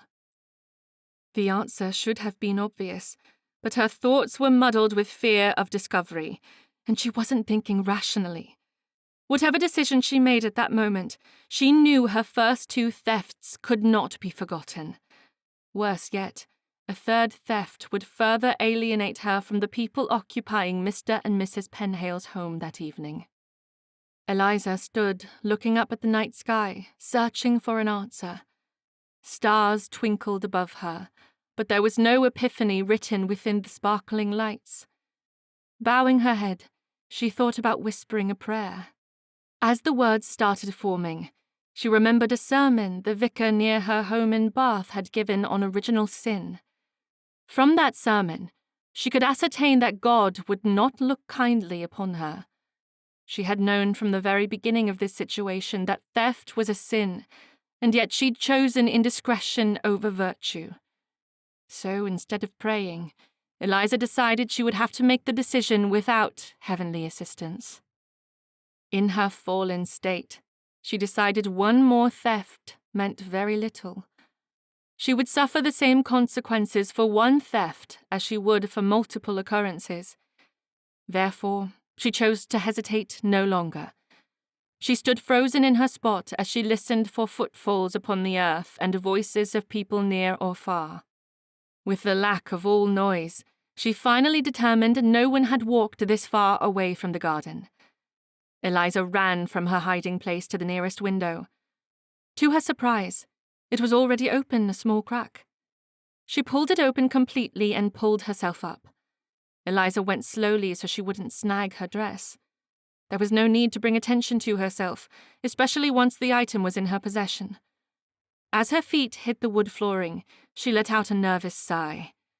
Moonlight lit her way as she searched the shelves for a trinket that met the Duchess's request. Instead of ballerinas, Eliza found figurines of dogs, cats, birds, and horses. Moving to Mr. Penhale's desk, she searched through drawers and found papers and pens. Determined to find the ballerina, Eliza searched each table in the room, those along the walls and by the armchairs. Knowing there was only one place left, Eliza turned to the mantel over the fireplace. The ballerina stood in the center. Without dawdling, Eliza snatched it off the mantel and lifted her skirts. It was serendipitous that she'd worn the stays with the added pocket. Securing the trinket, she pressed her hand against the material to test the hiding place. The ballerina was too bulky. She had only one option. She removed the ballerina from the pocket and stuffed it down the front of her dress. Again, it didn't fit properly. Closing her eyes, she had to take a moment and calmly consider her options. There was only one way to hide the trinket without keeping it upon her body. She would have to run to the carriage house, find her father's landau, and hide the ballerina under one of the seats. Chapter 12.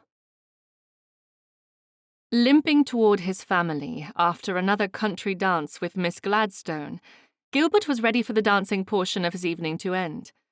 He stood against the wall and lifted his foot to rub the spot where Miss Gladstone had stepped 3 times during this last dance.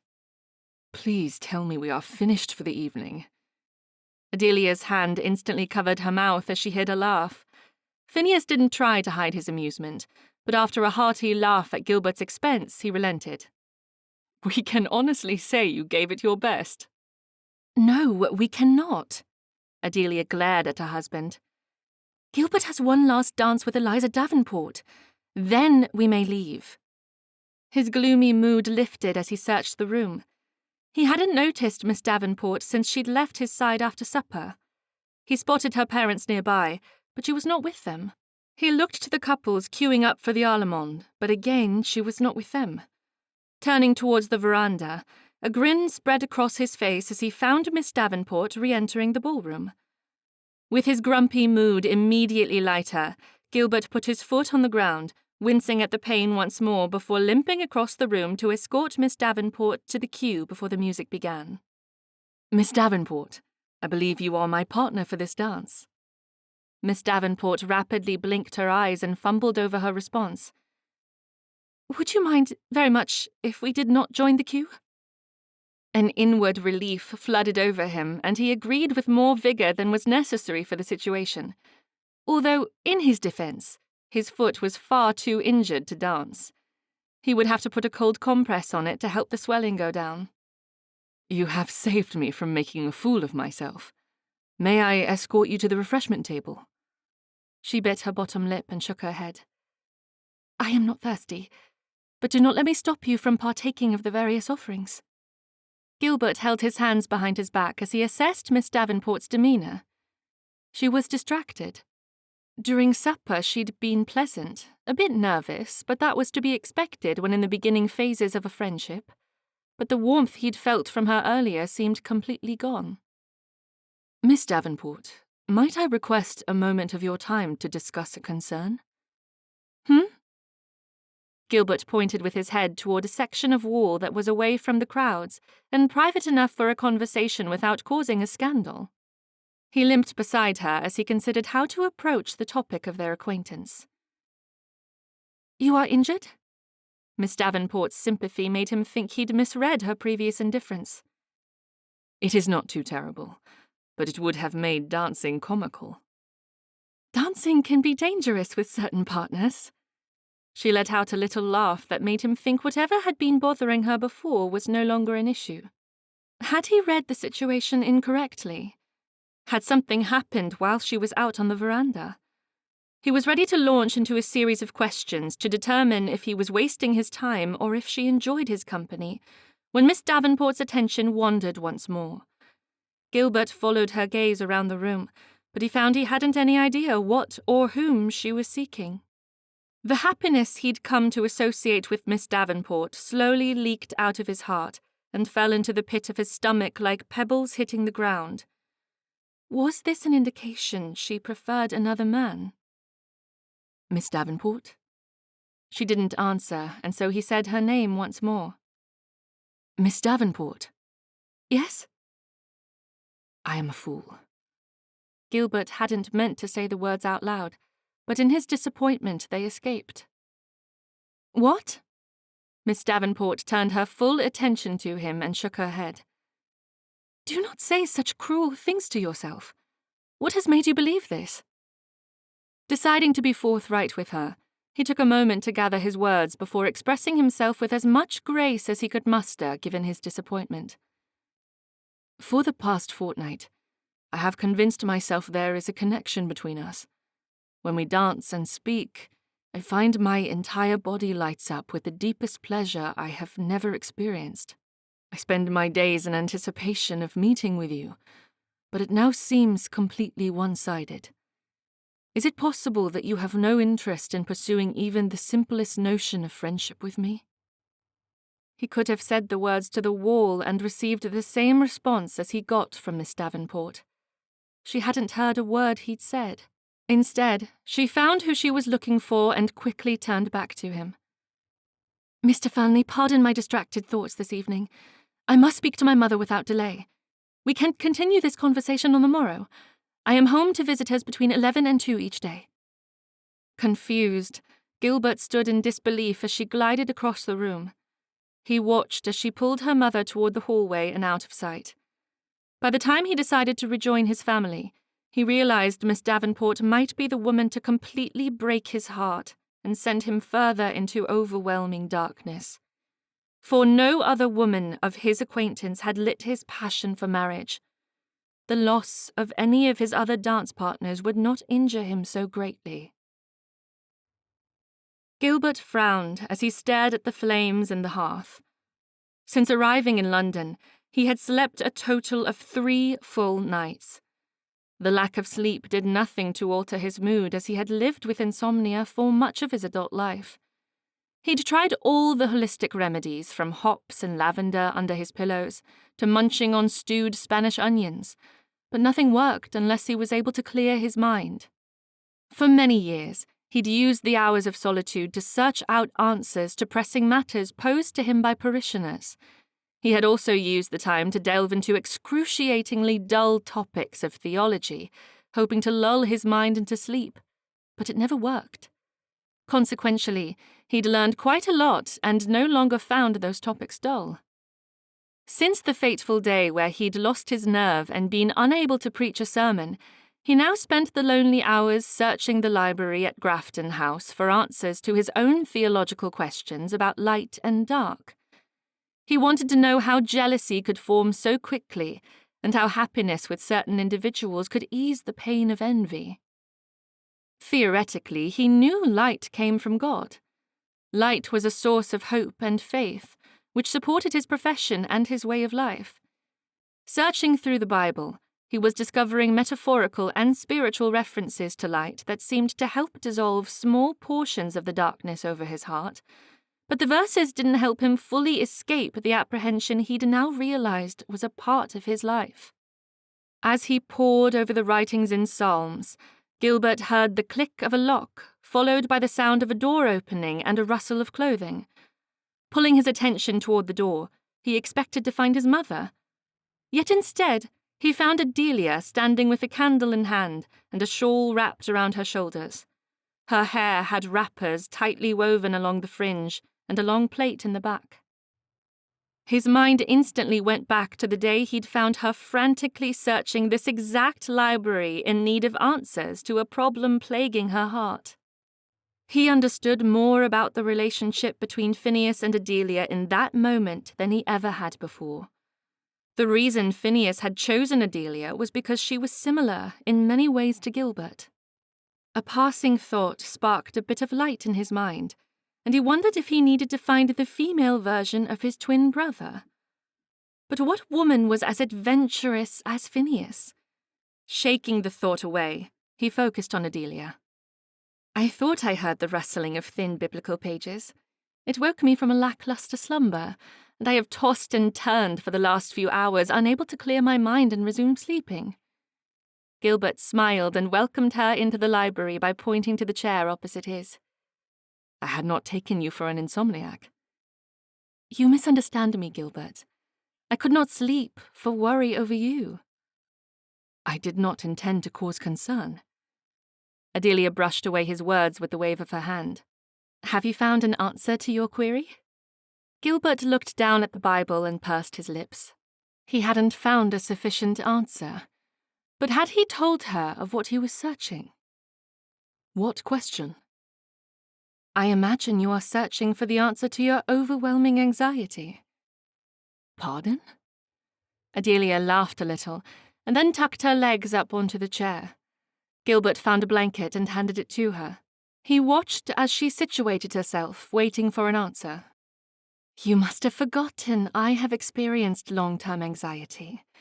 I know what it feels like, and although you will most likely never confide in me, I believe it is the reason you clutch your chest and fight with an overwhelming darkness. You experienced darkness. It prohibited my ability to see what was before me. I honestly believed Phineas did not love me, yet you were able to assist in removing the fear that caused the darkness. My vision cleared, and I was finally able to see everything Phineas had sacrificed for me. Gilbert chuckled, a humourless sound he'd become accustomed to. He'd never thought it right to confide in Adelia, but she was right. She knew from her own experience how suffocating the darkness could be, and she also understood the strength it took to defeat it. It is strange. Up until the moment I was standing dumbfounded before my congregation, every answer I ever needed was fulfilled by the word of God. Now I find myself empty, and seeking without receiving the comfort I have come to expect. Have you figured out the reason yet? Unfortunately, yes. I have never seen a vicar so unsettled after receiving an answer from the Bible. What has you so out of sorts? Gilbert considered answering her with a falsehood, but she'd just reminded him of the night she'd placed her confidence in him. Certainly she would not have said what she did had he not been a vicar. But the trust Adelia had placed in a stranger that night would never be forgotten. It had been the first time he'd met her. That night was the reason she was compelled to find him a wife. If she did not know the desires of his heart, the reason he had such great despair within him, how could she assist? I have fallen into the same dark abyss that brought Cain to kill Abel, Esau to sell his birthright to Jacob, and Judah and his brothers to sell their youngest brother Joseph into slavery. There are many more examples in the Bible that I could share, but I think those are sufficient. I have seen what my brother has, and I want it for myself. I ache to have what Phineas has found. If you are speaking of treasure, you may have all you need. Phineas would not keep it from you. Gilbert leaned forward and placed his elbows on his knees while supporting his head under his hands. It is not money I desire. Adelia's eyes went wide and her face heated. Gilbert, you do not mean to say you have more than brotherly feelings for me? Chuckling, Gilbert shook his head. I admire you greatly, but no, I do not wish you were mine. What I hope is to have a woman as lovely and perfect as you. I am not perfect. You know at least one of my indiscretions quite well. Phineas could divulge more of my shortcomings, although I will punish him if he does. Gilbert laughed even more. I will warn him not to speak a word of your indiscretions. Adelia leaned forward and placed a hand on his knee. We have found dance partners for you every night. Is there not one who could bring you happiness? Yes, but she refused an offer of courtship. There are moments when I believe she has softened toward me, and then she turns cold without notice.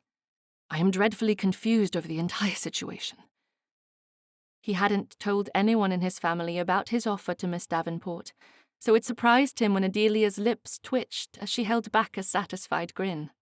Resting her head against the back of the chair, Adelia repositioned her shawl, pulling it tighter around her. Phineas tells me he often does not understand what I want because I give veiled responses. What was her reaction to your offer? She said no. A simple response of no? That is correct. But I would not have asked for a courtship had I thought her indifferent. You would not have requested a courtship so soon if Briar and I had not insisted. We have pushed too far. I do apologize. Adelia paused as she considered her next words. He could see she held back as she inhaled with the intent of speaking, and then released the breath without a response. Finally, she spoke. Perhaps she was overwhelmed with her situation and misunderstood your question. Gilbert considered it might be a possibility. She was injured and not at all herself. But had she misheard him at the Penhales that evening? Or was she truly so distracted she hadn't heard a word he'd spoken? I suppose you could be correct. Is there a way for me to redirect and ask once more, without looking foolish? What is love if it does not cause us to act irrationally? Oh dear, I am not an irrational man. You will know how to react when the time comes. If by chance you do not have such instincts, I will help you win the heart of the woman you love. I will hold you to this promise. Gilbert might have sounded desperate, but the despair in his heart seemed overwhelming as he thought of losing the light Miss Davenport brought with each interaction.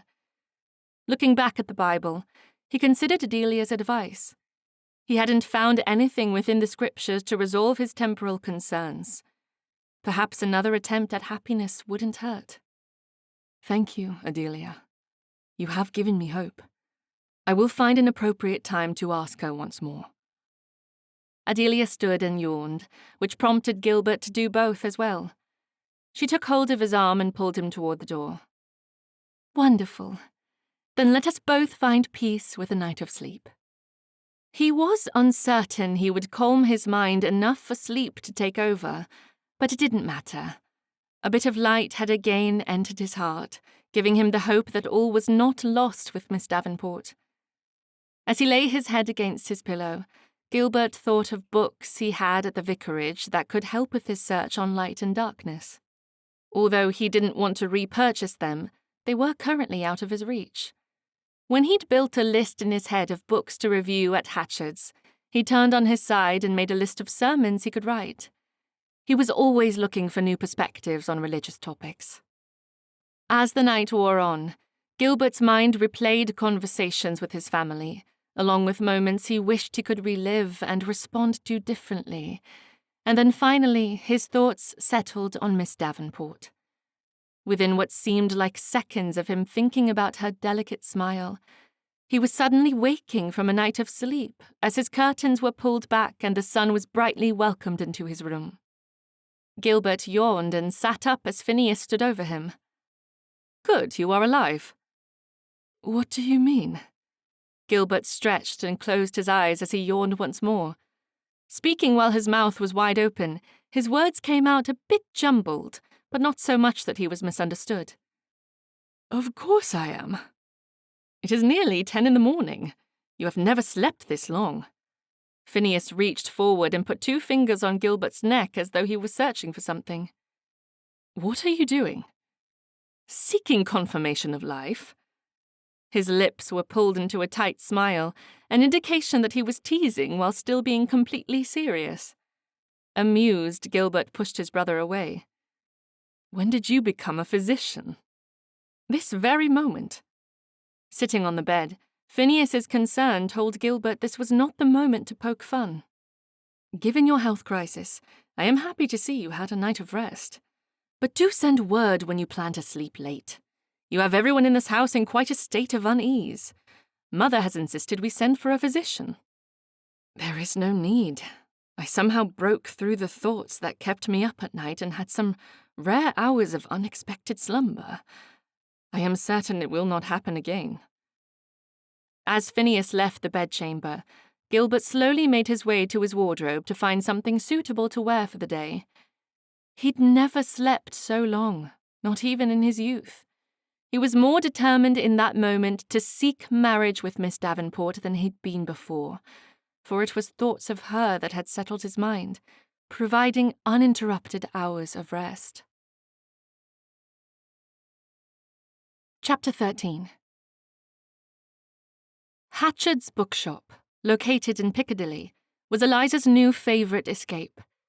It wasn't that she enjoyed spending her days in a bookshop reading. It was more about the quiet contemplation one could find amongst shelves of books. She also knew Duchess Dorset and Lord Wigtown would never think to search for her in a bookshop.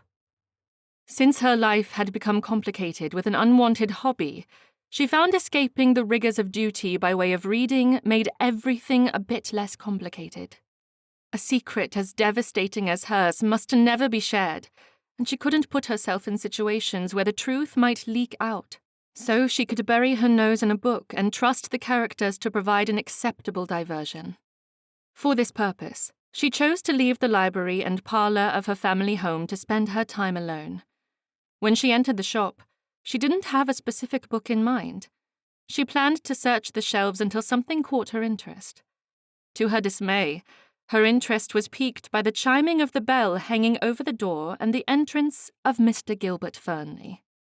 Knowing her latest theft would be the topic of conversation for everyone who read the Morning Post, Eliza turned back to the bookshelves and scooted toward the corner.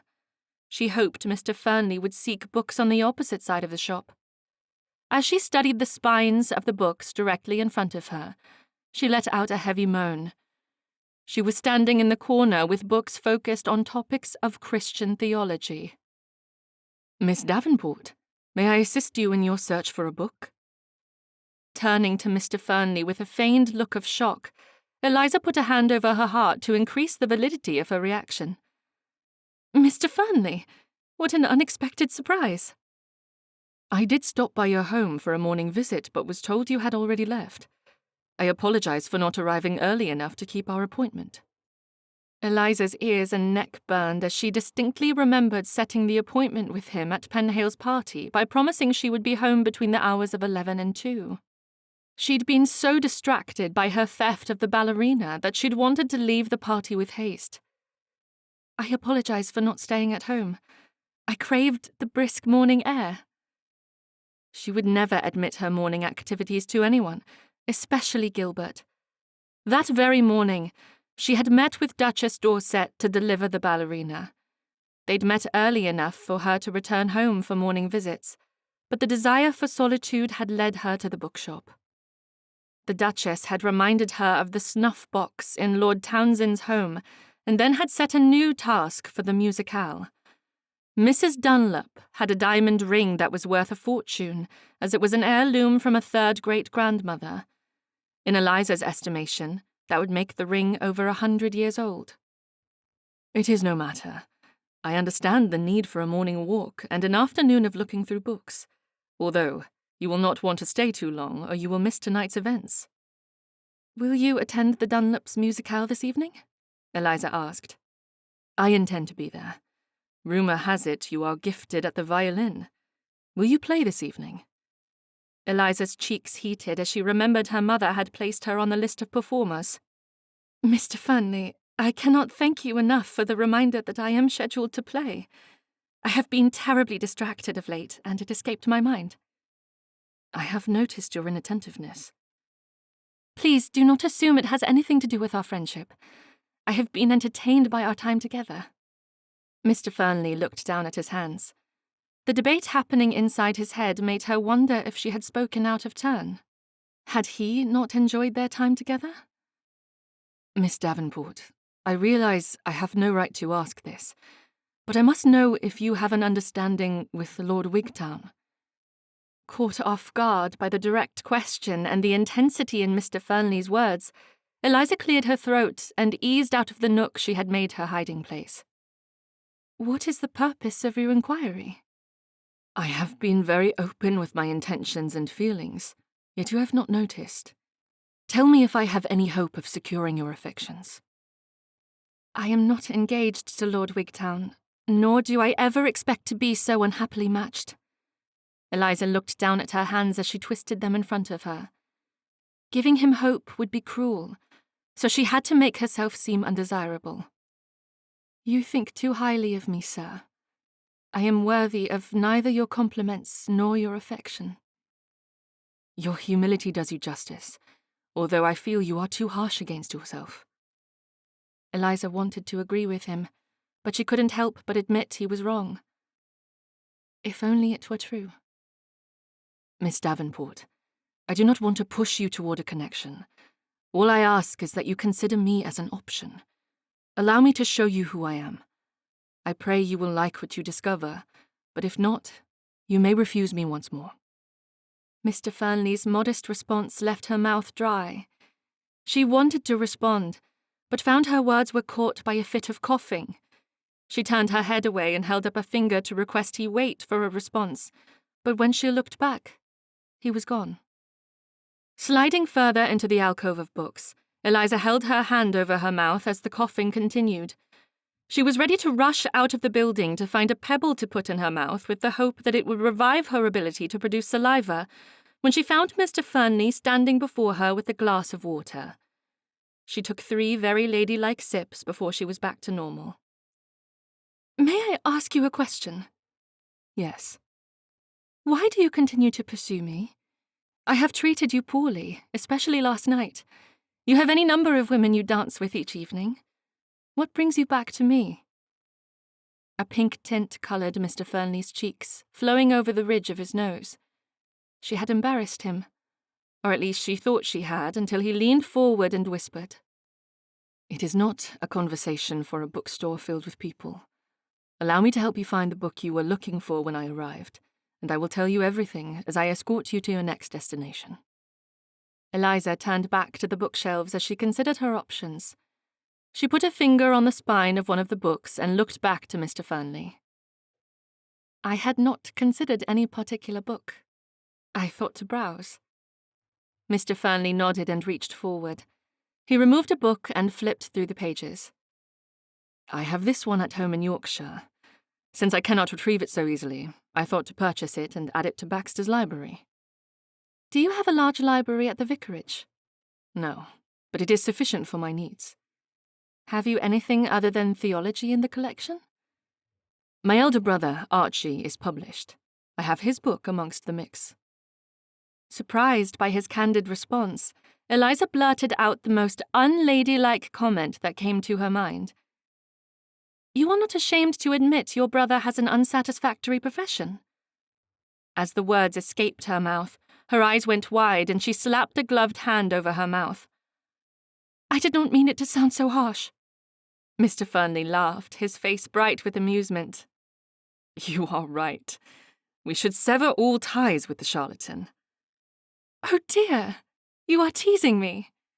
Very much, Miss Davenport. Mr. Fernley's kind demeanour had a way of putting her at ease. What subjects did you plan to browse? Eliza feared she would sound like an addle-headed woman if she didn't mention a book on theology, given she was standing in that section of the shop. I had hoped to find a book on the topic of original sin. Which aspect of original sin? Mr. Fernley lit up like a candle as he pointed toward a few books. I have studied the topic in depth and can recommend a good number of books. Oh. She should have anticipated this question, but with her mind bogged down with the heaviness of her situation, she lacked a strategy. I suppose forgiveness would be a good place to start. Excellent. He nodded his head and then turned to the books. Running his finger along the spine, he stopped and pulled out 2 books. The first had a beautiful black leather binding with a gold inlay. The second was a less impressive light brown. These are both excellent choices. Which would you suggest for a novice? Holding up the less impressive of the 2, Mr. Fernley nodded his head toward it. This would be an excellent start. The author is well informed of the Church of England and wrote it as a help for those struggling to grasp specific concepts of original sin. I think you will find it suitable. Accepting the book, Eliza dipped her head and shyly tucked it against her body. I am in your debt, Mr. Fernley. I would have spent the entire day searching the shelves and possibly would have never found this one. I rather enjoy being of service to you. What is your next destination? I hope my home is not too far out of your way. Not at all. You do know Grafton House is only 3 streets away from Davenport House. A flutter of excitement went through her chest. She silently chided her insensible, foolish heart while Mr. Fernley made his purchase and then waited for her to complete her own. Chapter 14. The streets were filled with coaches and riders. The cobblestone walkways were a little less crowded, with shoppers nipping in and out of the modistes, local haberdasheries, and other shops Gilbert ignored. His focus was intently upon Miss Davenport, and how best to answer the question she'd asked while in the bookshop. He didn't consider himself particularly talented when it came to wooing a woman, but since he had her full attention, he would not let this opportunity pass by. He would do all in his power to open Miss Davenport's favour toward him. Please, allow me to carry your package. He didn't wait for her to respond. He simply took it from her delicate hand and watched as she played with the pink ribbon on her bonnet. Easing into the confession he planned to make, he decided to speak about her new book. He would converse about original sin as well as anyone. I was unaware of your interest in theology. Do you often study deep topics? Miss Davenport blushed, her cheeks taking on a soft hue that accentuated the beauty of her hazel eyes. This is my first foray into the subject. Please do not imagine me as a blue-stocking. I would never accuse you of such. Realizing from this comment that she might not want to discuss books, Gilbert decided to take the conversation toward the topic his sisters had last discussed. All women loved fashion. He would attempt to converse upon the subject. Anything to delay in answering her earlier question. What did you think of Lady Weldon's muslin dress at the party last night? It was lovely. I have never seen a frock in that shade of green. Remembering the sash Briar had mentioned, Gilbert thought it a wonderful addition to the conversation. Did you not think the pink sash was a beautiful compliment? Miss Davenport's eyebrows disappeared into her hairline as her lips spread into a delighted smile. You cannot possibly wish to converse on fashion. Gilbert laughed. You have caught me out. I am rambling on about a topic of which I know little. You are generous to consider my likes and dislikes, but pink sashes and the cut of necklines do not suit you. Are you suggesting I would do better to speak of Beau Brummell's elaborately tied cravats and understated fashions? Eliza giggled. Something tells me you care nothing for fashion, and even a conversation of M-shaped lapels would sound foreign on your tongue. Am I so obvious? Only because you are usually more refined in your topics of conversations, and I fear you are stalling.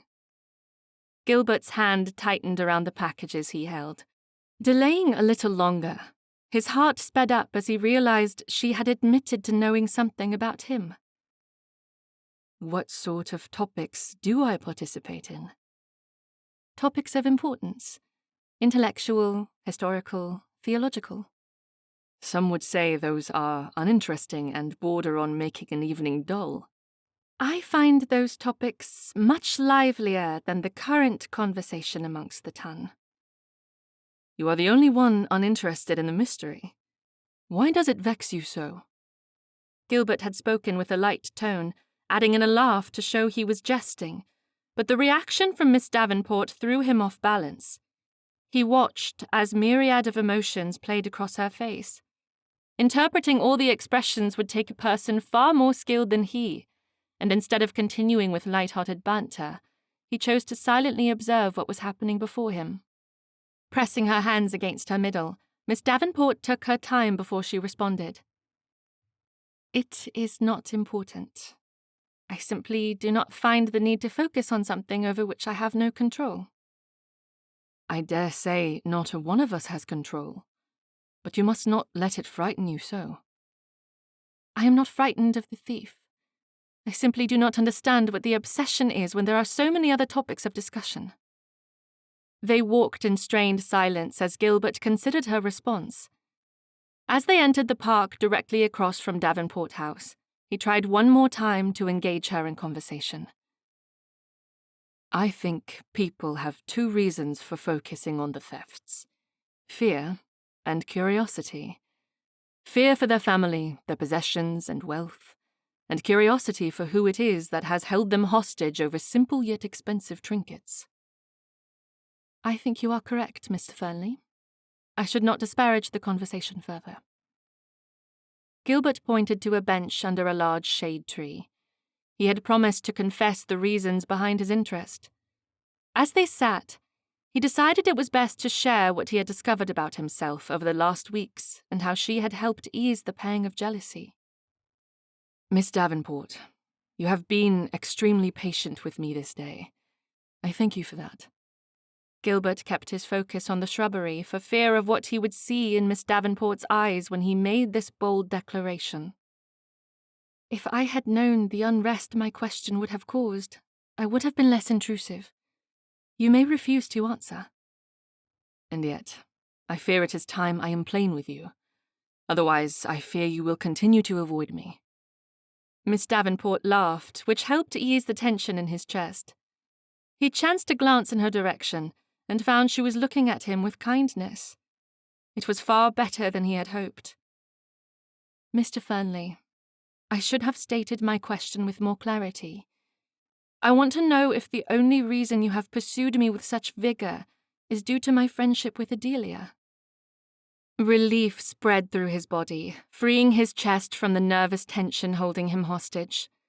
He matched her laugh and shook his head. She may have introduced us, but my intentions are pure. Miss Davenport, every interaction I have with you leaves me breathless. I spend my days in anticipation of your company. Please, take pity upon me and allow me to show you who I am. If you insist. May I make one more request of you? Gilbert asked. Miss Davenport looked ready to reject him, but when her eyes fell upon the carriage approaching Davenport House, She reached out and grabbed his arm. Realizing what she had done, she quickly released, saying as her face went scarlet, "I apologize for my assumption." Please, do not think of it. "Very well. If you will keep me in this garden until that carriage is long out of sight, you may make any request you desire." Gilbert turned toward Davenport House. He didn't know what to expect, but when he saw Lord Wigtown's carriage, questions popped unwillingly into his head until he was so flustered he couldn't remember the request he was ready to make. You wish to avoid Lord Wigtown? Then why do you dance with him? Why do you not refuse his affections? It is a complicated matter. I truly do not wish to discuss the particulars. Has your father arranged the match? If Mr. Davenport preferred his daughter to marry a titled gentleman, there was no hope for Gilbert to secure her hand. Miss Davenport rested her hand on his arm, which calmed his questions and sent a warmth racing through his body. Whatever dredges of darkness persisted within his chest were completely released as she left her hand atop his. Lord Wigtown is a determined man, and he does not accept refusals. Then we must give him a dose of healthy competition. Gilbert had finally found the courage to make his request. To that very end, and for our own happiness, would you consider a courtship?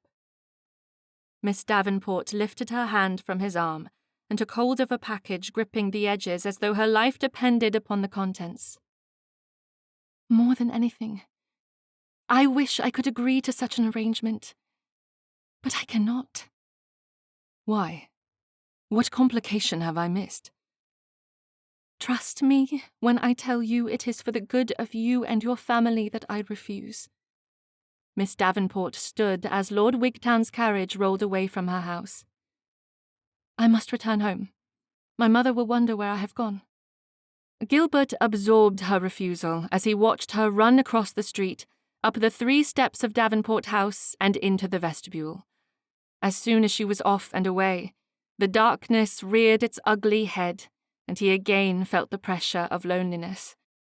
As he slowly made his way toward Grafton House, Gilbert wondered if it was time to set his heart upon another woman.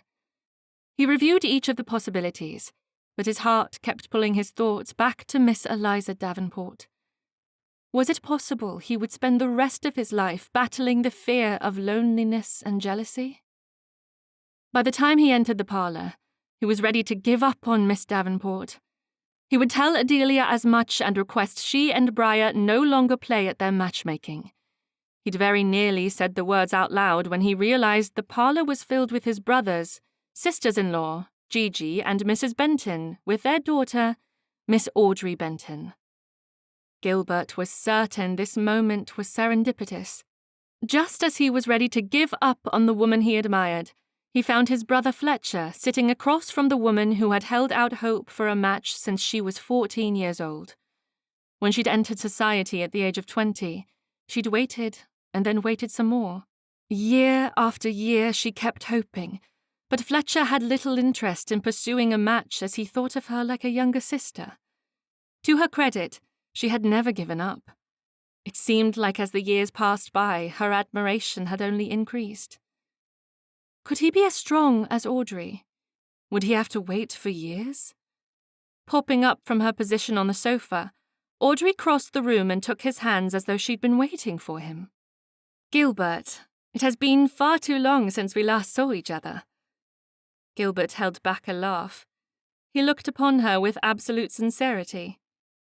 "Did we not dance last night?" Audrey put a hand over her mouth and giggled. "You are correct." Peering over her shoulder, Gilbert's lips twitched as he noticed Fletcher looking as though he'd eaten a rotten apple.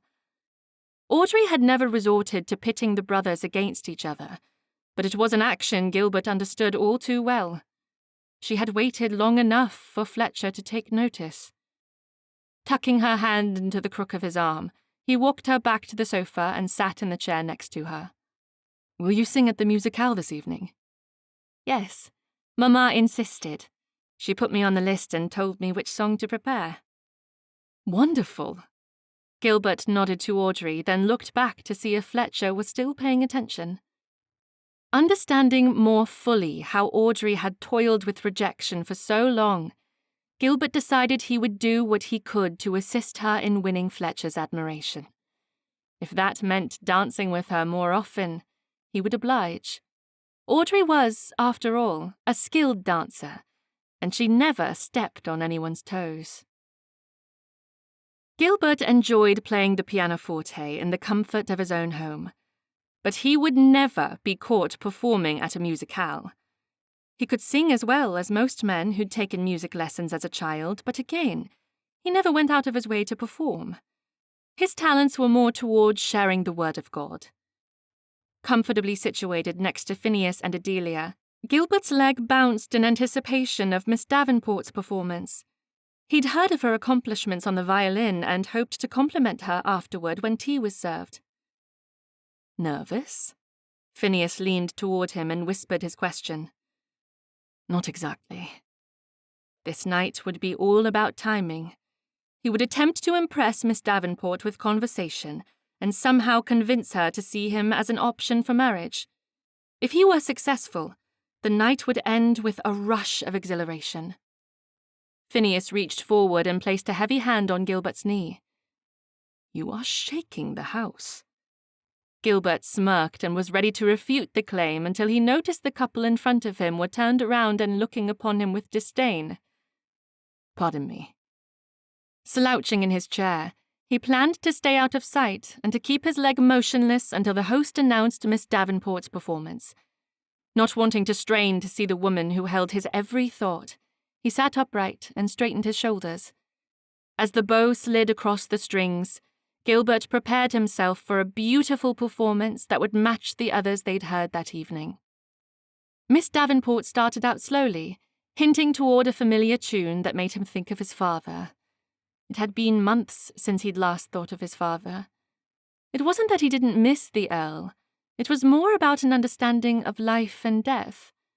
His father had lived a good life, so there was no need to concern himself over the state of his father's soul.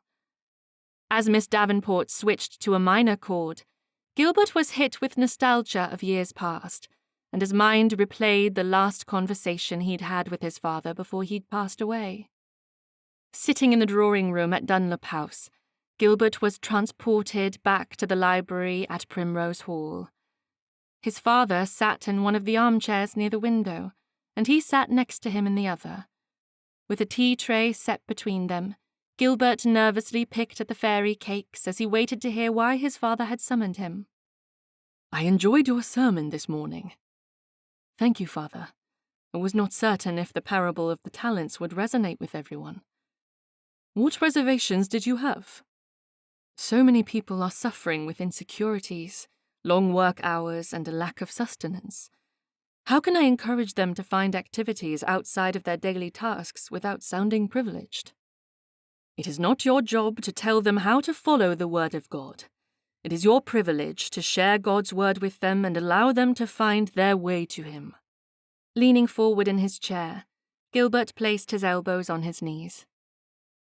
What if I cannot serve my parishioners in the way I am commanded as a vicar? His father patted him on the shoulder, indicating he wanted his son to sit tall with courage. Losing yourself in the service of others does not mean you should forget about your needs. Gilbert nodded. I do not know how to be a vicar without your guidance, Father. You may never leave me to my own devices. To his utmost dismay, a shadow crossed his father's features. Gilbert had often remembered that moment, and he was certain his father had known his time on earth would not be long. I will not always be here to give you advice. You must find a good woman who will provide you with help and the confidence to perform your duties as needed. A wife who is skilled at helping her husband know what to do. As the final pull of Miss Davenport's bow sounded out the last chord, Gilbert knew this memory was an indication of his father's approval. It didn't matter that his father was long dead and buried. He'd had a manifestation through the memories evoked by Miss Davenport's performance, letting him know that he must do all within his power to win her heart. Chapter 15. Eliza's cheeks burned as she accepted the applause for her performance. She had played with the excellence of her training. Focusing her attention on the side of the room where she knew Mr. Fernley sat, Eliza was pleased to see a broad smile upon his face. His approval evoked a sense of pride, especially since she knew he admired her. He hadn't declared himself in love, but he had hinted towards such feelings. Turning back to the hostess for the evening, Eliza's joy over her performance ended abruptly as she noticed Lord Wigtown standing in the doorway. He was there to ensure she went through with the theft of Mrs. Dunlop's diamond ring. The constant reminder that he and the Duchess were watching her every move left her frozen until Mrs. Dunlop pulled her toward the side of the room. "There is no need for such melancholy. Your performance was far above what was expected." Mrs. Dunlop's words were meant to cheer Eliza in the wake of her momentary lapse in emotions, yet they had a much different effect upon her than pleasure. Was Mrs. Dunlop intimating that no one had expected the daughter of a tradesman to play with precision? Eliza chose to keep her question buried. There was no need to cause a stir, as she didn't need more attention pulled in her direction. Placing a hand to her throat, she choked on her reply. "Thank you, Mrs. Dunlop. You are too kind." Pretending not to notice the Earl, Eliza carried her violin to the music room so she could return it to the case.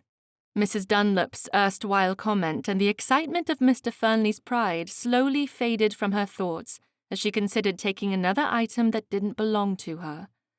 Her heart raced at the thought. Would anyone notice she had not returned to the audience? Would her parents wonder where she had gone? Eliza's throat constricted as she left the music room and her violin. The same sick feeling she'd had before every theft returned, so she slipped into the back of the room where the next performer stood ready to sing. Needing a moment to calm her nerves and plan out her next move, Eliza looked to the hostess. Mrs. Dunlop's gloves were snug against her fingers, indicating she was not wearing a ring. This meant the Duchess had likely been correct when she'd claimed the ring was never worn.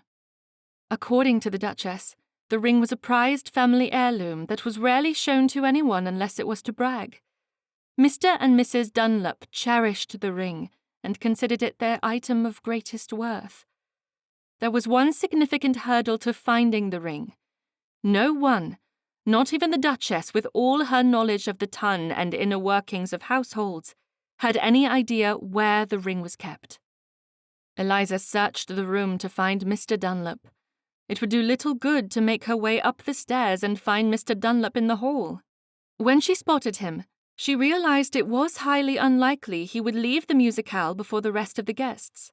Mr. Dunlop was seated in the center of the crowd with his head tilted to the side, his chest rising and falling in peaceful slumber.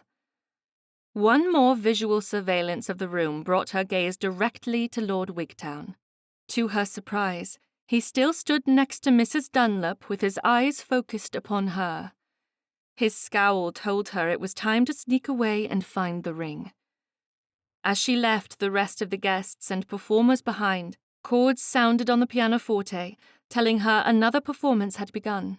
She quickly started up the grand staircase, stepping gingerly upon each step to prevent noise from travelling down to the occupants in the drawing room. The unfortunate result had her heart pounding with a force that seemed much louder than her slippers. Giving way to her fears, Eliza decided the noise of her feet upon the stairs would be ignored due to the volume of the pianoforte. She lifted her dress and ran the rest of the distance to the second floor where she could hide out of view down the hallway. She only hoped none of the servants would have reason to visit the second floor because she hadn't a proper excuse for being away from the other guests. Slipping through the first door in the hallway, she lit a candle and snooped very little. The immaculately dusted room lacked the warmth of personal touches, and so she decided it had to be a dedicated guest chamber. Moving on to the next room and then another, Eliza worried she would be missed as she searched diligently for a ring that seemed well hidden. She slipped through the door to the fourth bedchamber, searched diligently in every drawer and closet, but found nothing resembling the ring. She was ready to move to the next room when she heard voices in the hallway. "I haven't seen anyone, ma'am. All your guests are in the drawing room or the card room." "Are you certain? Lord Wigtown thought he saw a person running up the stairs." Mrs. Dunlop's voice shook with intrigue as she spoke to her maid. "Would it not be exhilarating to discover the Beaumont phantom at my musicale?" Eliza let go of the doorknob and stood with her back against the wall.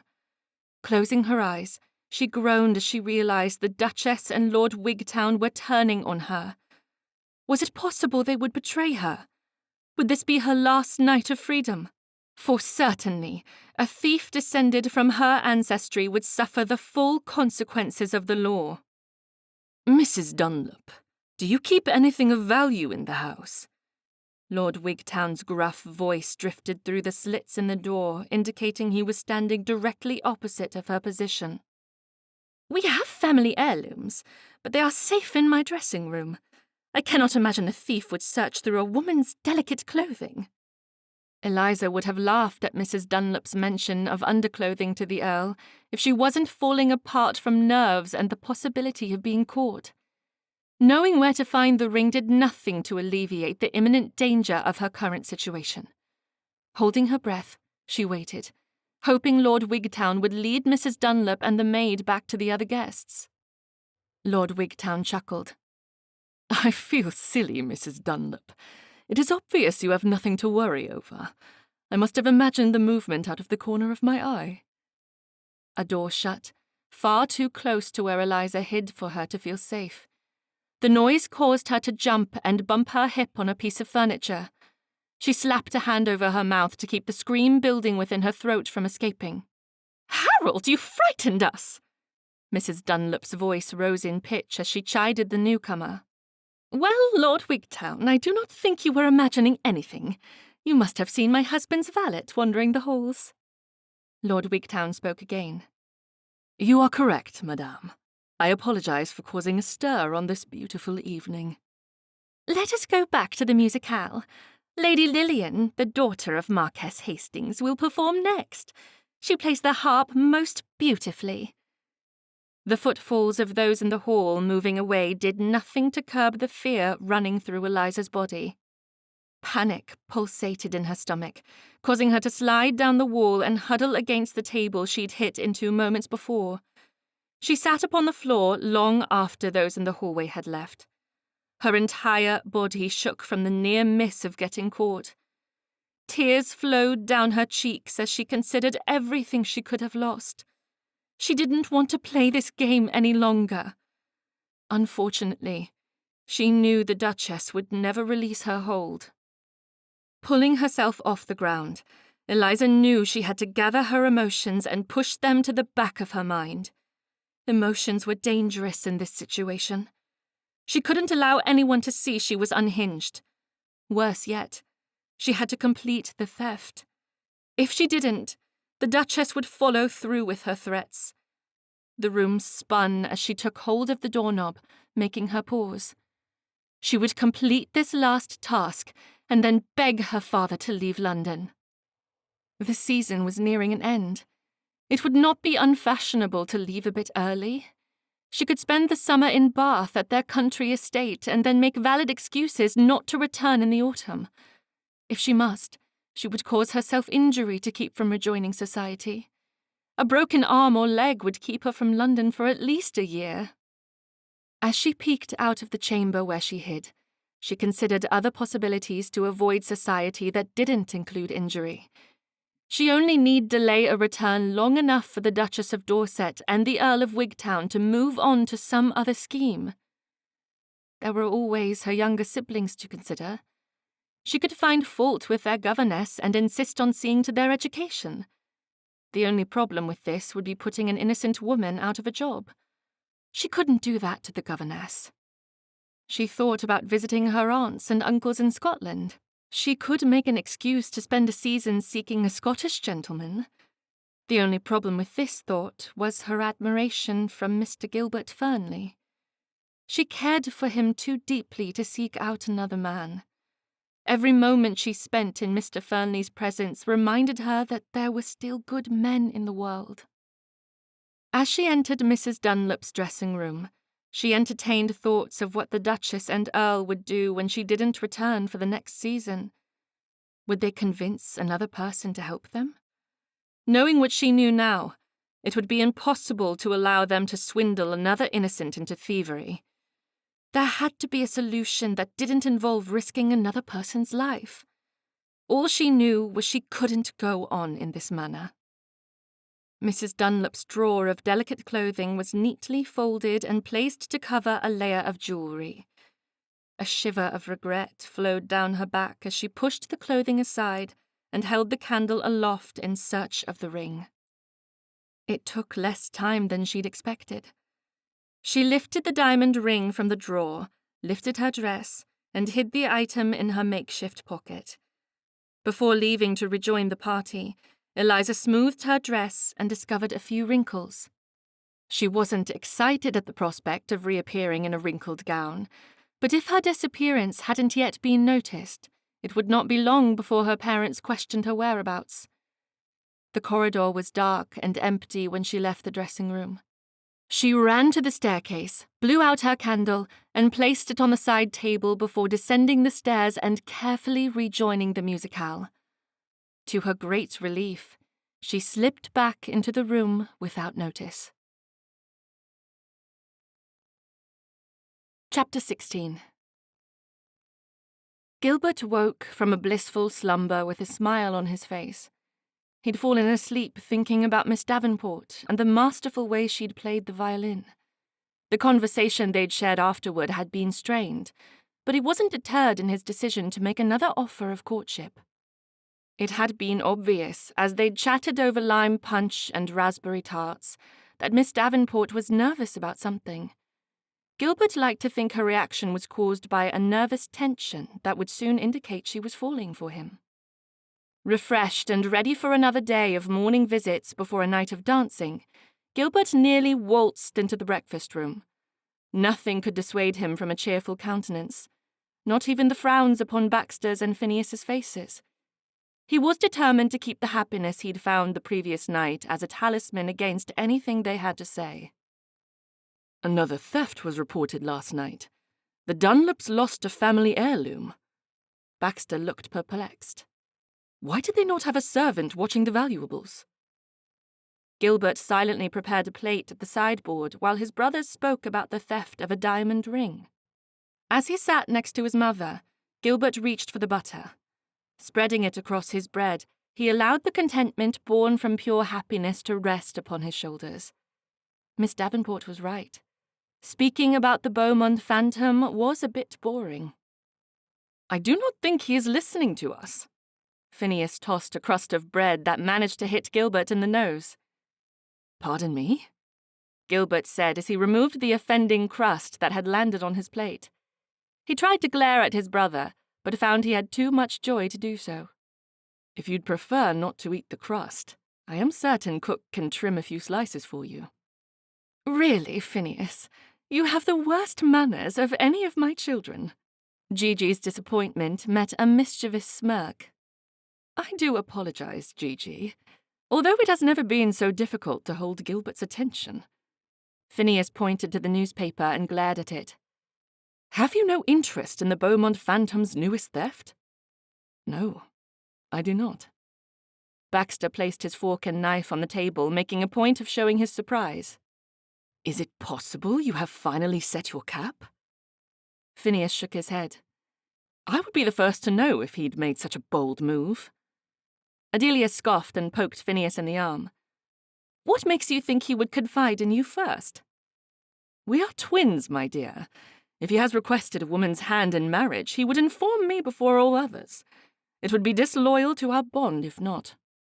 Gilbert lifted his hands in front of him to stop further debate. I have not secured her hand, but I have made my decision. Very well. Which lady will be Mrs. Gilbert Fernley? Phineas pulled the notebook out of his pocket and removed the sheet he'd ripped out weeks ago. This was the record of his brother's wages. Let us see who wins bragging rights. I think we all know who it is, Briar said before he could answer. He lights up like a candle when she enters the room. Do I? Gilbert asked. Rosy cheeks and everything, Adelia confirmed. It would be easy for Gilbert to be embarrassed, but he knew his siblings teased him out of love. Not knowing who had chosen the correct match, Gilbert proudly made his announcement. Miss Davenport is my choice. I knew it! Adelia gave a little cheer that made everyone laugh. When will you make arrangements with her father? I thought it best to ask her first. She has been a bit reluctant in the past, but after last night, I am certain I will be successful. Briar placed her elbows on the table and rested her head in her hands. The swoony, lovesick expression on her face was followed by a sigh. You could ask her at the ball tonight. Lord and Lady Halstead would proudly support a couple entering an engagement during their party. Gilbert was thankful he didn't have to respond to his sisters, as everyone's attention was drawn to Baxter as he let out a sigh while reading a letter. Gilbert appreciated the diversion so he could determine the best possible time to approach Miss Davenport once again. It wasn't that he didn't wish to ask for Miss Davenport's hand so quickly, but he did worry another abrupt offer would be received in the same manner as the last. This time he wanted to charm her and show her he could be a loving and generous husband before asking anything of her. Looking at his brother, he watched as Baxter held out the open missive. I am afraid you will not be able to offer marriage at Lord and Lady Halstead's gathering. It has been cancelled. What? Adelia's scandalized cry sent laughter through the room. Something horrible must have occurred to cause them to cancel. We should visit this morning. Visit if you must, but they have provided their reasons with the cancellation notice. They fear a visit from an unwanted guest. Phineas sighed and sat back in his chair. The Beaumont phantom. Exactly. Baxter tossed the card on the table and picked up his fork and knife once more. I will not be surprised to find carriages filled with members of the ton lining the roads and headed for their country estates before the night is through. Gigi squeezed Gilbert's hand. I must agree with Baxter. No one is safe with this thief rifling through their belongings. We should consider leaving town as soon as we can make arrangements. Gilbert knew his family was right. This information changed all his plans. He would have to secure Miss Davenport's hand before her family chose to leave town. Rising from his chair, Gilbert straightened his waistcoat and made his apologies. I think it best to seek out Miss Davenport this morning. Best of luck, Phineas said. Gilbert waved back to his family as he made for the door. As he walked the short distance between Grafton House and Davenport House, he made internal notes on what he would say. There were many logical reasons he and Miss Davenport would make a fair match. First, he enjoyed her company. She had impressed him from the first time they were introduced. She had won his heart with her kindness and her ability to put him at ease. He also loved her bright smile and her ability to converse intelligently. Second, she was humble. She would fit into the role of a vicar's wife without reservation. He'd heard of men in his profession finding their match from wealthy, illustrious members of the ton, only to discover the role of a vicar's wife was more about service to others than attending supper parties. Miss Davenport had made it clear she didn't care for society. Third, and most important, no other lady had opened his heart the way Miss Davenport had done, and he knew it was a sign of love. Without her kindness, he would still be wallowing in the depths of loneliness. She had shown him there was happiness to be had with her by his side. He only hoped she would agree with his reasons for a marriage. If he had more time, he would attempt to woo her with more dances and rides through Hyde Park, but there was no way of knowing when or if her family would leave London. If her parents were frightened like the rest of the ton, it was possible he was already too late. Taking the 3 steps up to the door, Gilbert allowed for a moment of reflection. The knocker was still in place, indicating the Davenports had not slipped out of town under the cover of night. Gathering his courage, he took the gold-plated knocker in hand, rapping it against the door 3 times. The sound of footsteps upon wood flooring echoed out of the open windows. The turn of the doorknob caused Gilbert's heart to quicken. As the door pulled open, he greeted the butler with his request and his card. "Is Miss Davenport at home for a visit?" The butler didn't reach forward to take the card, which was the first indication this visit would not go as he had planned. "I am afraid Miss Davenport has gone for a walk. She said to let all visitors know she will not be available today." "Do you know which direction she went? I could speak with her while she takes the morning air." "I do apologize, Mr. Fernley, but I have no knowledge of her wanderings. You will have to try to visit on the morrow." Gilbert stretched forth his hand. "Will you at least give her my card?" "Certainly, sir." As the door closed, Gilbert turned back to the street. Not caring to give in so easily, Gilbert chose to search the nearby park with the hope that he would find her sitting by a pond or enjoying the spring flowers. To his disappointment, she was not there. Chapter 17. As the Duchess's carriage rolled to a stop, Eliza held her breath in rigid anticipation of cruelty. Duchess Dorset was never one to show true kindness. As the footman jumped from his perch upon the back of the carriage, she waited for him to open the door. Seated uncomfortably across from the Duchess, Eliza chose to forego greetings. Instead, she waited for the Duchess to open their conversation. "The ring." Duchess Dorset held her hand out expectantly. Pulling it from her reticule, Eliza placed it firmly in the Duchess's gloved hand. "As you requested." Snapping her hand closed, the Duchess adopted her tone of condescension. "These meetings are more delightful when you are docile. I am afraid I must inform you that this is the last meeting we will have. With word of another theft and the cancellation of tonight's gathering, my father has decided we will leave London." Eliza didn't know if she could convince her father to leave, and so she was speaking out of turn, but she was certain another assignment would cause further suspicion. It would not be long before she was discovered. "Do not be silly. No one will leave before the end of the season. My father does not follow the ebb and flow of society's whims. He does as he wishes. I will find a way to keep him in town. Perhaps my husband can convince him of a profitable venture. We must not allow our blossoming friendship to fall by the wayside." Eliza bit her lips together and grasped her reticule tightly in her hand to stop herself from scoffing at the Duchess's reference to their friendship. "Well, if we are finished here, I think it is best I find my way home." The Duchess knocked on the top of the carriage, bringing it to a stop. "Do remember to stop by Lord Townsend's home. I would not want to accidentally speak your name as a possibility behind the thefts." Before stepping down, Eliza turned to the Duchess and angrily retorted, "Please tell Lord Wigtown his ploy to reveal my whereabouts during Mr. and Mrs. Dunlop's musicale nearly cost you the ring." The Duchess laughed and tapped Eliza on the nose. "What good is a game that lacks a challenge?" Choosing not to respond, Eliza stepped out of the carriage and walked away without looking back. It didn't take her long to reach her next destination. Although she couldn't replace the ring or the diamond bracelet, she decided it was time to return Eloise Havisham's black booklet. A quick knock on the door and a short conversation with the butler preceded her admittance into the morning room. With a quick look to each corner of the room, Eliza confirmed she was alone. It took her less than a second to pull the book out of her reticule. She was ready to tuck it in the drawer of the writing desk when the doorknob squeaked. Shoving the book down the front of her dress, Eliza ran to the sofa and situated herself before Eloise entered the room.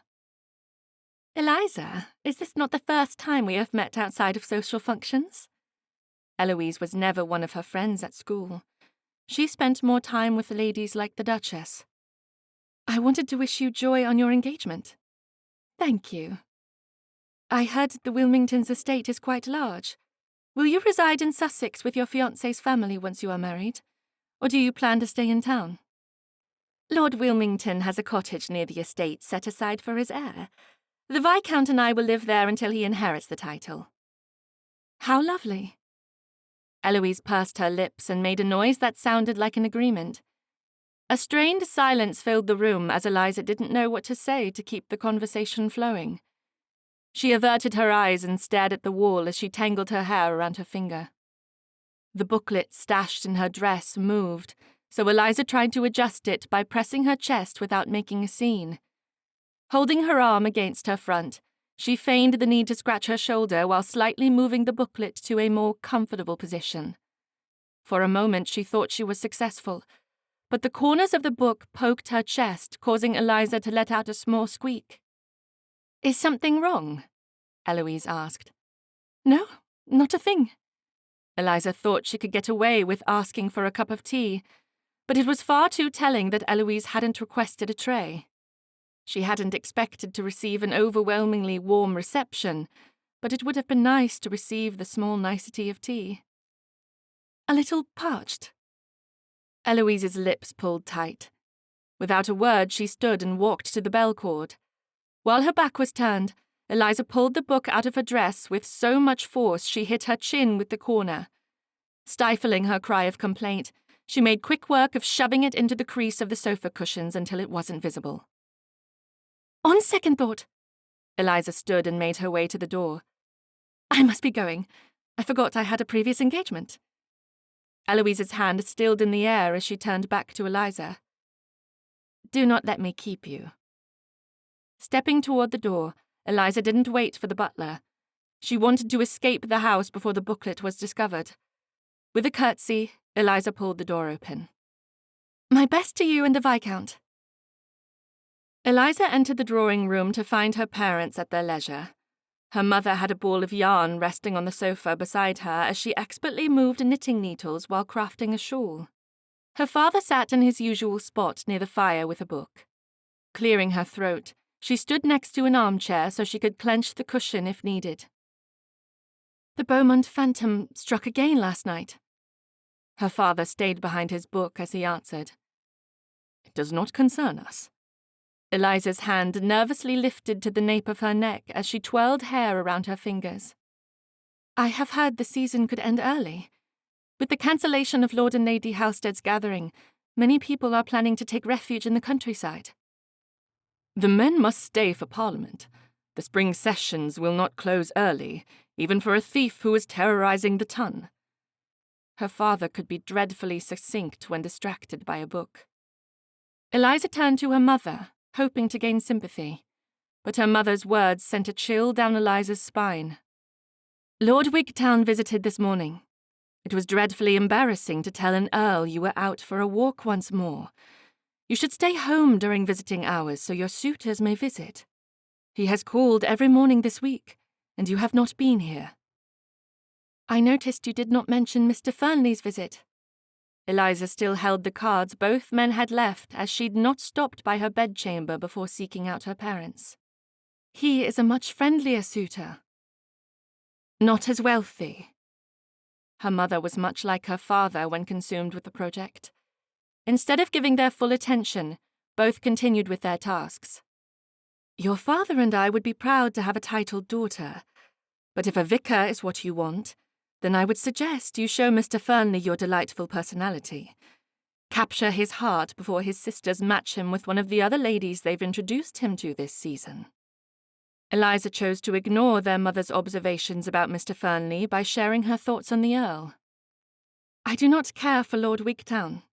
He is a crude man." Her father tore his attention away from his book as she finished shuddering over Lord Wigtown. "Do not speak about an heir of the peerage so brashly. He will inherit a duchy, which would make you a duchess. If he offers marriage, he is the one I will accept for your hand." "I will not marry Lord Wigtown." Eliza was certain she had never sounded so desperate, but she couldn't put a stop to the fear that man had caused when he'd forced her to kiss him.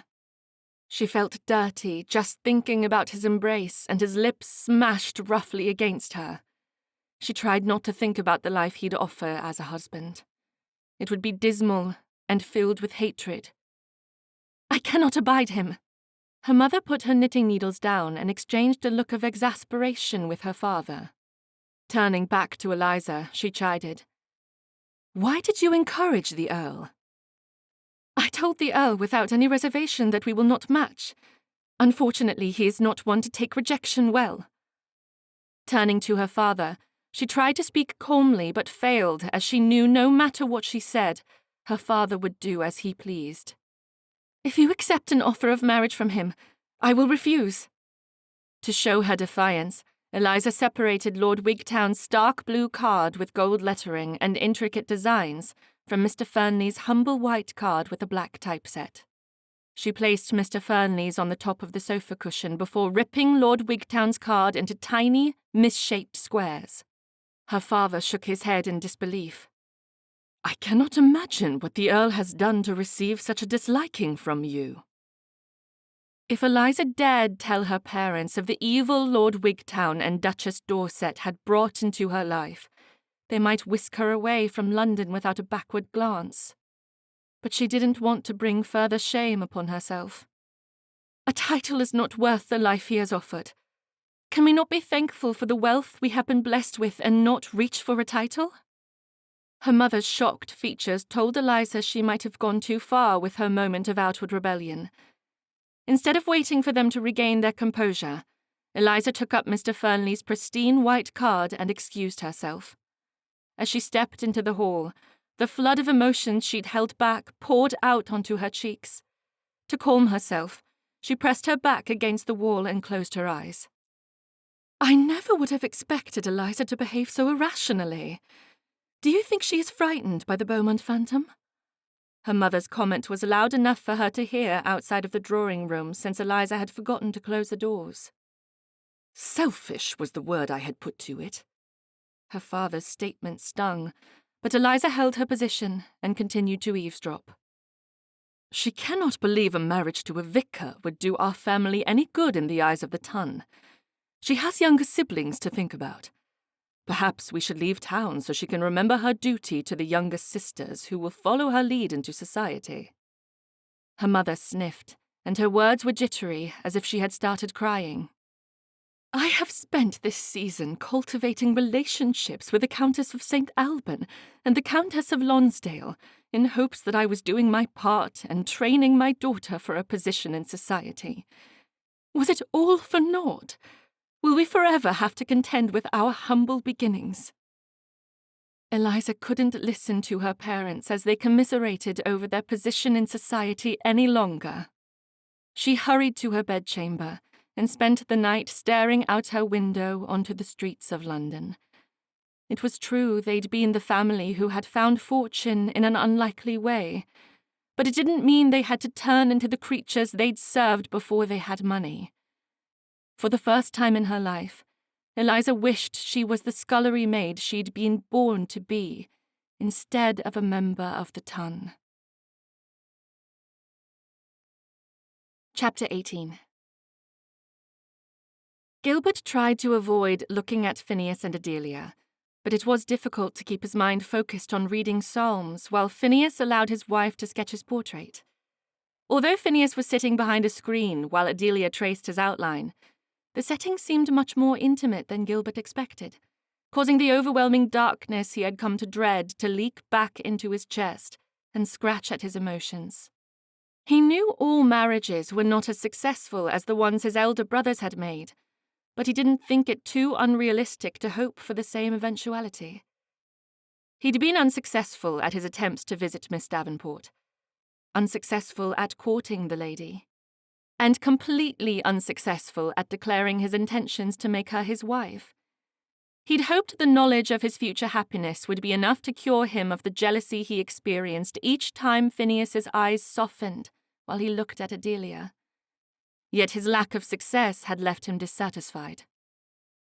To cure his jealousy and the overwhelming darkness, he needed to declare himself. If Miss Davenport refused him once more, he would have to find love with another woman. Love was a much more complicated emotion than a simple toss of a coin. It would require the changing of his heart toward another woman, and none of the women he'd danced with compared to Miss Davenport. Therefore, Gilbert knew he must stay the course. He needed to help Miss Davenport realize she had feelings of love for him.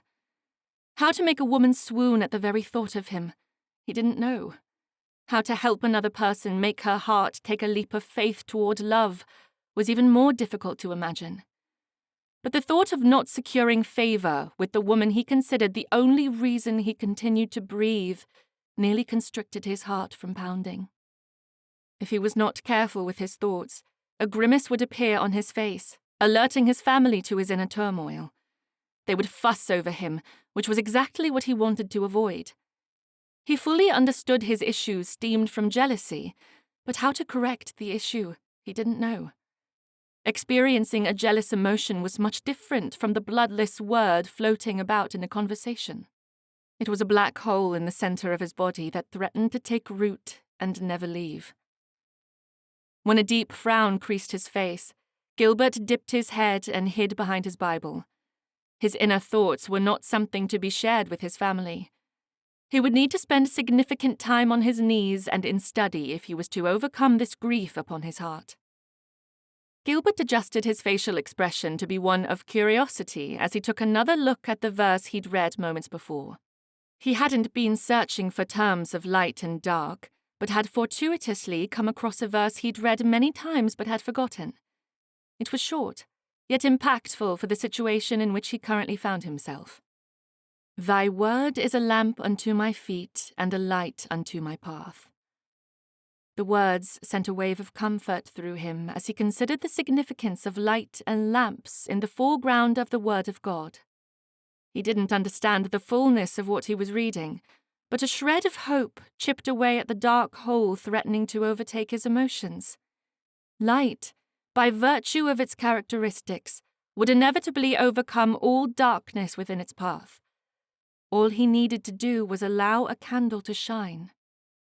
While lowering his Bible so he could ponder upon the virtue of light, Gilbert sighed at the enormity of his situation. The sound carried across the room, pulling the attention of everyone to him. Baxter set aside a book he was reading. Briar and Gigi placed their needlework on the sofa between them, and Adelia stalled in her outlining of Phineas's silhouetted head. "It is a pity tonight's engagements were all cancelled." Gigi had to know his sigh wasn't caused by boredom, but he appreciated her gentle way of offering an excuse to the rest of the family. Briar nodded and pointed to a pile of letters on the table. "I fear Baxter was right when he predicted an early exodus from town. We received 5 more cancellations." Adelia turned away from the screen and lamp and crossed the room to fully participate in the conversation. Gilbert wasn't surprised to see Phineas following his wife. Once they were nestled comfortably on the sofa, sitting much closer than necessary for the number of vacant chairs in the room, Adelia spoke.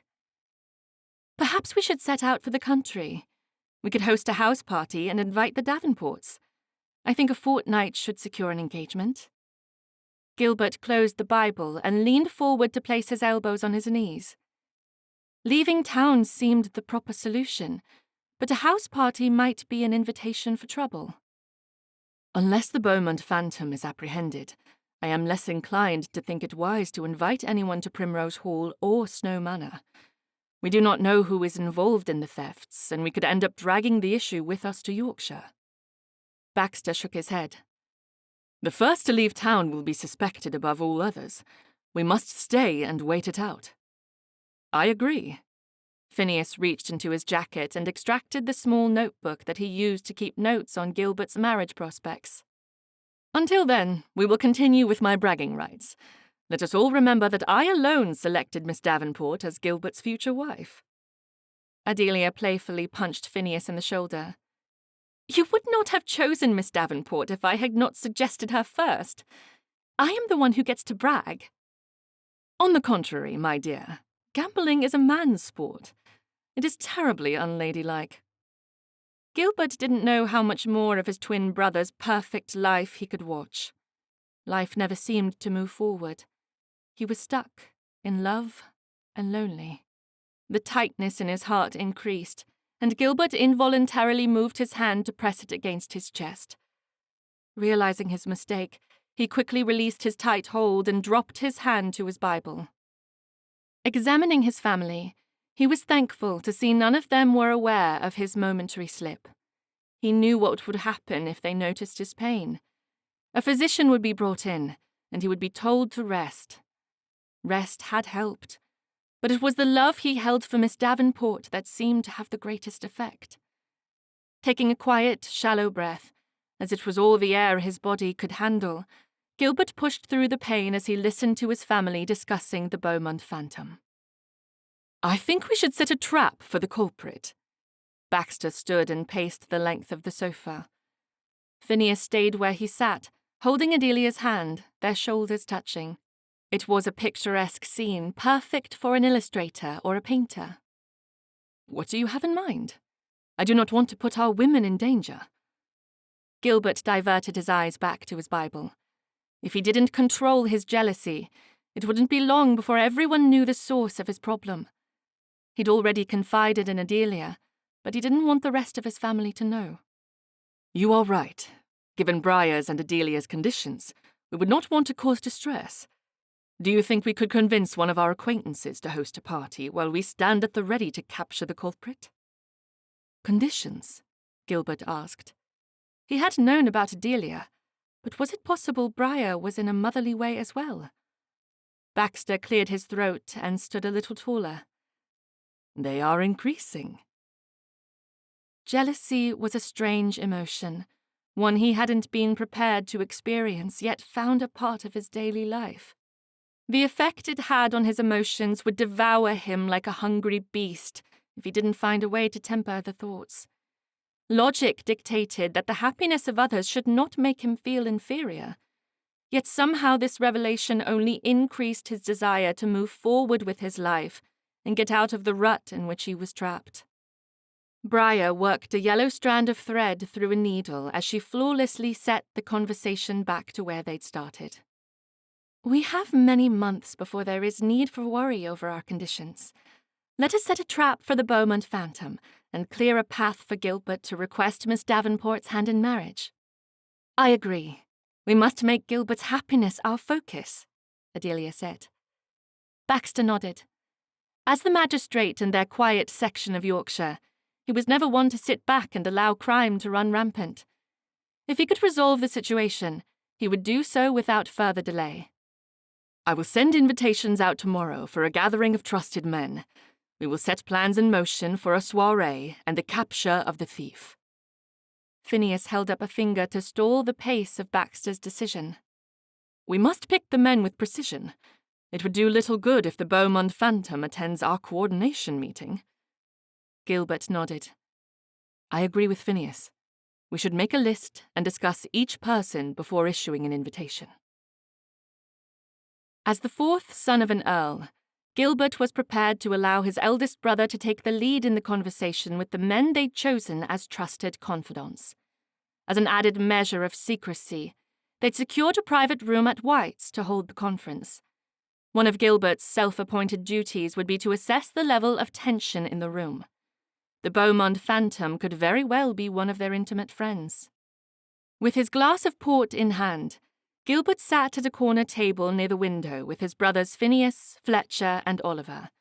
They'd chosen to send for Archie the previous night, but since he was at his estate in Scotland, it would take a week of travel for him to arrive. It would have been nice to send for Cornelius, but he was away in the military and wouldn't be able to help with trapping the Beaumont phantom. "A mutual problem exists for all of us. The premature end of the season will cause a great deal of stress for everyone in this room, one way or another." Baxter's opening line was a strong introduction and garnered the attention of everyone in the room. A few men grunted, while others simply nodded. The most distinguished amongst the gathering gave no indication if they agreed or disagreed. As a vicar, Gilbert's innate ability to discern the intent of people's physical actions had always been used to help those struggling. He'd helped more than one family through difficult times by noticing a change in demeanor. This time, his contribution would be his ability to read body language. He was to sit back and study the temperaments of those they'd invited and discover if anyone seemed nervous or out of sorts. "Those of us who have a seat at the House of Lords know that the spring session will not end early, no matter the state of the sociable season. Therefore, we will have to send our wives and daughters back to our country estates without our escort." Baxter's statement was again met with nods of approval and non-committal grunts. But there was an added reaction that caught Gilbert's attention. Lord Wigtown turned to his father, the Duke of Dorset, and let out a low chuckle as he shook his head. Did the Earl and Duke find the worry pervading the ton to be a laughing matter? "Sending our loved ones home early could result in an imbalance of our traditions. For those of us who must stay, we will lose the comfort of loved ones sent away. There could be fewer marriage proposals, which would result in unhappy mothers. We all know an unhappy wife makes for a miserable summer." Baxter's statement was met with laughter. He paused, which gave Gilbert more time to assess reactions. Once the room was again silent, Baxter continued. "For some women, it could be ending the season before they have a chance to stay off the shelf. For those men with daughters of a certain age, it will be a great burden to have them end as spinsters. And—" Before Baxter could finish his statement, Lord Wigtown shouted from his position on the side of the room. "And it will create more rakes from deprived men who might have had the comfort of a marriage bed if not for the shortened season. I dare say you are all a bunch of cowardly ninnies. There is no reason to end the season early. The local law enforcement will discover who the phantom thief is before long." With Wigtown behaving so boldly, Gilbert's need to discern reactions was pointless. Exchanging a meaningful glance with Baxter, Gilbert tried to convey his suspicions about Wigtown. "Lord Grafton, please continue with your presentation." Duke Dorset took hold of the glass of spirits in Wigtown's hand and extracted it, while everyone uncomfortably turned toward their neighbours, feigning indifference. Baxter nodded and continued. "I invited you here today with the hope that we can join forces to discover the identity of the Beaumont phantom. If we take shifts guarding the upper rooms of each home with a gathering, we might catch ourselves a thief." Duke Dorset stood and held out his glass. "I support your initiative. I will offer my time during each event. Who is willing to host a party?" Lord Sefton stepped forward. "Lady Sefton has been inconsolable since we cancelled our ball. I will volunteer my house to catch the thief, Thursday next." As a side note, he held his glass up and tipped it toward Baxter. "Lord Grafton, if this works and my wife doesn't shed another tear while lamenting over her ruined hopes and dreams for our daughter's marriage prospects, then I will consider you a miracle worker." Chapter 19. Eliza could have cried and stomped her foot 1,000 times in a tantrum, but her father would not yield. Leaving town early was not an option, so instead of making a nuisance of herself, she accepted her lot in life. The season would proceed. Since she had nothing better to do with her time, Eliza joined her mother for an afternoon at the modiste, where they ordered new dresses. After hours of measuring and searching for the perfect fabrics, their outing ended at Fortnum and Mason. She hated to admit a weakness for sweets, but the confectionery shop brought out her desire for honey-dipped nuts and fruit, along with licorice and lemon drops. Leaning over a counter to select her favorite treats, Eliza froze at a familiar voice. 1,000 thoughts went through her mind, all of which ended with the realization that she was leaning over, her bottom was sticking out in a most unladylike manner. Since the greeting had been made to her mother, she attempted to straighten a little so her backside was modestly hidden by yards of fabric. She kept her nose firmly focused on the confections, hoping Mr. Gilbert Fernley would not notice she was standing with a handful of sugary sweets. To her dismay, since she'd vehemently refused to consider Lord Wigtown as a match, her mother would not let the only other possible suitor leave without taking notice. "Mr. Fernley, you must not leave without greeting my daughter." Eliza fully straightened and dropped the bag of lemon drops on the counter before turning to face her mother and the tall, handsome man behind her. Over the past week, he'd visited Davenport House multiple times, but she'd either not been home or had chosen to avoid visits while trying to convince her father to leave town.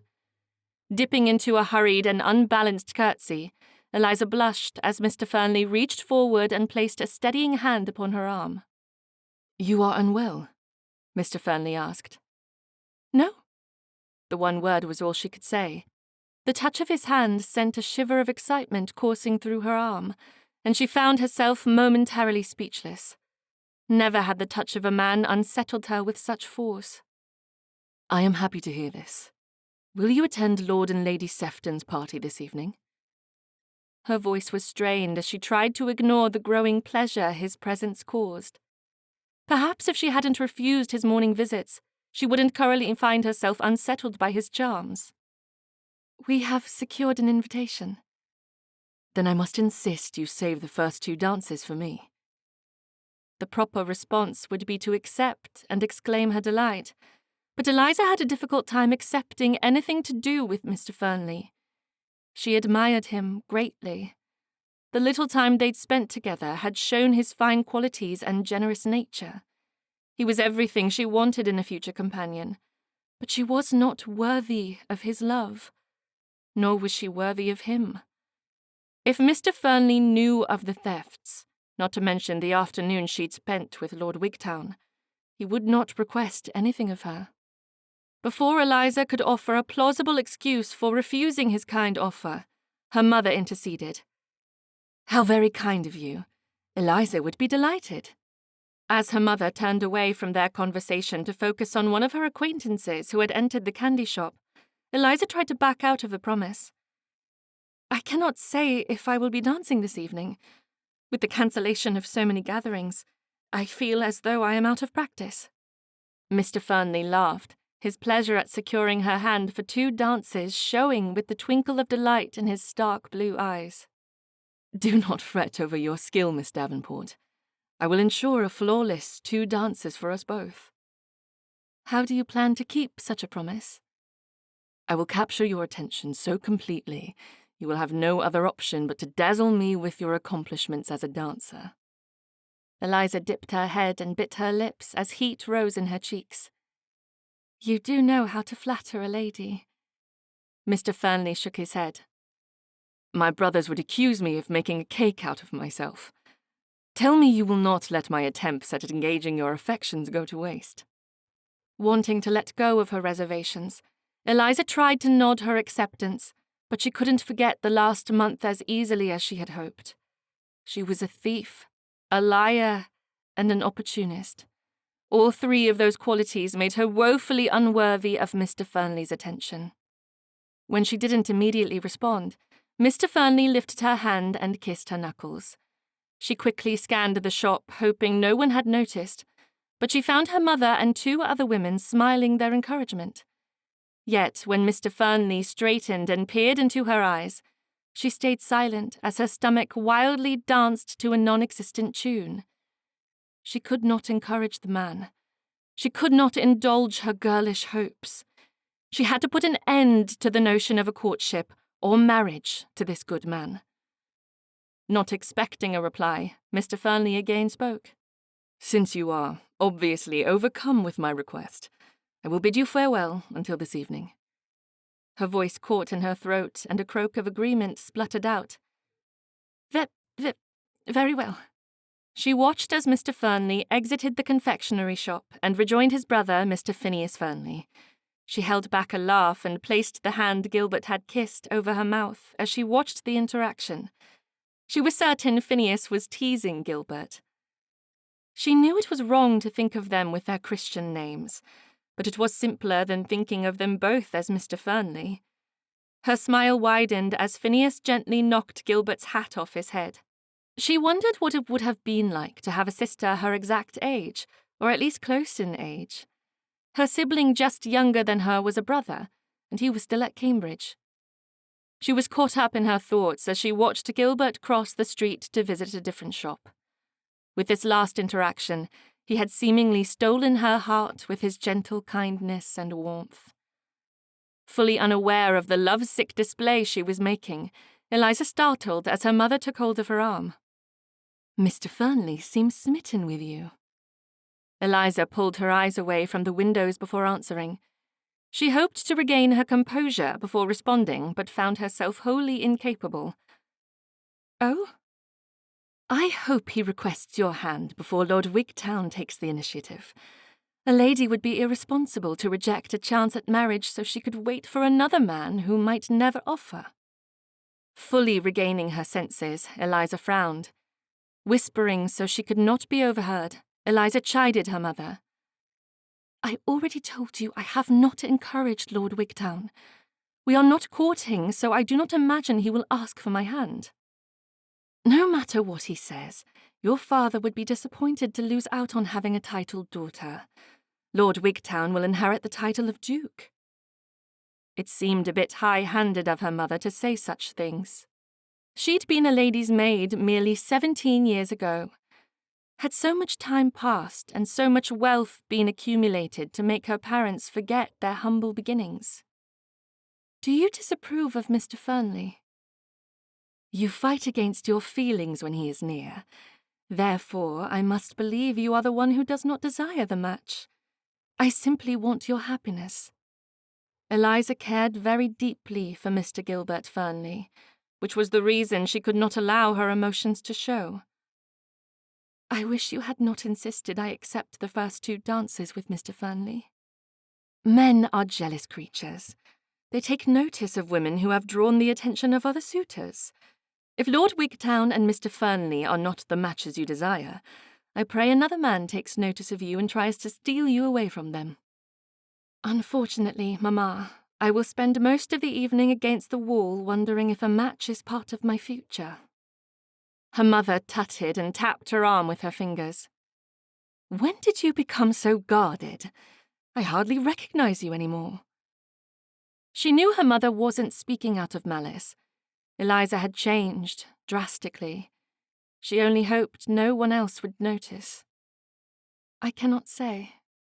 Perhaps I am no longer fascinated by society.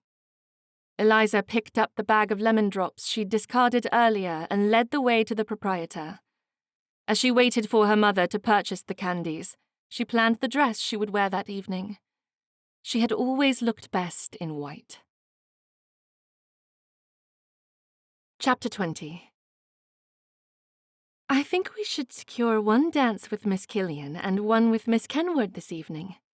Briar spoke to Adelia without consulting Gilbert. He'd expected this exact conversation to occur, as it had been the tradition each evening as they travelled to parties, soirees, balls, and other sociable events.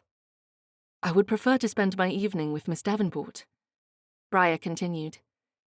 Even though you have set your cap for Miss Davenport, we cannot ignore the fact that she has avoided your visits over this past week. If I were in love with a man, I would not send him away. Baxter grunted. If you were in love? Briar playfully took his arm and kissed his jaw. You know my heart beats only for you. I agree. We must ascertain if Eliza will accept your offer. If not, then we must show a preference to one of the other women, Adelia said. I think Miss Killian is a viable option for you, Baxter said. The surprise comment from Baxter caused Phineas to perk up and join in as well. You want to match him with Miss Killian so you can claim victory. I will not have it. I chose Miss Davenport from the beginning, and she is the one our brother has placed his hopes upon. Ignoring their banter, Adelia held a notebook and graphite pen in her hand as she scrolled through the lists of names. We cannot slight Lady Dorcas, Briar sighed. You are right. I do not know how we will fit all the women into this evening. Let us hope a few of them are engaged elsewhere. No need to concern yourselves with the first 2 dances. Gilbert smiled as both Adelia and Briar eyed him with curiosity. I have already secured Miss Davenport for both. You have? When did this occur? Adelia's questions told him he'd not only made her happy, but he'd also exceeded her expectations. I spotted her at Fortnum and Mason's this afternoon and had a short conversation with her.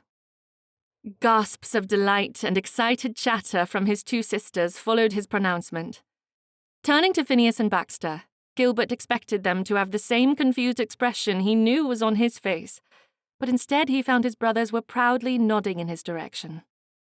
Would their pride extend to graciousness once they knew what he planned for the evening?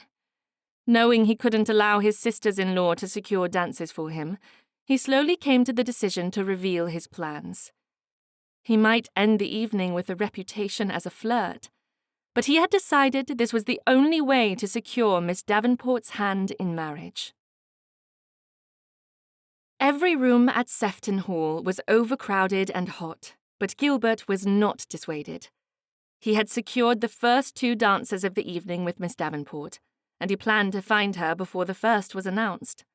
If he was lucky, he'd have a few moments to converse with her before lining up in the queue. Squeezing past throngs of guests, Gilbert did his best not to touch anyone for fear of giving insult. He held his breath and sucked in his already thin frame as he narrowly avoided being stepped on by a lady with dark blue peacock feathers delicately arranged in her coiffure. "Pardon me, ma'am."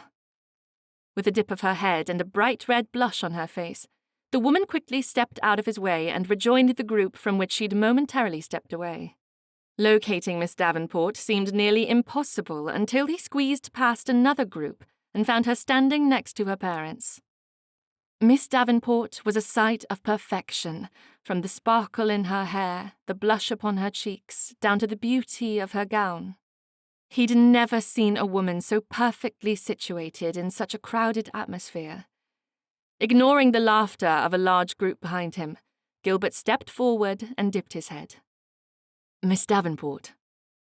He didn't address her parents as they were animatedly engaged in a conversation with a large group. He was thankful to find Miss Davenport standing 2 steps away from the throng. "You are lovely this evening." "You are too kind, Mr. Fernley." "I could use a drink before the first dance starts. Will you join me?" As she accepted his arm, Gilbert led Miss Davenport toward the refreshment table. Nervously, he considered the many rehearsed conversations approved by society, but he wanted to speak of more than the state of the roads. With a glass of raspberry cordial for each of them, Gilbert led Miss Davenport toward a corner. He took a sip and considered starting out with mundane conversation to get her speaking. But to his surprise, Miss Davenport spoke first. With a playful twinkle in her eyes, Miss Davenport asked the last question he'd expected. "Have you found the leisure time you expected upon your arrival in London?" Laughing at her cheeky question, Gilbert shook his head. "Not even close to what I wanted. I must admit, my expectations were rather low." "London is the place to go if you are in want of excitement and late nights. Do you wish you had stayed in Yorkshire?" Days before, Gilbert would have answered in the affirmative. But now that he'd spent a small amount of time in Miss Davenport's presence, he was thankful his family had pushed him to accompany them to London. "Not at all. Although I do believe Baxter would prefer to have a quieter house guest." "You are unusually loud." "Only when I pace the hallways at night." Miss Davenport took a sip from her glass as her eyebrows rose in surprise. "You struggle to sleep?" "For many years now. My thoughts will not settle, and I am unfortunately plagued by everything I did not accomplish that day." "How awful." Gilbert was ready to admit it wasn't horrible having extra hours added to his day, but the compassion on Miss Davenport's face convinced him to accept her sympathies. "It is rather trying." "You must be constantly exhausted." "I do my best not to show weakness." Gilbert made a cake out of himself as he peered around the room. His actions pulled a laugh from Miss Davenport. "A single man of limited means cannot allow society's matriarchs to see anything is amiss. With another mark against me, I would be ousted from every party and barred from pursuing women with a generous dowry." "Another mark? What is your first unpardonable attribute?" "I shall never admit it." Gilbert took her empty glass and placed it on a side table. Extending his arm, he led Miss Davenport out of the crush and heat of the party to the veranda. "Why ever not?" Her frown was marred by the twinkling of humor in her eyes and the twitching of her lips.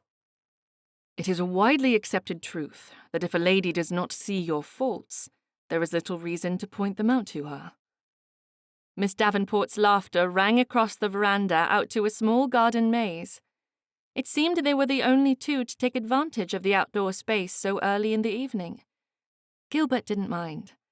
Leading her to the edge, he rested against the cool marble as he steadied his stance with his hands on the railing. How preposterous! I will discover your secret before too long. Do you not think it a better choice to tell me this very instant? With an attempt at ridiculousness, which seemed appropriate for the moment, Gilbert tilted his head and gave his best seductive gaze. He kept it vicarly and pure, his intentions always above reproach. If you do not already know my failing in the eyes of society, then you may never discover it. Miss Davenport placed her hand on his shoulder. The closeness sent a shiver of excitement down his arm. In the distance, violins, cellos, and other instruments sparked to life, reminding him that he'd secured the first 2 dances with the lady standing before him. Taking the opportunity to secure Miss Davenport's attention for as long as possible, Gilbert chose to defy decorum as he led her down the stairs and out into the garden. He'd pondered upon this moment for the last few hours, knowing this might be the one chance he had to win her heart. Without a destination in mind, Gilbert silently walked next to Miss Davenport. Rocks and gravel scratched against their shoes, making it the only sound to disturb the night air. The comfort of walking next to a lady without speaking did not go unnoticed. In fact, Gilbert was so fascinated by their closeness that he put all other concerns from his mind and allowed his motive of securing happiness for both of them to be his only objective for the evening. Chapter 21. Eliza blushed as she followed Mr. Fernley into the garden. She knew it was unwise to follow a man into the shrubbery, but she wanted nothing more than an evening of comfortable conversation and laughter. Certain Mr. Fernley could provide both without injuring her reputation, she placed her trust in him. Guilt for her erstwhile thefts assaulted her mind as she stepped lightly down the marble stairs. The garden was well lit for an evening of light-hearted conversations and marriage proposals. She didn't plan to receive the latter, at least not with Mr. Fernley. His station was far above her. Not only because his late father had been an earl, but she considered him above her in every aspect of goodness. She would indulge her heart and then refuse any future offers of dancing, courtship, and marriage that might result from the evening. With her hands tightly grasped in front of her, she tried not to smile too broadly. It was best to keep a bit of intrigue between them, even if her stomach was fluttering like a kaleidoscope of butterflies had taken flight. Mr. Fernley, do you plan to stay in London long? I heard there was talk of everyone leaving early. I think we have discovered a way to catch the Beaumont phantom, so there is no reason for anyone to leave before the season concludes. Oh? Her heart nearly stopped when he mentioned the thief. Mr. Fernley partially turned toward her and quickly nodded his head, catching her attention and pulling her thoughts back to him. I promised you I would never bore you with conversation about the phantom again, so I will stop right there. I wish you luck in your endeavour. If she hadn't wished him well, it might cause him to become suspicious. If she encouraged him to speak of the thefts after she'd made such a bold statement before, he would certainly find it suspicious, so she made a mental note to inform the Duchess when next she saw her. Hopefully the phantom will be brought to justice this very evening. I trust you will see to it. I have a different initiative this night. I will leave the thief to others. Eliza smiled and stopped walking. You are right. I have heard much talk of the matchmaking ploy Adelia and Lady Grafton have concocted. It has gained notice. I had not realized there was so much gossip focused on my search for a wife. Very well, what are they saying? Eliza was a little confused by Gilbert's flirtatious conversation, but she enjoyed it quite a lot. Unable to hide a grin, she realized there was something grand about this evening, and she wanted to cherish each moment. There are far too many matriarchs who believe your sisters have the right idea. In fact, The chatter at every ball or party I've recently attended has had more than one conversation focused on how your sisters successfully convinced you to allow their matchmaking. Desperate mothers with daughters of marriageable age, and especially those who are nearly on the shelf, believe if more men would place their futures in the hands of capable women, we would not have to hold illustrious balls and garden parties to marry off the young. Instead, we could hold parties based solely upon renewing friendships. A lovely thought. Although, most men do not want their faults discussed by well-intentioned matchmakers. Some believe it is best to hide their true natures until after the vows are made. Are you admitting to feeling this way? Is your unpardonable fault hidden and waiting to be announced once you have made your vows? Eliza hoped to wiggle the information out of Mr. Fernley. It was not fair for a man to admit to having a fault and then to purposefully hide it from a lady. Mr. Fernley laughed and then furrowed his brow conspiratorially. Are you hinting for me to divulge my secrets? Biting her bottom lip, Eliza nodded her head and demurred. Looking away from him, she noticed a private section of shrubbery that would conceal them from prying eyes. She wanted this time with Mr. Fernley to never end, and so she took hold of his arm and pulled him farther down the path. You, sir, are teasing me. It is not as exciting as you might believe. Then tell me and release me from my curiosity. When I say the words, you will wonder how you hadn't already figured it out. Eliza squealed and tugged on his arm once more. You are stalling. Very well.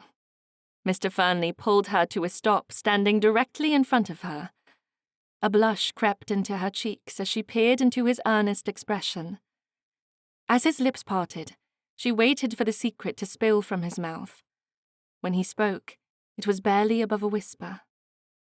I am the fourth son of 7, and have nothing to recommend me to a beautiful lady.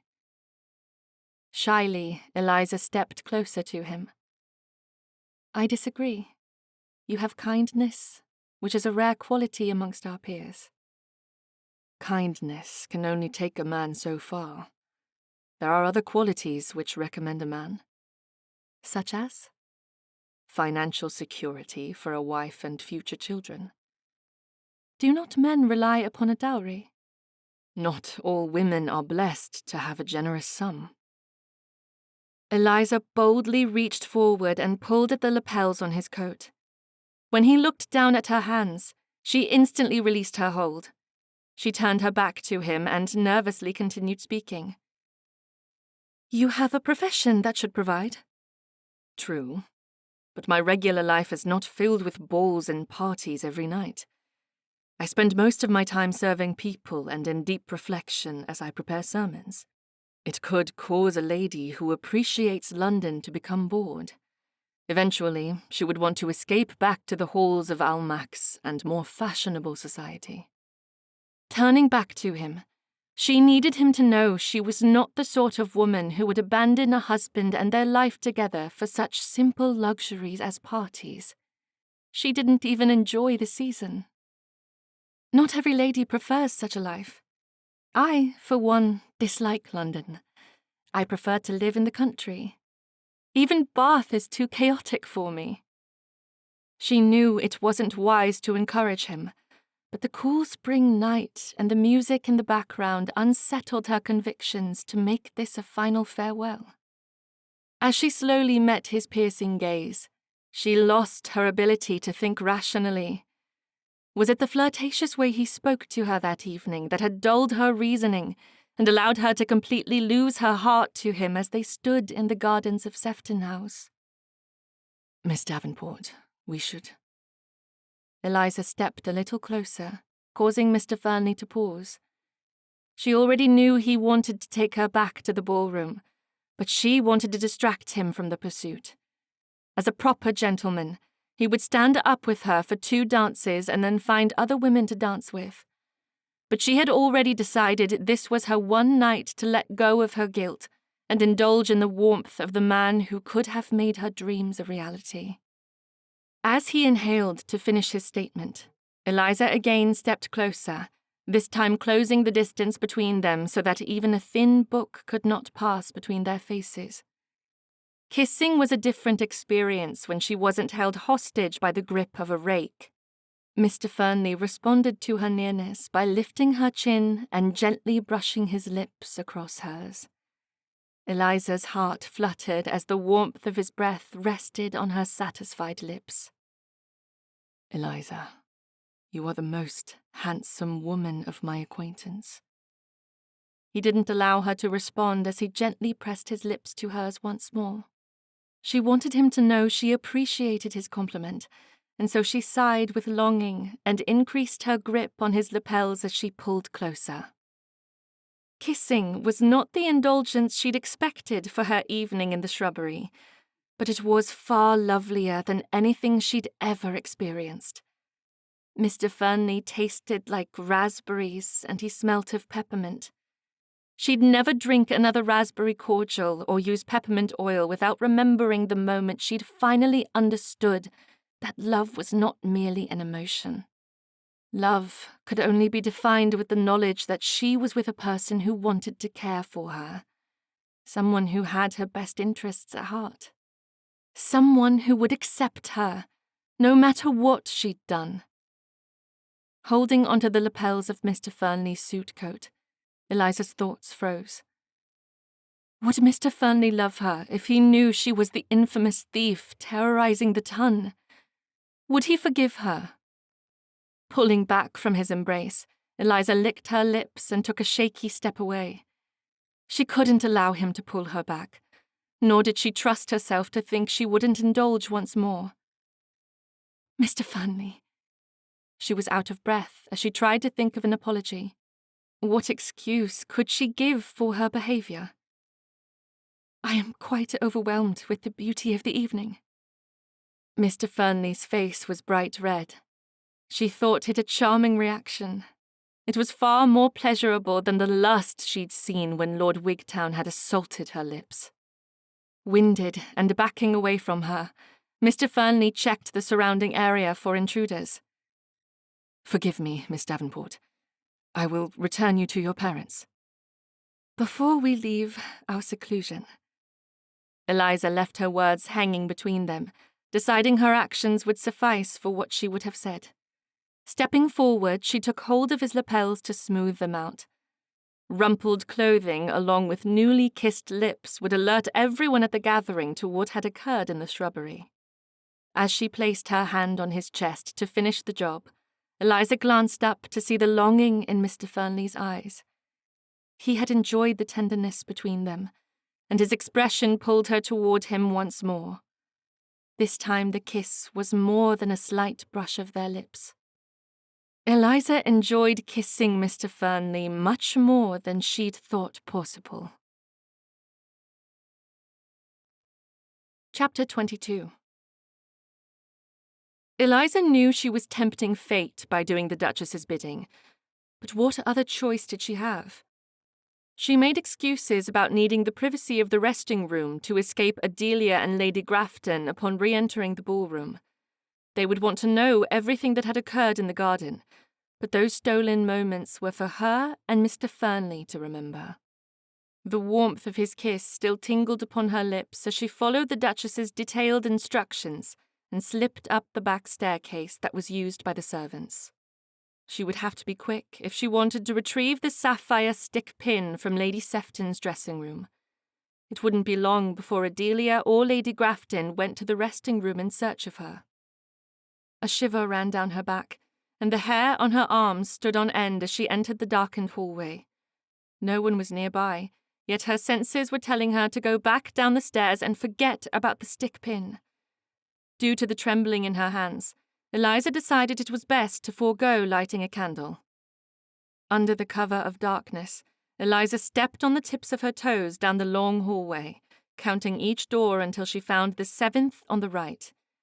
As a silent warning went off in her head, she checked the hallway behind her to make certain no one had followed out the servants' door. She couldn't see much of anything in the distance since she didn't have a candle. Listening for any noise, Eliza convinced herself she was completely alone. During the other thefts, she'd had second thoughts, but this time was different. Her entire body was telling her to turn around and leave the stick pin alone. Pushing past the sickness building in her stomach, Eliza knew she would face consequences if she didn't retrieve the trinket. The Duchess was already angry over the snuff box. Convincing herself to stay the course, Eliza reached forward and turned the doorknob.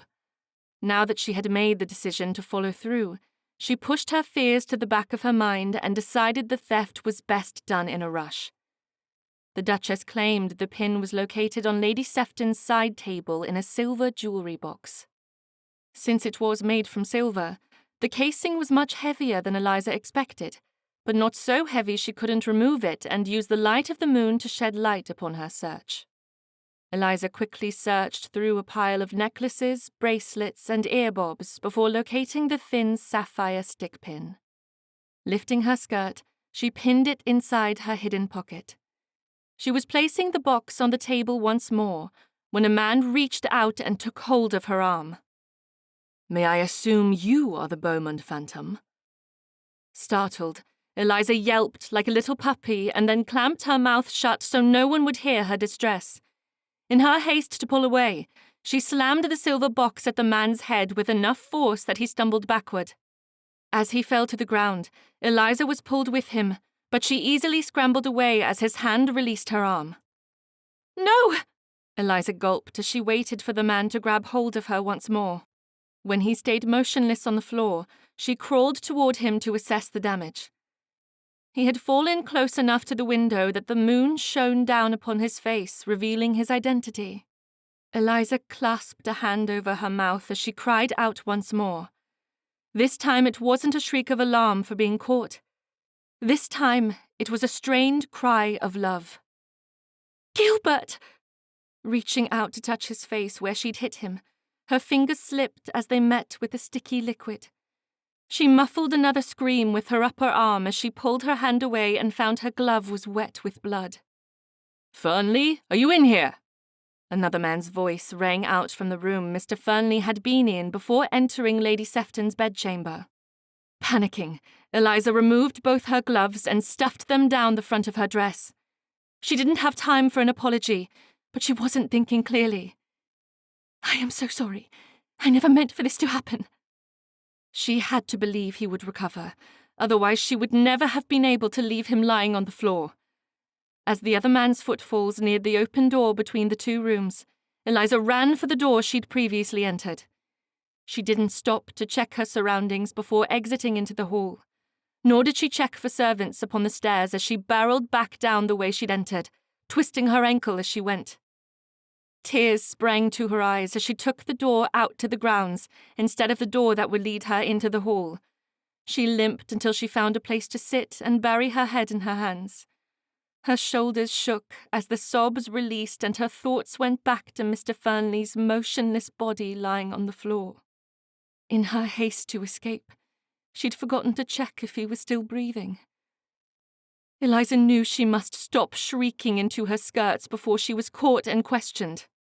She forced herself to think rationally, to calm her nerves. When she was finally breathing normal and no longer gasping for air, she heard the commotion and realized no one had noticed her. Women were calling out for their daughters and sons. Running footfalls from all corners of the garden sounded around her as everyone ran to find out what had happened. Eliza seemed to be the only person not racing toward the veranda. A wave of nausea went through her body as she realized her lack of response to the situation would make her a suspect. She already knew what had happened, but no one knew she was the one who had caused the ruckus. Forcing her body up from the ground, Eliza followed the others by running back toward the house. She winced each time her injured ankle took her weight, but she had to push forward and join the turmoil. She didn't need to worry about the tears on her face as several women were red-faced and hysterically swooning. Men were calling out for the Beaumont phantom to be brought to justice, while servants were supplying smelling salts to those who had lost consciousness and those who were threatening to faint. Eliza searched the room for her parents, but she couldn't see them from her position near the back of the room. Falling against the wall, Eliza wiped her tears away as a hand gripped her upper arm and pulled her into an embrace. Wrapped in her mother's arms, Eliza acted as though she hadn't any idea what had happened. "Mamma, what is the trouble?" "The Beaumont phantom has struck again," Eliza whimpered. "Did anyone know about Mr. Fernley and if he still lived?" "What?" "There is no need to worry. Your father will send for us as soon as our carriage is at the door." "How does everyone know it is the phantom?" "I cannot say the terrible words. Do not ask me to tell you what has happened. That poor man." "Oh, no!" Eliza couldn't help the tears or the sobs as she thought of Mr. Fernley still lying on the floor. "Dearest, there is no reason to worry yourself." It took all Eliza's self-control not to break down and sob as she waited for the carriage. She searched the hall for Adelia or any of Mr. Fernley's family, but none of them was standing about uselessly waiting in the hall like she and her mother were doing with the rest of the guests. When their carriage arrived at the door, Eliza followed her mother out, her heart breaking at the thought of Mr. Fernley lying dead on the floor of Lady Sefton's bedchamber. She needed answers, but didn't know how to ask the right questions, and so she waited. "The thief will hang for this crime." Her father's statement shattered the silence much sooner than she expected. "Abner, this is not an appropriate topic of conversation." Her mother's admonition did nothing to quell Eliza's need for the facts. Pressing her father to speak, she inquired, feigning as little knowledge on the topic as possible. "The gallows? What did the thief do that was so different from the last crimes?"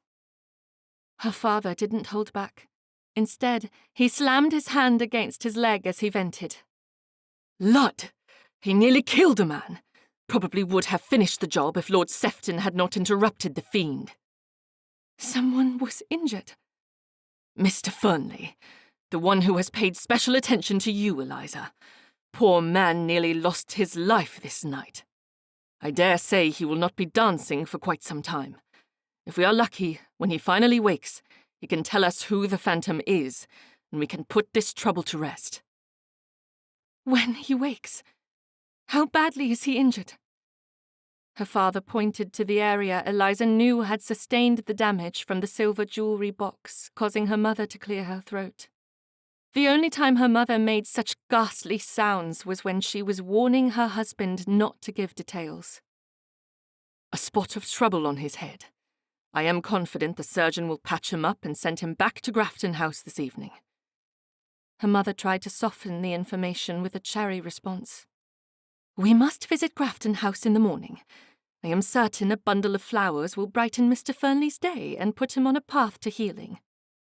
Eliza gave a non-committal smile to her mother while nodding her head.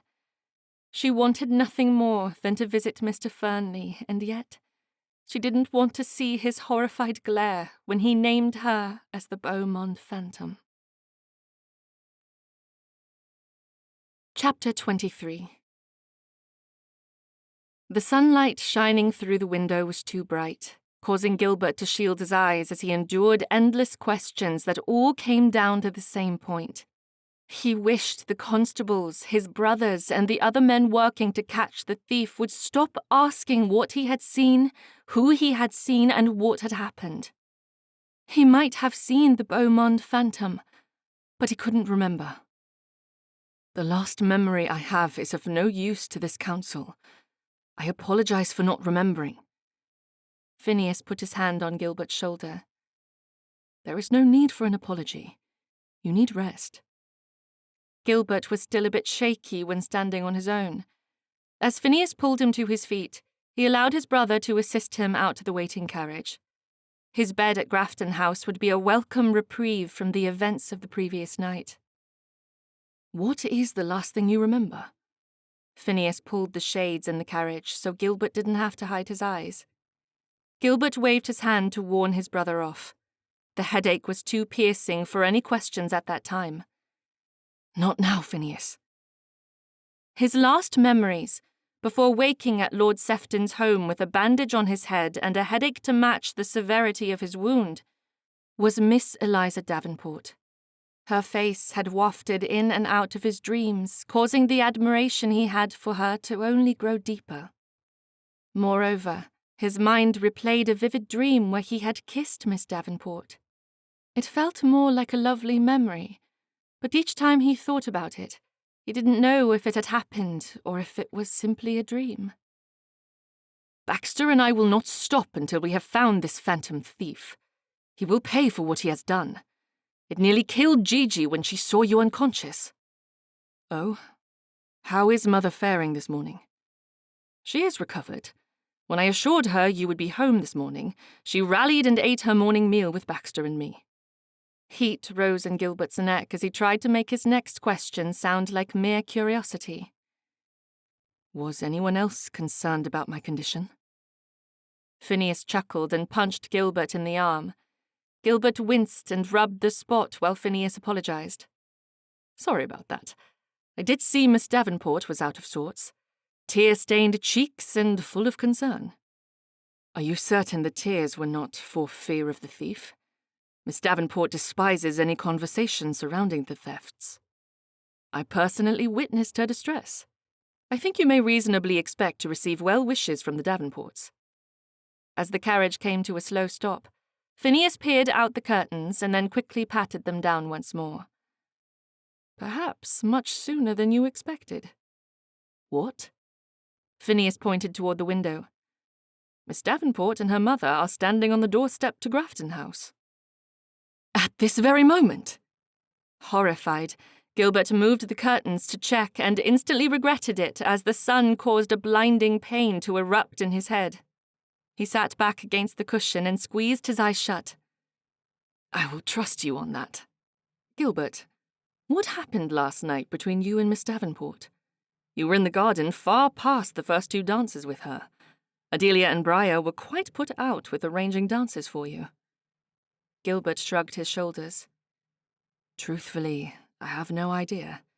My last non-convoluted memory was speaking with Miss Davenport at the confectionery shop. After that, it was either a wonderful dream or something altogether much more lovely. Most likely the former. You are far too vicarly for your own good. I will take that under advisement. See that you do. Gilbert shielded his eyes as he exited the carriage and slowly walked up the steps to Grafton House. He wanted to go in and visit with Miss Davenport, but his head was aching. Instead, he asked Phineas to help him to his bedchamber, where he could recover without the chatter and pleasantries of morning visits. As they walked past the morning room, he realized his decision was the best possible choice he could have made. The room was filled with visitors, far too many for his current headache. Chapter 24. Did the Beaumont phantom steal anything from Lord and Lady Sefton? Or did Mr. Fernley stop the culprit before the theft occurred? Duchess Dorset's question caused a hush to settle upon the occupants of the morning room at Grafton House. Eliza had been surprised to find the Duchess sitting in the armchair nearest the Dowager Countess Grafton, but it seemed most of the ladies from the previous night were visiting at this same time, and so she simply found a spare chair and settled in for the duration of the conversation. "According to the Morning Post, a sapphire stick pin is missing," Adelia responded. Miss Killian spoke next. "It is terrible. What will become of our time in London if we cannot trust our valuables to be safe? It will be difficult to secure a husband." Mrs. Killian patted her daughter's hand. "We are leaving for the country as soon as our staff has packed our belongings. I will not continue fearing for our lives. This fiend must be stopped." Eliza chanced a glance toward Duchess Dorset to find her lips pulled into a satisfied grin.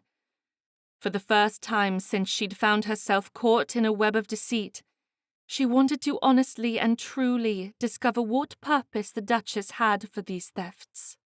Was the Duke struggling financially? It is possible he'd made a poor investment.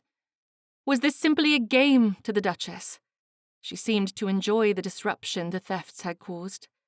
Did she find the fear her friends were under exhilarating? Or was it possible the Duchess was planning something more devious? Eliza dipped her head to focus on her hands as she noticed the Duchess's attention had turned back to her. She didn't dare look into the woman's eyes for fear of what she would see. Was the Duchess angry for the trouble she'd caused? She'd brought further attention on the thefts, which couldn't bode well for the Duchess's plans. Mrs. Gladstone spoke above the whispered chatter in the room, bringing Eliza's attention back to the overall conversation. My husband admitted he is part of a league of gentlemen determined to snuff out the Beaumont phantom. This was the first of many parties at which they planned to stand guard. I, for one, will not allow my husband to participate if Mr. Fernley's injuries are an indication of the phantom's strength and lack of decency. Eliza hadn't considered anyone would be watching for the thief, but this new knowledge told her they had finally passed the threshold of greed. The Duchess must see how dangerous it was to proceed.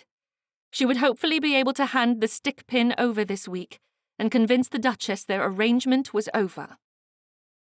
We must not be deterred in our pursuit of justice. It is possible Mr. Fernley can now identify the culprit. No one need worry about leaving town.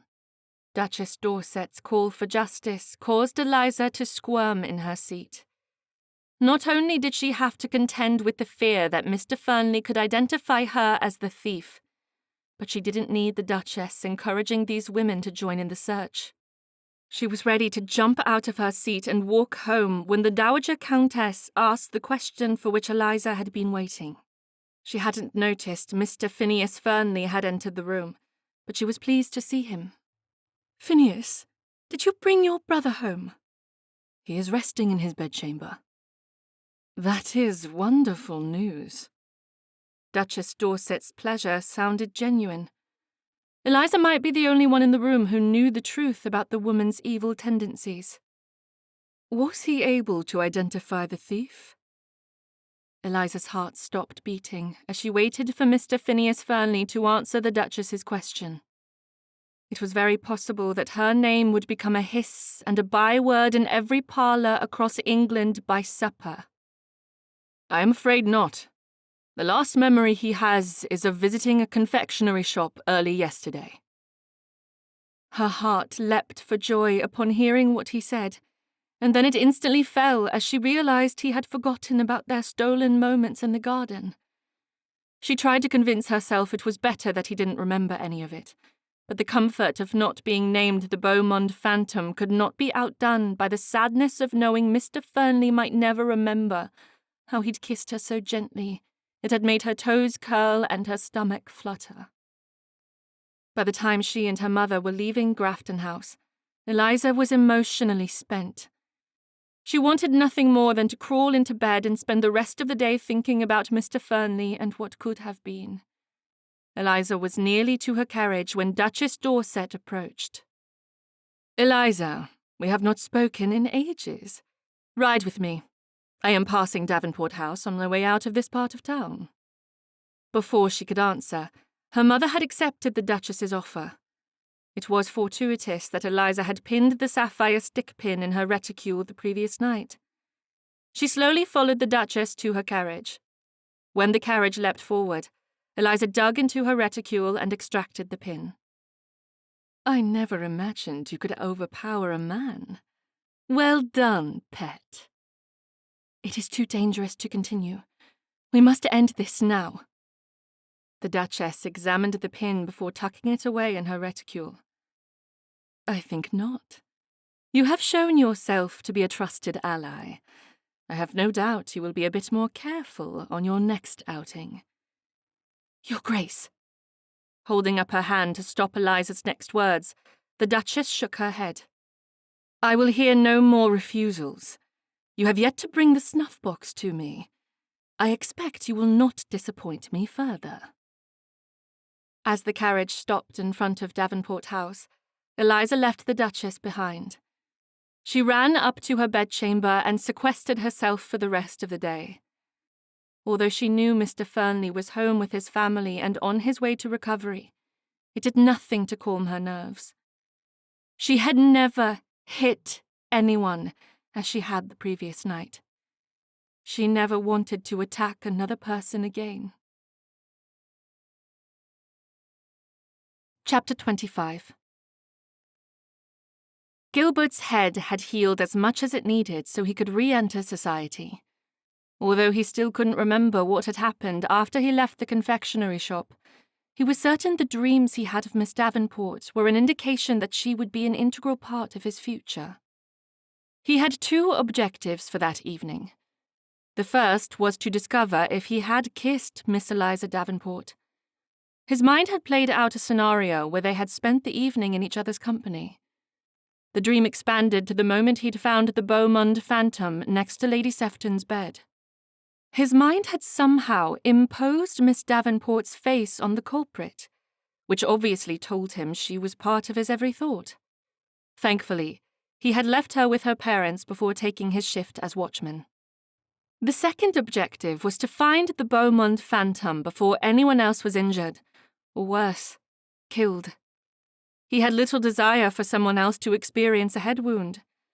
He had surmised that the thief was either a very violent fiend, or he had successfully surprised the man and suffered the consequences of that moment. He hoped, more than anything, that the phantom had not meant to kill him. An accident was forgivable. "I hope you do not plan to join the men in their secretive work to find the Beaumont phantom." Gigi gave him the motherly look she'd given when he had found himself in trouble as a child. He hadn't expected to receive such censure this night. "We have left him out of the rotation." Baxter hadn't given Gilbert a choice in the matter. He'd assigned the men in pairs and given himself 2 shifts. "I would like to participate." It went against his morals to sit back and allow others to endanger themselves while he sipped cordial and nibbled on fairy cakes. Phineas argued. "The surgeon has prohibited you from participating in dancing or anything strenuous. In fact, the only thing you are permitted to do this evening is gossip." Gilbert winced at the thought. His mother and sisters-in-law laughed at the light-heartedness. He would have to obey or suffer the indignation of his family. "Fine," Gilbert said as he held his arm out for Gigi. "Then I will find a way to make merry while you discover who is behind the thefts." Phineas patted Gilbert on the back. "I do not think your evening will be too boring. You could slip out into the grounds with Miss Davenport once more." Heat rose in Gilbert's neck. "Did that happen?" "You will have to ask the lady for details. We were not privy to those stolen moments." Gilbert looked to Adelia. "Has she confided in you about that night?" Adelia shook her head. Eliza Davenport ignored all my questions and refused to satisfy my curiosity. It was quite rude, although I forgave her instantly as she inquired in detail about your condition. He smiled broadly, tugged at his waistcoat, and set his attention on the carriage pulling up in front of the house. "Very well. I will enjoy my evening with a beautiful woman while the rest of the men risk their lives." "There is no need for dramatics." Gigi squeezed his arm as he escorted her to the carriage. "You have one job this evening. Secure Miss Davenport's favour." As they rode toward the ball at Lord and Lady Halstead's home, Gilbert wanted an update on everything he'd missed while in recovery. "What items have gone missing since the Seftons' party?" "Nothing." Baxter spoke with a matter-of-fact tone that left no argument. "The last theft was Lady Sefton's sapphire stick pin. It seems the culprit has gone soft since the encounter with you." "Odd, do you not think?" Phineas said. "Not exactly," Gilbert responded. "Perhaps the culprit is a bit shaken." "What do you mean?" Baxter asked. Gilbert shrugged his shoulders. "I cannot say for certain, but an inkling of memory tells me we are searching for a woman." "Seems highly unlikely," Phineas responded. "Yet is it not strange that every one of the thefts has been an item used by females? A diamond bracelet, a ballerina figurine, a diamond ring and a sapphire stick pin. And to top it off, I keep having dreams of having interrupted a woman in Lady Sefton's chambers. It is very unsettling." As Gilbert finished speaking, his thoughts trailed off to the dream he'd woken from hours before. Miss Davenport's face had been on his mind, but he knew he'd witnessed a woman in that chamber. "You forgot to mention Eloise Havisham's little black book," Phineas said. "I thought they found that tucked into the sofa," Baxter replied. "We cannot count that as a theft since it was later found." "Too true," Phineas responded. "Your supposition does make sense, Gilbert. Why have we not realized it is likely a female before now?" As the carriage came to a stop, Gilbert looked to his brothers. "There was no reason to believe a lady would be responsible for the thefts, but I am certain it was a woman. I just can't remember anything beyond that." Gilbert thought his mother and sisters had been discussing the ball and their plans for the evening, but found they were engrossed in the conversation when Briar spoke. "A woman would have found herself in great distress after beating a man in the head. I could barely look at your wound for days without feeling ill. There was far too much blood." "I agree." Adelia flicked her wrist, releasing her fan so she could wave it in the warmth of the coach. "Such a sight would have been ghastly to view. I cannot imagine a woman in that situation leaving the scene unfazed." Gilbert firmly agreed. "It would certainly be a reason for the thefts to have stopped. Perhaps the men will not be risking their lives this evening. Very well. You have convinced me that a nighttime stroll is far more preferable than sitting in the upstairs rooms awaiting a phantom that might not arrive." As they entered the ballroom, Gilbert looked to the queue of dancers and noted Miss Davenport was matched with Mr. Billingsley. He thought it best to wait for the dance to end on the sidelines near Mr. and Mrs. Davenport. Once Billingsley escorted Miss Davenport back to her parents, he could strike up a conversation. His plan was perfect, except once Billingsley was finished, he delivered her to Lord Wigtown, who then delivered her to Mr. Argyle. His night could not get worse, and so Gilbert decided to leave the heat of the ballroom to those who didn't have a headache. It might have been the warmth of the night, or the continual up and down movements of the dancers, or it might have also been the music that had caused his headache. He didn't know. All he knew was the continual rubbing of his head was doing little good. Finding a bench in the gardens, Gilbert rested his head in his hands. He'd been a fool to think Miss Davenport would wait and hold up a wall while he recovered from his wounds. She'd found more dance partners during his convalescence than she'd had all season. Had she not complained about a lack of attention? Gilbert massaged his head, careful to stay away from the wound still healing on the left side. He wasn't ready to give up on Miss Davenport. He simply had to adjust his expectations. The thought of it made his chest burn with the now too familiar ache. He hadn't expected this night to be filled with anxious panic. Lifting his head so he could calmly breathe and think about something other than the loneliness he felt, all rational thought left as he found Miss Davenport standing in front of him. "I wanted to inquire after your health, Mr. Fernley. My mother and I have visited Grafton House 3 times since you were attacked, but you have not been at home to visit us." Gilbert held his hand over his heart as the distress of seconds before melted away. He found the racing in his chest was no longer painful. Instead, it was exhilarating. He stood and pointed to the empty spot on the bench beside him. "Please sit with me." "I was surprised to find you were here this evening." "The surgeon thought it best to keep me home until the wound was closed. I admit, rejoining society tonight might have been a bit early." "Are you unwell?" "A mild headache."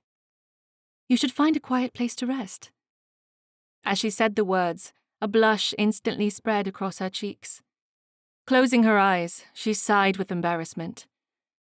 "You were in a private spot until I interrupted. I will leave you to recover." "Please do not leave." Gilbert held out his hand to stop any movement. "If you insist." "I do." Miss Davenport nodded. Have you remembered anything from the Seftons' party? Gilbert shook his head. Unfortunately, it is all a jumble. I doubt my mind will ever make sense of those hours.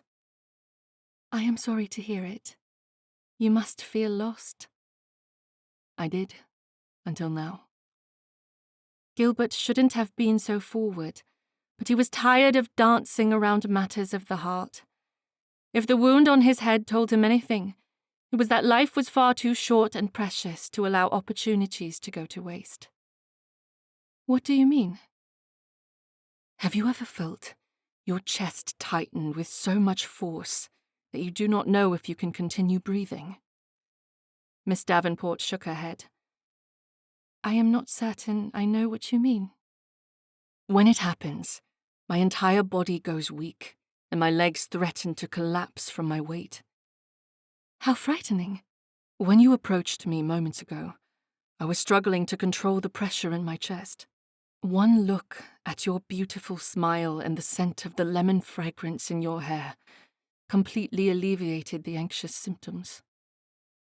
I did not know you suffered so greatly. Is there nothing you can do? Gilbert smiled and looked to his hands. The physician in Yorkshire prescribed rest and relaxation. So, my family decided the obvious solution was to play matchmaker. Miss Davenport's face lit up with her laughter. They are terrible for doing so. I originally thought as much, but not anymore. What has changed your opinion? You have. Gilbert reached out and ran his thumb along her jaw. When she didn't move away, he scooted closer.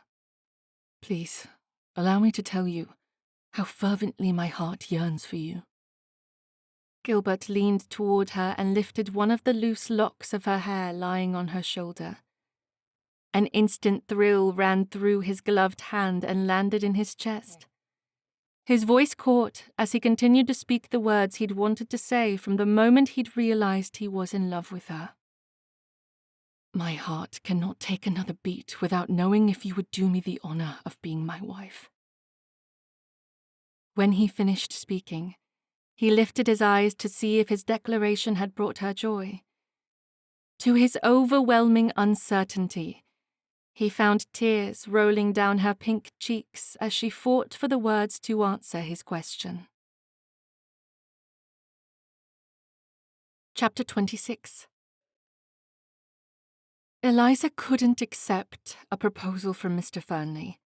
Not only was she a thief, which made marriage to a vicar laughable, but she was under the power of Duchess Dorset and Lord Wigtown, and she had attacked the very man who had just offered marriage.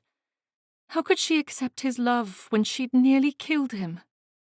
Fighting for the words to break Mr. Fernley's heart, Eliza allowed tears to drip from her eyes as she considered the possibility of rejecting his offer. She would injure the man she loved, but it was in his best interest to marry a woman less entangled. Marriage was difficult enough without the added stress of deception. Considering herself, Eliza knew rejecting Mr. Fernley would be akin to opening her chest and ripping out her heart. She couldn't refuse him without causing herself severe disappointment. The beautiful words he'd spoken and the kisses they'd shared had proven that love could be beautiful with the right person. Looking into Mr. Fernley's tortured blue eyes, she knew the delay in her response was sending a message of refusal. She had to make her decision. There was no time to wait. She had to tell him of the deception she'd perpetrated, admit to the thefts, and assure him that he would find a more suitable match. But she couldn't say the words. Slightly bowing her head, her focus fell upon his lips, bringing back the moments they'd shared in the shrubbery. She compared his soft, sweet kisses to the slobbery kiss of Lord Wigtown. When Mr. Fernley had kissed her, he had been respectful, and she hadn't feared for her virtue. The terrible moments with Lord Wigtown had left her bruised, uncomfortable, and unworthy of love. Knowing there would never be another man she loved as much as she did Mr. Fernley, Eliza opened her mouth to respond. Loving another person meant doing what was best for them. She would find the words to refuse him without causing pain. She would find a match suitable to his profession and play matchmaker as his sisters were doing. Everything would work out for the best, if only she could force her tongue to speak the words she knew she should say. As her lips parted, she meant to refuse his offer, but found her tongue and her heart were focused on the same outcome, and her mind couldn't override her response. "Yes, Mr. Fernley, I will marry you." Before she could confide her guilt about the thefts, Mr. Fernley pulled her to her feet and lifted her from the ground. Eliza laughed as they twirled, and then he pulled her into his embrace for another heart-melting kiss. Chapter 27. "You will wear the carpet out if you continue to pace in such a manner." Eliza turned to see her mother had joined her in the parlour without making a sound. She didn't stop pacing, nor did she release the tight clasp of her hands. "How long have you been here?" "Long enough to see you are nervously anticipating your father's answer to Mr. Fernley." "You do not think he will refuse over the lack of a title? As the fourth son of a late earl, he has a small inheritance, but he has a suitable profession as a vicar and can make a comfortable life for us." Eliza was of two minds. She wanted to point out every flaw Mr. Fernley had in the hope that her father would refuse the marriage. This would alleviate her need to tell him of the thefts. But she also wanted her parents to accept the proposal and allow her to marry Mr. Fernley. This would resolve the longing in her heart. "None of it matters to me. He has virtues far above any man I have ever known. He is respectful, ponderous, gentle, admirable." "You will know soon enough. You are aware that your father hoped for a match with Lord Wigtown." Eliza stopped pacing and glared at her mother. "Why would you remind me of that odious man in this beautiful moment?" "I only hope you are not disappointed if your father seeks for you to marry for prestige instead of love." "Lord Wigtown has not made an offer." "No, and I have discussed the situation with your father. If you are in love with Mr. Fernley, then he must be the proper choice. I do think a vicar fits your temperament much better than the earl." "Oh, dear." Eliza couldn't admit her guilt to her mother, but she was a better suit for the devious rake, Lord Wigtown. "Sit down. You are making me nervous, and I have nothing to fret." Eliza moved to an armchair. She thought about gathering her embroidery project, but decided against it. In her current state of nervousness, she'd tangled the thread. Clenching the arms of the chair, Eliza continued speaking to point out more reasons that would make this marriage unacceptable. "Mr. Fernley resides in Yorkshire. It is quite the distance from our family residence in Bath. We will see each other but once a year, if not less. Father cannot think that a suitable choice." "Your grandfather, aunts, uncles, and cousins are in Edinburgh most of the year. Your father has travelled to see them, as you well know. Yorkshire is not that far out of the way." Her mother had made a sensible point. Finding another reason to hope for an engagement, Eliza added more qualities she loved about Gilbert. "Mr. Fernley has the most handsome blue eyes, much like the ocean. Have you noticed?" An indulgent smile spread across her mother's face. "I had not noticed." "If father does not agree to the match, I think I will die of a broken heart." She couldn't imagine marrying anyone other than Gilbert Fernley. But even as she said the words, she knew she must hold on to hope that her father wanted a title in the family. With Lord Wigtown, she would be a countess and eventually a duchess, which would favour a rise in their social standing. She didn't care for the title. She hated Lord Wigtown and would suffer greatly if married to him. She simply didn't want to confess her thievery to Mr. Fernley. Eliza had spent the entire night tossing and turning, wrapping her bedclothes around her legs as she considered the moment Mr. Fernley discovered her secret. Would he no longer love her? Would he break their engagement and leave her ruined? There was no way of knowing how he would react, and so it would be easier for her father to put an end to the possibility of an engagement. Unable to sit any longer, Eliza stood and continued pacing through the room. She crossed in front of the fireplace 3 times before the door to her father's den opened. She heard the tone of casual conversation as her father and Mr. Fernley neared the parlour. Turning toward the doors, she waited with her hands clenched in fists at her sides. This was the moment that would break her heart. No matter the outcome, she had an unpleasant future before her. As the door to the parlour opened, Eliza stood without moving. Nervous, frightened, unsure of what the following days would bring, they were all emotions she held inside while fighting the need to cry. Dearest, you and our daughter have a wedding to organise. I trust you can manage the arrangements. Her father looked pleasant, happy, sincere. It was more than she could have hoped for, and everything she truly wanted. I believe we can complete them in time to have the ceremony before the end of the season, her mother responded. Eliza looked between her parents to ensure she'd understood them correctly. Both smiled in her direction, which told her she was successfully engaged to Mr. Fernley. She did her best to thank her father. She kissed him on the cheek, kissed her mother's cheek, and then turned to her fiancé.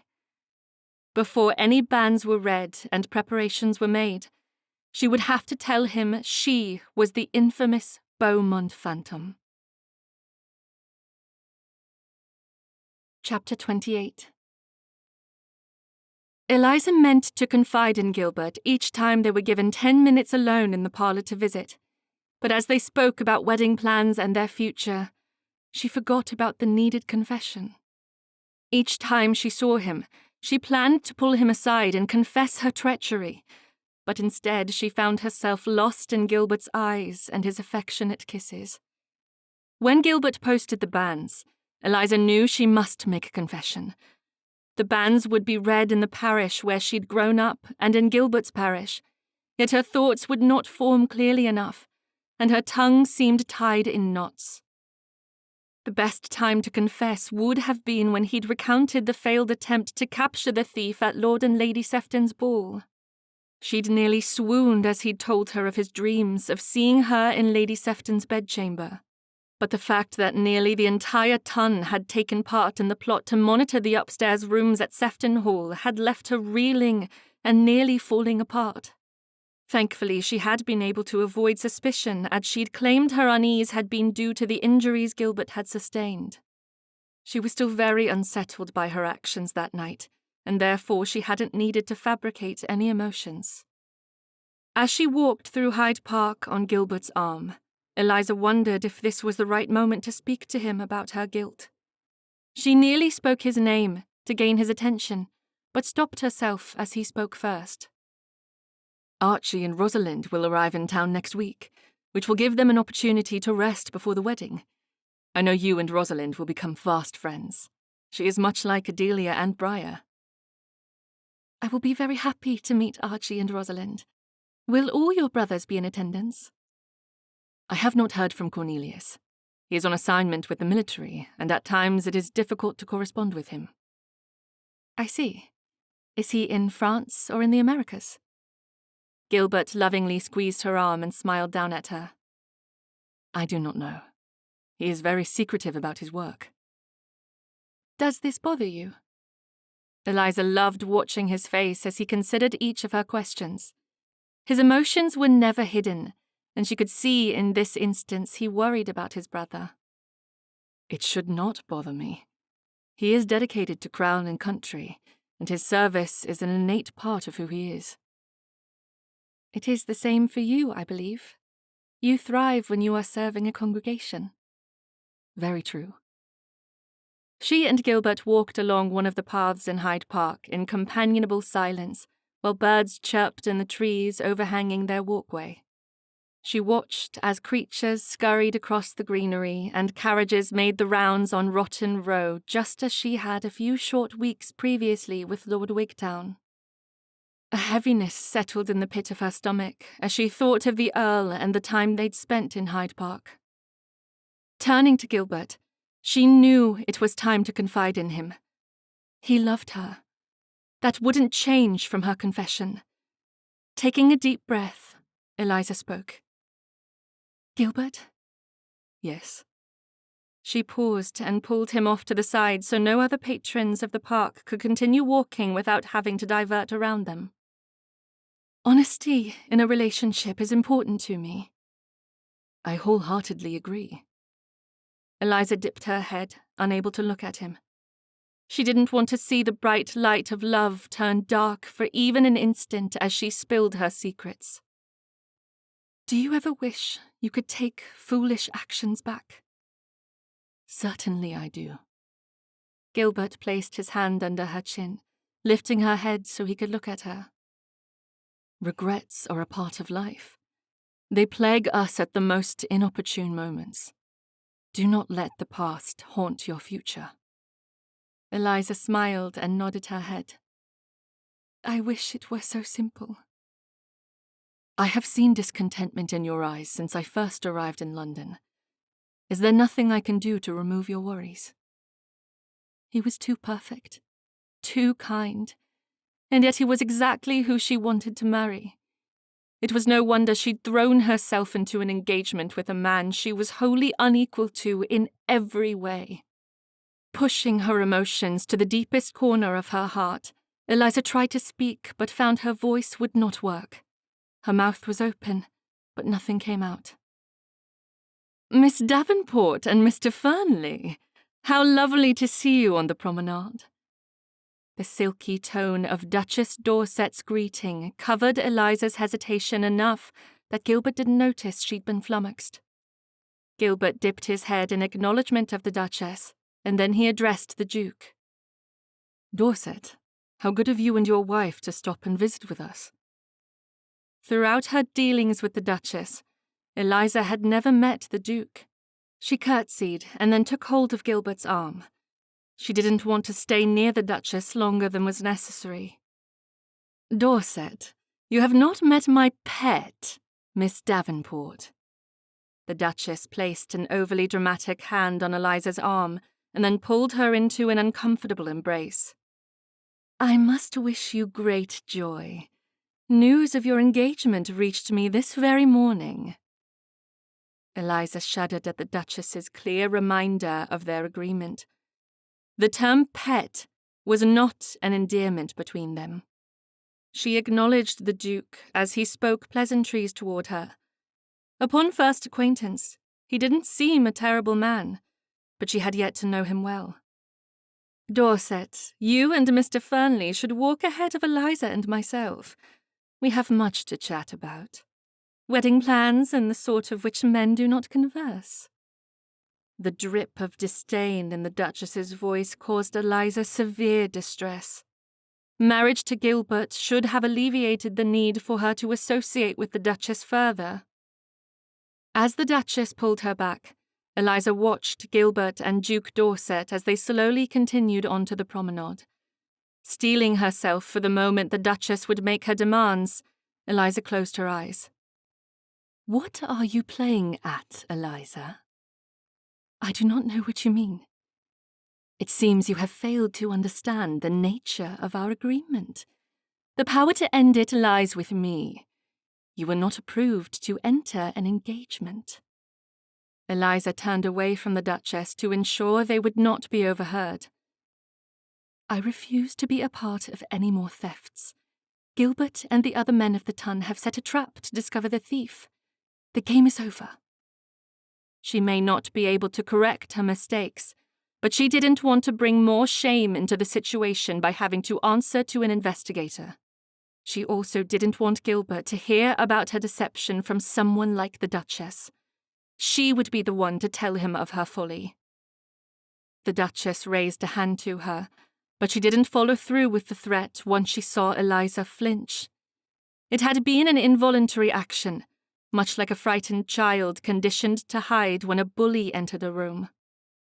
Secure the snuff box, and in 2 days' time you will meet with me at our usual spot. If you fail to complete this task, I will destroy your happiness by whispering your secrets to Lady Pipperton. She would devour you with scandal upon finding out you are not only the Beaumont phantom, but that you sat in a sequestered carriage with a rake in this very park." Eliza stopped walking. She couldn't move her legs for the weight of fear keeping her in place. "There is nothing more you can do to ruin me. I plan to tell Mr. Fernley of my actions. He is a loving and forgiving man." "Mr. Gilbert Fernley may forgive you the oversight of propriety, but what would the Earl of Grafton say about his brother marrying a thief?" "Lord Grafton is a good man." "And the constables?" "You would implicate yourself along with me. It is a poor threat." "I wonder what Mr. Gilbert Fernley will say as the constables take you into custody in the hours between committing yourself to him for life and your wedding tour." Eliza's face involuntarily contorted into a pained frown as she fought the need to cry. She looked away from the Duchess to stem the flow of tears building behind her eyes. Her voice shook as she whispered, loud enough for only the Duchess to hear. "What do I have to do to be released from your grasp?" "2 more favours will be enough to earn my silence. The snuff box is the first. The second is Lady Adelia's emerald necklace. Present the necklace by the end of the month, and I will have no reason to send the constables after you." Taking a step away from the Duchess, Eliza needed a moment and a bit of distance to comprehend the request. Theft from people she didn't have a connection to had plagued her conscience, but taking an item from her friend would be far worse. "I cannot. You will have to find another person to assist you." The Duchess tapped Eliza's nose and altered her voice like one would when speaking to a small child. "Aren't you feisty, my little pet?" The unflattering description left her further unsettled. Feisty was not the word she would use to describe her mood. The future she dreamed of having with Gilbert was still too fragile to upset it with the Duchess's vitriol. Admitting her guilt and asking for forgiveness was much different than turning herself into the law. If she ended up in prison, it would cause irreparable damage to her marriage. Against her better judgment, Eliza nodded in agreement. She would fulfill these last 2 requests and then free herself from the Duchess. "Will you give me your word, as a lady, that I will be released from this arrangement?" The Duchess put a hand over her heart. "I swear upon my dear mamma's future grave that I will never make another request of you after I receive the emerald necklace." Accepting the Duchess's word as a vow, Eliza rejoined Gilbert and said farewell to the Duke and Duchess. The walk to Lord Townsend's seemed to take less time than it should have, but only because Eliza was preoccupied with dread. She didn't want to take the snuff box. She wanted her life to go back to the pitiful existence it had been before she'd agreed to help the Duchess, but with the caveat of still falling in love with Gilbert. Gilbert was now the only reason she wanted to exist in this world of fashion and overstuffed ballrooms. Her life, as his wife, would be more than she deserved. If the Duchess kept her word and stayed silent on the thefts, Eliza would be a dutiful wife and spend the rest of her life in penance by serving the parishioners in Yorkshire. As she neared Townsend's home, the door opened and an elegant man wearing a bold burgundy coat with a U-shape cut-in stepped out, with walking stick and gloves in hand. Distracted by the handsome man before her, Eliza missed her footing and tumbled to the ground. The rush of footsteps from Lord Townsend and his outstretched hand put a blush on Eliza's cheeks. She couldn't help comparing Lord Townsend's light hair that matched the sun's rays with Gilbert's dark brown. She preferred the latter, but couldn't help admiring the former for the similarities his eyes and the shape of his face had to her fiancé. Miss, are you injured? A little. Eliza accepted his hand and found her footing. Brushing the dirt off her dress, she was pained to notice a rip in the hem. Oh dear, I have made a mess of my outing. Lord Townsend's attention turned to her hemline and then back to her face. I do not believe we have been introduced. I am Arthur Beckwith, the Earl of Townsend. Miss Eliza Davenport. Before she could apologize for behaving so irrationally in front of him, Mr. Townsend's eyes narrowed in examination, making her believe he recognized her name. Are you the Miss Davenport who is engaged to my cousin, Mr. Gilbert Fernley? Your cousin? Yes, my mother and his father were siblings. Both are long gone from this world, but we do meet often. I received word of an engagement party only yesterday. Eliza stilled her nerves and pressed her hands against her middle. Yes, I admit you are correct. Mr. Fernley and I are to be married before the end of the season. Then our meeting was fortuitous. How can you say so? I feel as though I have made a ninny of myself. If fate caused my slipper to snag on an uneven spot of earth, then I have no need for it. Lord Townsend laughed and held his arm out for her to take hold. Fate does cause a spot of trouble occasionally. Let me assist you by having a maid fetch water. You will find my home most delightful for a rest. I could not impose. Do not think of leaving in this state. I will have a carriage brought around to deliver you back to your home. Thank you, my lord. She couldn't have asked for a better way to gain access to Lord Townsend's home. This alone should have encouraged her in the task ahead, but it only pained her sensibilities further. Improving her ability to steal from people was not something she should find admirable. I am sorry I cannot escort you home. I am already running dreadfully late to an appointment, but my staff will ensure your safety. Again, she was very thankful, but now she found herself in Lord Townsend's debt. With a slight bend of her knees, she winced at the inevitable cuts and torn skin that had resulted from falling upon the ground. Lord Townsend noticed the reaction and assisted her to a chair while instructing the butler. Find Mrs. Beasley and have her attend to Miss Davenport's injuries.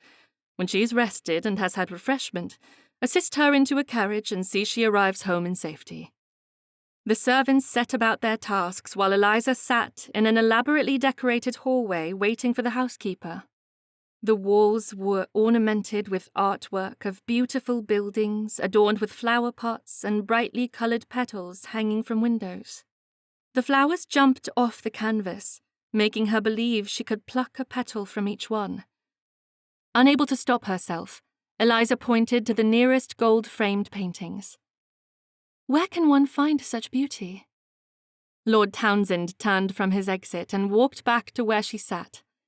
His pride was evident as he straightened his posture to stand a bit taller before answering. My sister is an accomplished artist. She discovers small villages filled with beauty and somehow transfers it onto the canvas. This is near our home in the Cotswolds. How very lovely. Eliza found she instantly admired Lord Townsend. He showed a genuine pride in his sister's accomplishments, which made him likeable. Unfortunately for her, she was not there to find a new friend or to discover a future cousin. I will leave you to the care of my staff. I am sorry to leave so suddenly. Eliza blushed. There is no need to concern yourself, my lord. Thank you for your kind assistance. As soon as Lord Townsend had closed the door behind him, Eliza found she was utterly alone. For one tasked with thievery, she should consider it a blessing. Putting aside her dismay and guilt, she took a quick look about. She discovered the morning room was through the door directly across from where she sat. She only needed a short time to look about to discover the desired item. Although her injury stung, Eliza bounded into the room and searched about until she spotted the silver, ruby-encrusted snuff-box. It sat plainly on a side table near a window. She had nothing to leave in return, and so she swiped the trinket and hid it in her reticule. The weight tugged on her arm as heavily as the burden she currently carried on her shoulders. She was sitting in a strained position on the chair once more when the butler and housekeeper re-entered the hallway a few minutes later. Eliza didn't feel the full force of guilt until she was safely deposited in Lord Townsend's carriage. He'd been quite generous. His staff had been gracious and helpful while bandaging her wounds. By that evening, as Eliza stood in the ballroom at another society function, she was surprised as Lord Townsend requested she save him from the Scottish reel. She decided it was only due to his relation to Gilbert. Otherwise, he would have completely forgotten she existed. Chapter 29. Eliza wiped sweat from her forehead as she waited for Duchess Dorset's carriage to stop.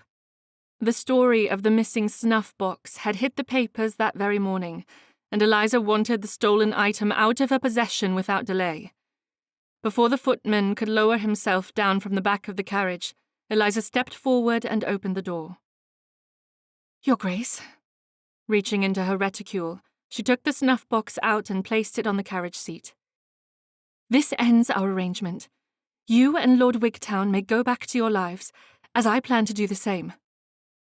A hand reached out and pulled her against the opening of the carriage, causing her to lose footing and tumble onto the footstep as her eyes met Lord Wigtown's. "Your engagement party will give you the perfect opportunity to steal the necklace. Once you bring it to us, you are free to find happiness." Wigtown didn't wait for her response. He threw her backward, and the carriage started forward, throwing dirt at her as she landed on the cobblestones. Eliza glared at the carriage until it was out of sight. Moaning as she stood, Eliza rubbed her backside where she'd hit the ground. She didn't have time to commiserate over her injuries. She had less than an hour before she and her mother needed to leave Davenport House to meet Adelia, Lady Grafton, and the Dowager Countess Grafton at the Modiste. "Eliza, have you been crying?" Adelia pulled Eliza away from the bolts of fabric and the rest of the women to whisper her question. Knowing it was the easiest secret to part with, Eliza nodded. "A little. Why? Are you having second thoughts?" Eliza let out a humorless laugh and then wiped at the tears stinging her eyes. If only she could confess and lay the burden on someone else, but there was no one who could understand the constant fear in which she lived. At any moment, the Duchess or Wigtown could go to the constable and turn her in for theft. With their money and titles, they would successfully pin this entire operation on her. To say she'd had second thoughts would not be dishonest. She was up to her 5th time of reconsidering. If she ended the engagement before too many plans were made, she might be able to stop the onslaught of speculation. Even though she knew it must be done, she couldn't commit to breaking both her heart and Gilbert's. "Never. I only fear there is so much to do and not enough time to complete it before our wedding." "You have more people helping you than you realize. And once Rosalind has arrived from Scotland, she will help as well. There is no need to worry." Gathering her emotions and pushing them down to where she could bury her doubts, she decided to put all her efforts into planning the wedding. "You are right. Thank you, Adelia." Adelia put her arm through Eliza's and pulled her back to the bolts of linens. "Put a smile on your face and be thankful you are not in Gilbert's position this morning." "Oh? What is he doing?" "Negotiations with your father." Eliza put a hand over her mouth. "Perhaps I should be nearby to ensure my father does not swindle Gilbert out of a proper dowry." Baxter and Phineas gave him pointers over the morning meal. Phineas had to deal with my father, and, well, we all know how that ended. Adelia pursed her lips and tilted them to the side to emphasize the deceptions her father had perpetrated on her and Phineas. "You are right. I do not think I have anything to worry about. My father is not as skilled as yours when it comes to negotiations, but I do want Gilbert to receive everything he can for a dowry." Feeling woefully unworthy of her fiancé, Eliza hoped the monetary compensation would make up for the moment Gilbert discovered he'd married the Beaumont phantom. As they settled next to her mother and the Dowager Countess Grafton, Eliza slipped her fingers under a loose end of a light pink muslin. It was very pretty. With a few embellishments, it could make for a lovely dress. "What colour of fabric do you want for your wedding gown?" Her mother held up 3 choices: robin egg blue, white, and emerald. The green fabric reminded her of the Duchess's request for Adelia's necklace. Momentarily lost in her thoughts, Eliza didn't respond. Assuming the silence was due to her dislike of the fabric choices, Adelia quickly filled the silence. "There are other fabrics to choose from, dearest. You do not have to accept one of those." The Dowager Countess held up 2 of her choices. She didn't care for either of them. But the gold muslin sent a flurry of ideas and brushed away any thought of the emerald necklace. The gold looked far too regal for a normal person. It was a better fit for a princess. But the idea of a sheer gold embroidered overlay on white muslin took hold in her mind, and she knew that was what she wanted to wear when she married Gilbert Fernley. Once she made that decision and had picked the embroidery pattern for the mantua maker, the purchase of her wedding clothes went much smoother. With a visit to the milliner's scheduled for the following week, Eliza was certain her mother would spend every pound in the family coffers before the wedding arrived. It was possible there would be nothing left for her dowry in the end. But the planning and discussion of a wedding made her happier than she'd been in many years. She was ready to leave the shops and spend the next 3 weeks before her wedding rushing to prepare everything else that must be accomplished, when her mother pointed out a jeweller. "You must see to an engagement gift for Mr. Fernley." Eliza knew it was customary to give a small gift, but she didn't know what was best. "What did you give father upon your engagement?" "We were in far different circumstances than you are. It might be best to ask Lady Adelia or Lady Grafton about the gifts they gave." Knowing Adelia hadn't had a traditional engagement, Eliza looked to Lady Grafton. "What would you suggest for an engagement gift?" "I gave Lord Grafton a miniature I'd commissioned before leaving Boston. It was important to me because the portrait was painted in my childhood home. That added to the sentimentality of the gift." Sitting for a miniature while preparing for her engagement party and a wedding seemed overwhelming. "If I already had a portrait painted, it would make sense. But since I do not, is there something reasonable I could purchase?" "Let us take a moment at the jeweller. You could purchase a ring to add a lock of your hair," Adelia said. Nervously, Eliza agreed and followed the ladies to the jeweller. Everything she did for this wedding seemed to add to her growing concern about honesty.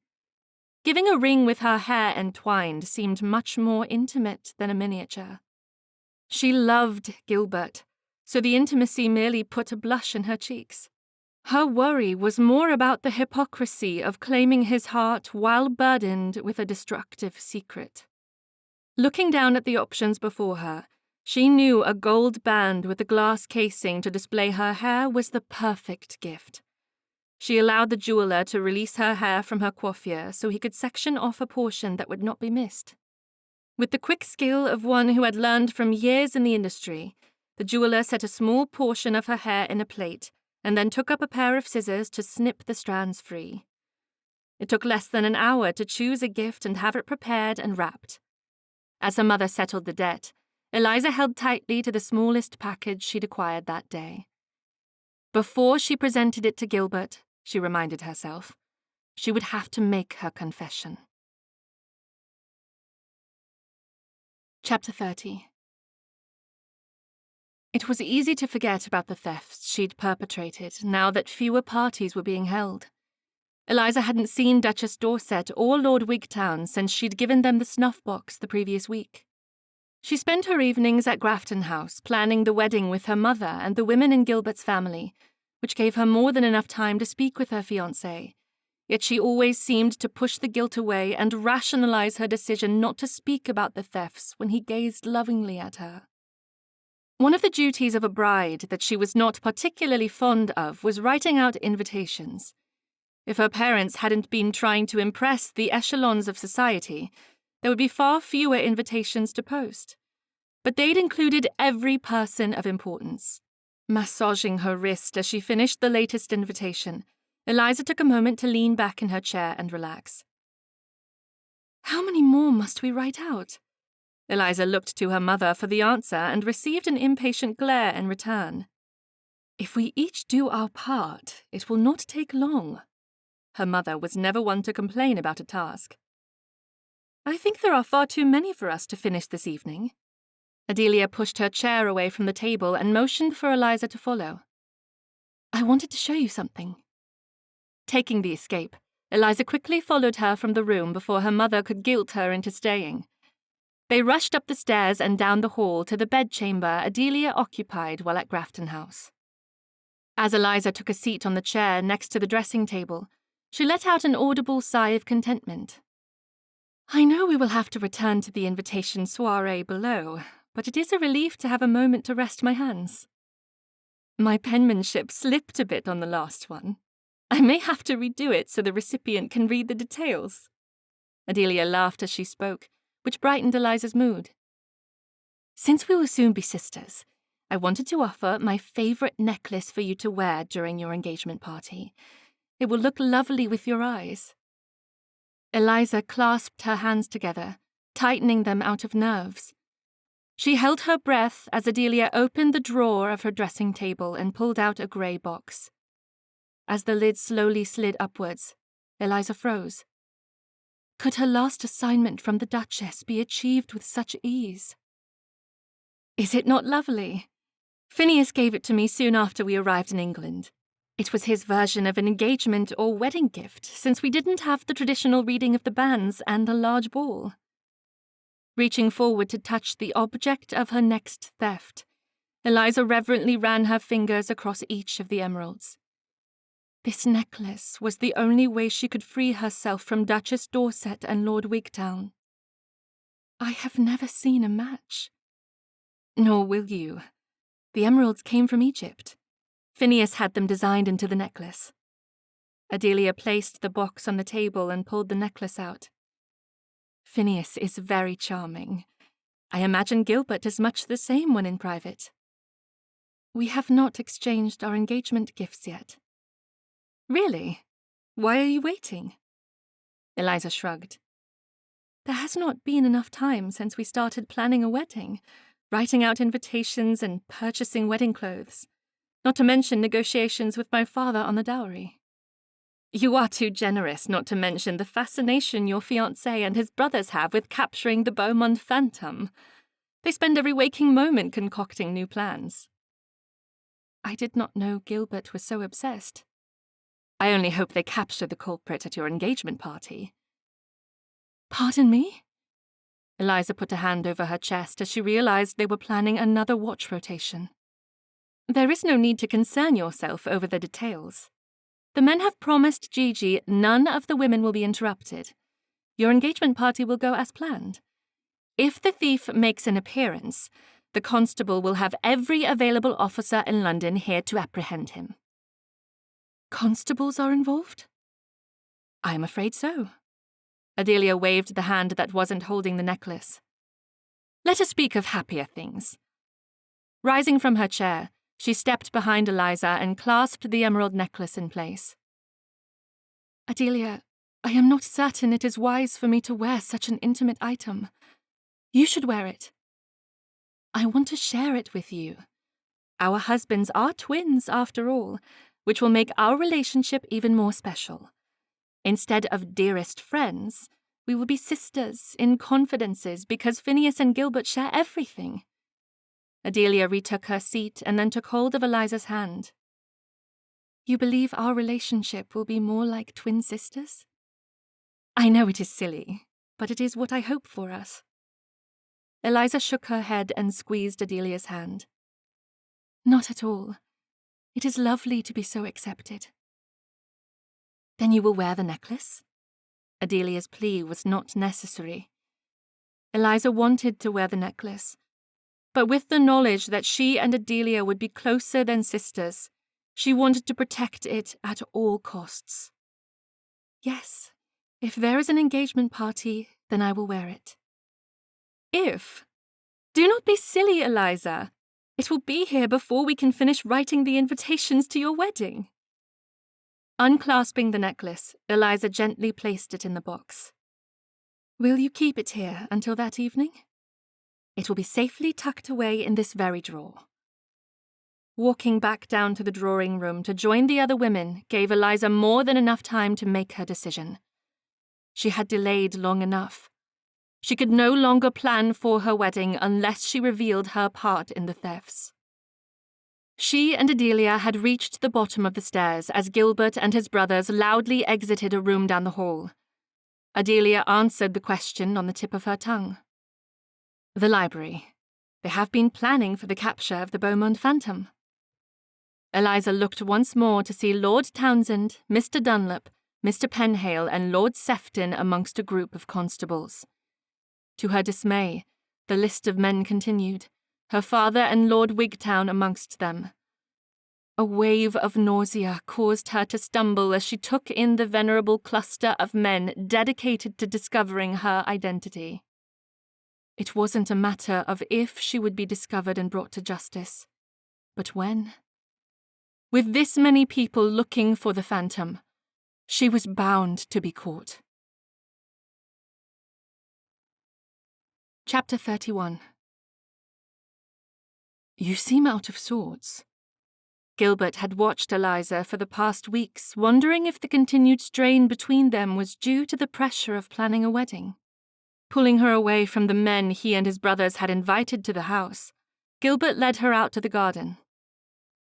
I am a little tired.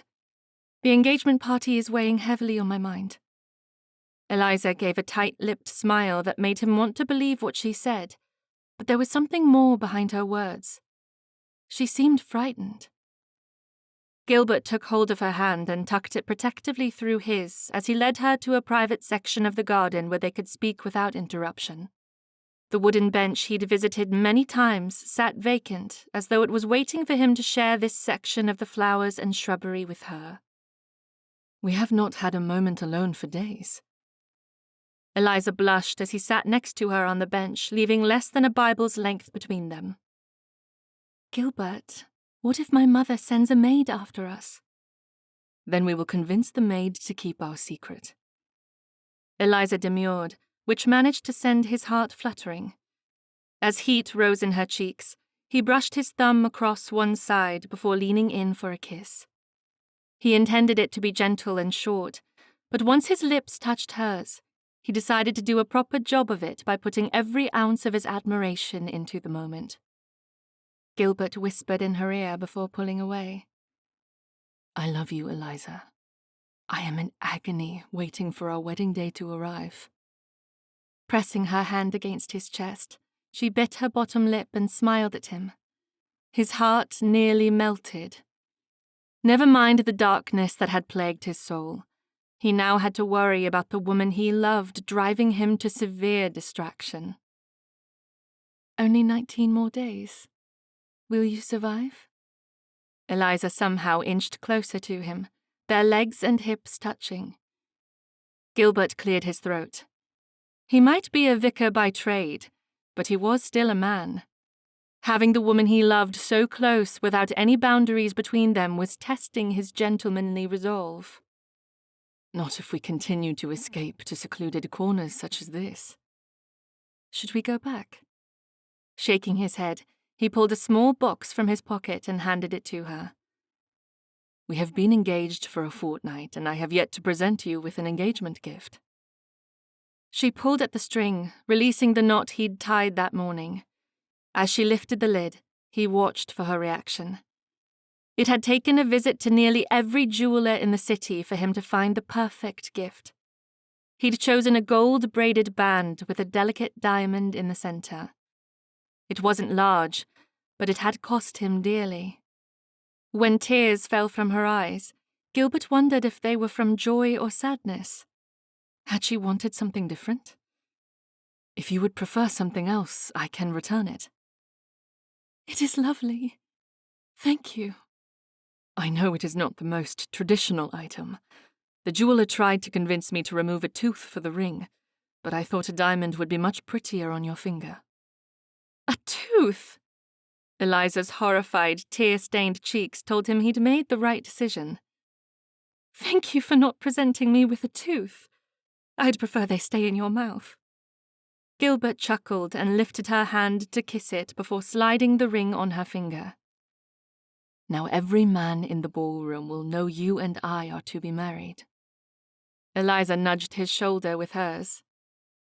"I think the banns have informed anyone who might have been interested." Lord Wigtown certainly seemed bothered by our engagement.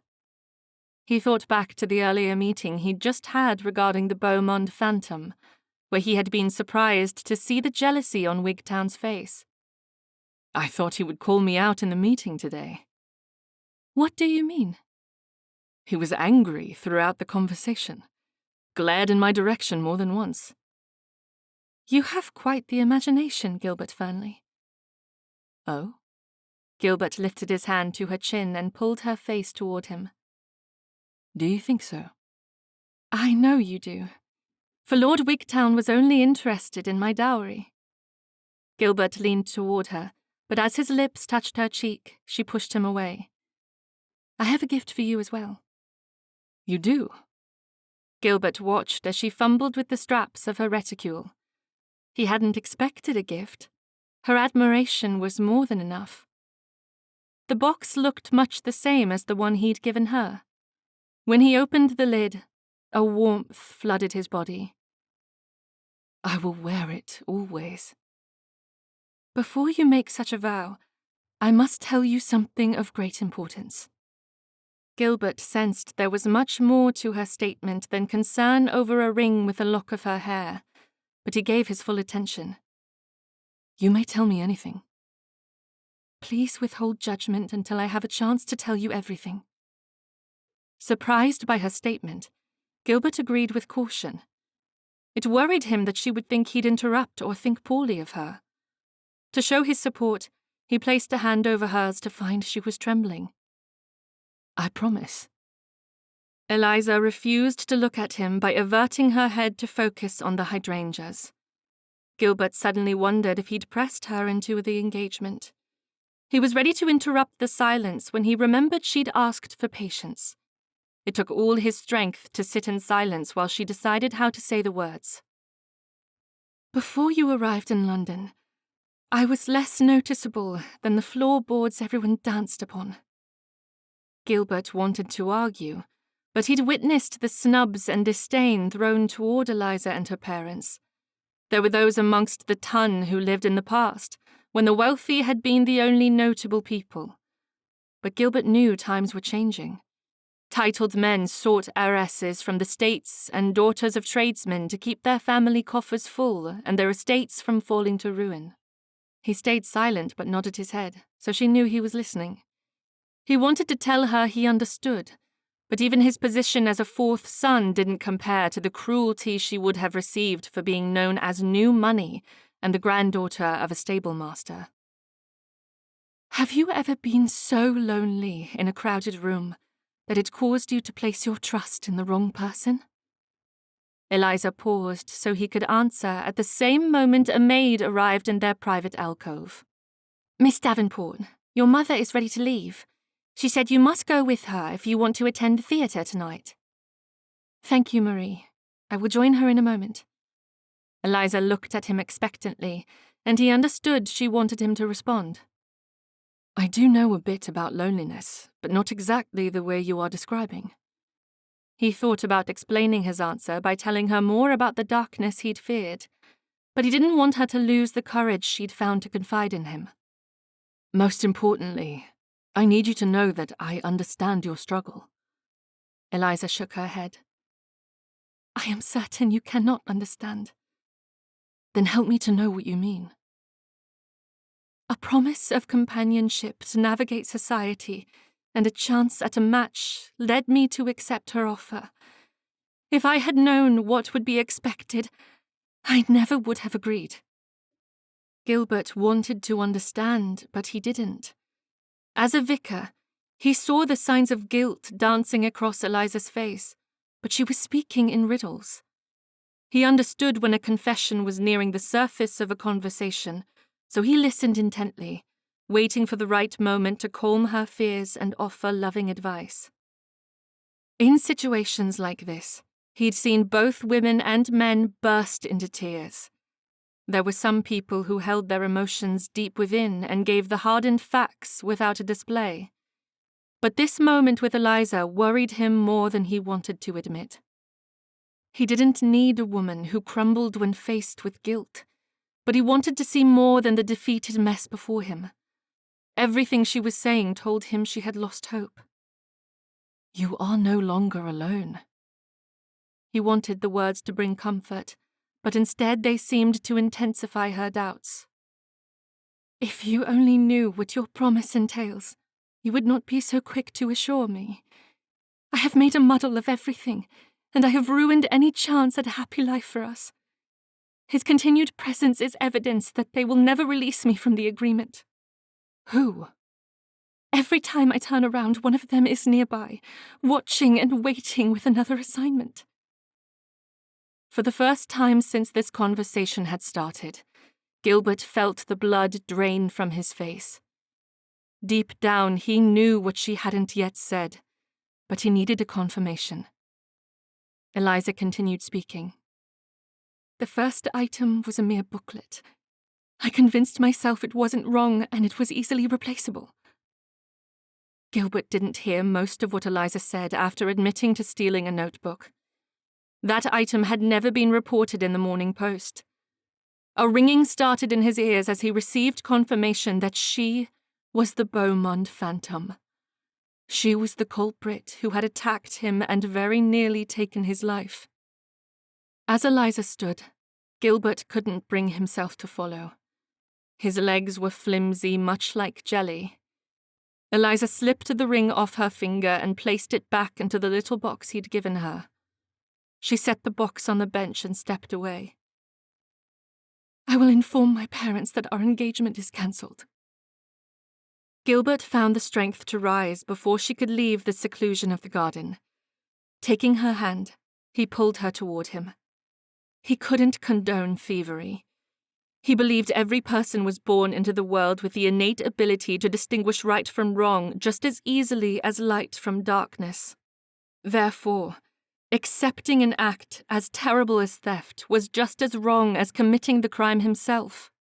He could not give any type of approval, but he loved her enough that it caused him to waver in his convictions. Pulling her into his embrace, Gilbert held her tightly for what he feared might be the last time. "Allow me to help you, Eliza. Do not end our engagement." Wrapping her arms around him, she held him. "I must accept responsibility for my actions. I expect nothing less than transportation to Australia." "Do not confess. No one needs to know. If there are no more thefts, all will soon be forgotten. The ton is fickle-minded and will find other scandals to occupy their time."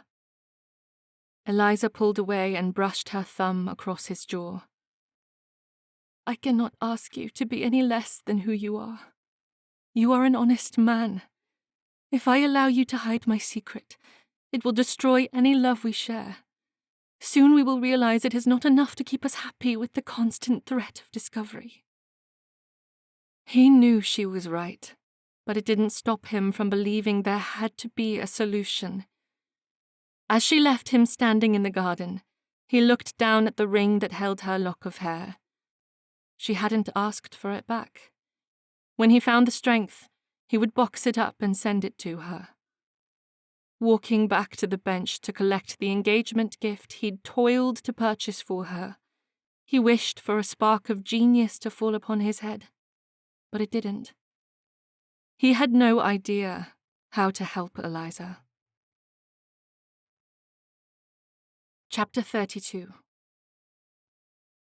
It was harder for Eliza to confess to her parents than it should have been. She'd already destroyed any happiness she could possibly have with Gilbert, and now she was breaking the trust her parents had for her. Eliza made her confession and then sat on the sofa, awaiting her punishment. You gave the details to Mr. Fernley? Her father asked. She could see his controlled anger was near to bursting with the glowing pink in his cheeks. Yes, Papa. I ended our engagement as well. Her father shook his head. She'd expected him to lose his temper and yell, but instead he looked disappointed. I wish you would have confided in your mother and me first. I could have straightened this all out with my purse. Can we not do that now? Her mother's question left Eliza wondering who these people were. They'd always told her that honesty was valued next to virtue. Silencing this problem by throwing money at it seemed to go against the ideals they'd impressed upon her. I wish you would allow me to confess and let me take the consequences as they come. Confession was the only way to free her from guilt. Eliza picked at the lace on her dress, wishing she was hidden away in her bedchamber. I will speak to Fernley. Sweetening your dowry should convince him to marry you. After that, I will speak to the constable. I will inform him of your youthful indiscretion and convince him it will never happen again. Eliza stood, her entire body shaking in frustration. She'd made 2 confessions that day, and she wouldn't allow her father to sweep everything under the rug. She deserved to be punished. Moreover, she knew it was the only way to free herself from the Duchess and the Earl. No, Father. I will take my punishment from both you and the law. I will pack a bag for my transportation. Transportation? How do you imagine living once you arrive in Australia? Who will care for you? How will you find food? Her mother's high-pitched squeal told her this would not end as she'd imagined. Her parents would do all within their power to keep her off the boat. But Eliza wanted to go. She needed to go where the Duchess and Earl could not find her. They would not be able to reach her if she was on a different continent. Her father tapped the mantel he leaned against while considering their options. When he stood tall and turned toward them, she knew he'd convinced himself of a solution. Where are the items? If we return what was taken, the consequences will be far less dire than if you keep them. Dipping her head and focusing on her slippers, Eliza tried to find a way to give an answer without revealing the Duchess and the Earl. She knew taking full responsibility wasn't her duty, but implicating titled members of the Ton would be far worse than taking the brunt of the blame. They had connections her parents could only dream of having, and the fault would still lie solely at her feet. I do not. What have you done with them? Her father looked ready to go in search of them himself. I cannot get them back. Eliza pressed her fingers against her forehead. I have a headache and wish to lie down. Her father's fury finally exploded as he pointed toward the door. You will go to your bedchamber and stay within until I send for you. Eliza nodded.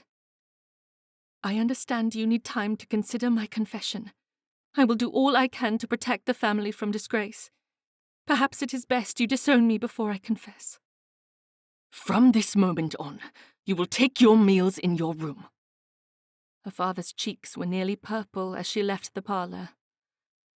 Doing exactly as she was told, Eliza went to her bedchamber without delay. She took her meals in her room without complaint and missed multiple garden parties, the theatre, and balls while waiting for her father to send for her. At the end of the first week, she wondered if he would ever again allow her to leave her bedchamber. Chapter 33. Gilbert sat with 4 of his brothers, Fletcher, Archie, Phineas, and Oliver, at White's, waiting for another plotting session to locate and arrest the Beaumont phantom. It was a useless discussion since Gilbert was aware of the culprit's identity, yet he still attended while keeping the information to himself. You did not have to come. Phineas set a glass in front of Gilbert and poured the liquid nearly to the brim. It is better than sitting at home with nothing to do. Gilbert took a sip and then pushed it away.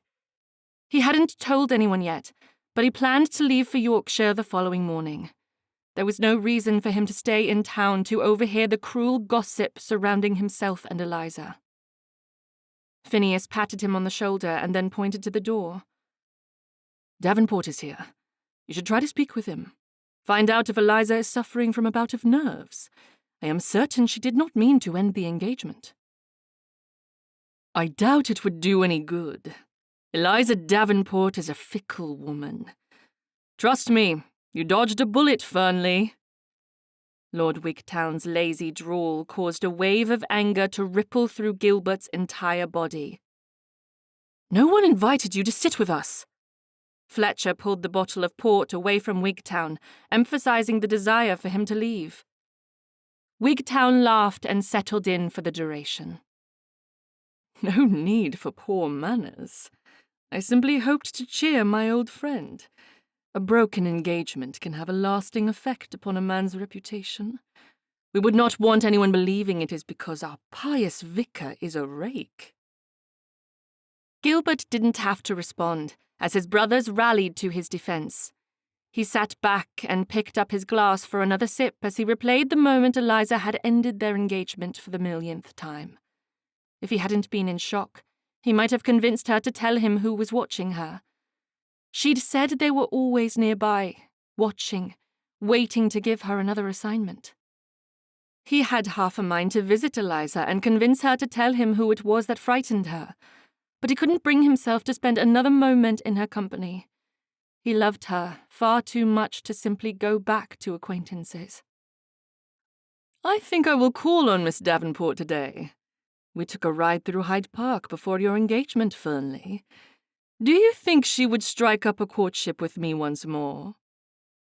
Wigtown's smug smile left little doubt of his expectations. He wanted Gilbert to believe he would be successful. We are no longer engaged. Miss Davenport may court whomever she desires. Gilbert took another sip of port as he glared at Wigtown. He didn't want the Earl to believe his words had any effect. Wigtown laughed. Perhaps it was a vicar she could not bring herself to marry. She certainly did not mind my attentions. Rakes do have more experience in certain matters than the pious churchgoers. Some women are not meant to be poor in matters of finances and romance. If you give up your profession and convince Grafton to give you a larger cut from the estate, she might take you back. Gilbert hadn't told anyone about his misgivings, but since his and Eliza's engagement had dissolved, he'd considered giving up his profession more than once. It didn't bode well for a vicar to try and convince a thief to stay silent on the matter. He was supposed to uphold truth instead of trying to bury it. Staying silent on her identity as the thief had eaten at his insides, and the familiar darkness, which he'd fought so hard to rid from his life, had started to creep back in. There is an available chair at the table with Mr. Davenport. You may discuss your intentions for his daughter over there. Archie made a shooing motion with his hands that might have put a smile on Gilbert's face if he weren't in a severe state of depression. Davenport is new money. I have no desire to speak with him about my plans for his daughter. She'll be fortunate if a man sets her up in a small home after I am finished with her. Gilbert had heard enough. He didn't need to attend this meeting. Turning away from his brothers and Wigtown, he slowly left the gathering. They could make plans for the rest of the season, but he would no longer be a part of the discussion on the Beaumont Phantom. Instead of taking a coach home, Gilbert decided to clear his head by walking. It was only 20 blocks, which would give him time to think over his options. If he chose to give up his profession, what would he do to earn money? He could marry Eliza and they could live off her dowry in a frugal manner to ensure they never ran short of funds. But was that the best option? He knew Baxter would allow them house room at Primrose Hall, but it wouldn't be a place of their own. He could live in one of the tenant homes on Baxter's estate and run a farm. He wouldn't mind living the life of a farmer, but it would set his family in a difficult position. Society would frown upon the choice, and his mother and brothers would be compelled to no longer associate with them. He didn't think his family would go to such lengths, but it was a possibility he had to consider. Ready to give up his profession, Gilbert found he was standing on the steps of Westminster Abbey. Taking it as a symbol of his inner thoughts, he walked up the steps and crossed the threshold into the building that had helped solidify his religious beliefs and convince him he was on the right path in studying theology. He'd visited Westminster many times during his years at school, and it seemed only proper on the eve of his decision to leave the profession that he visit once more. Finding a spot to sit and reflect, Gilbert wondered how he would feel once he gave up his profession.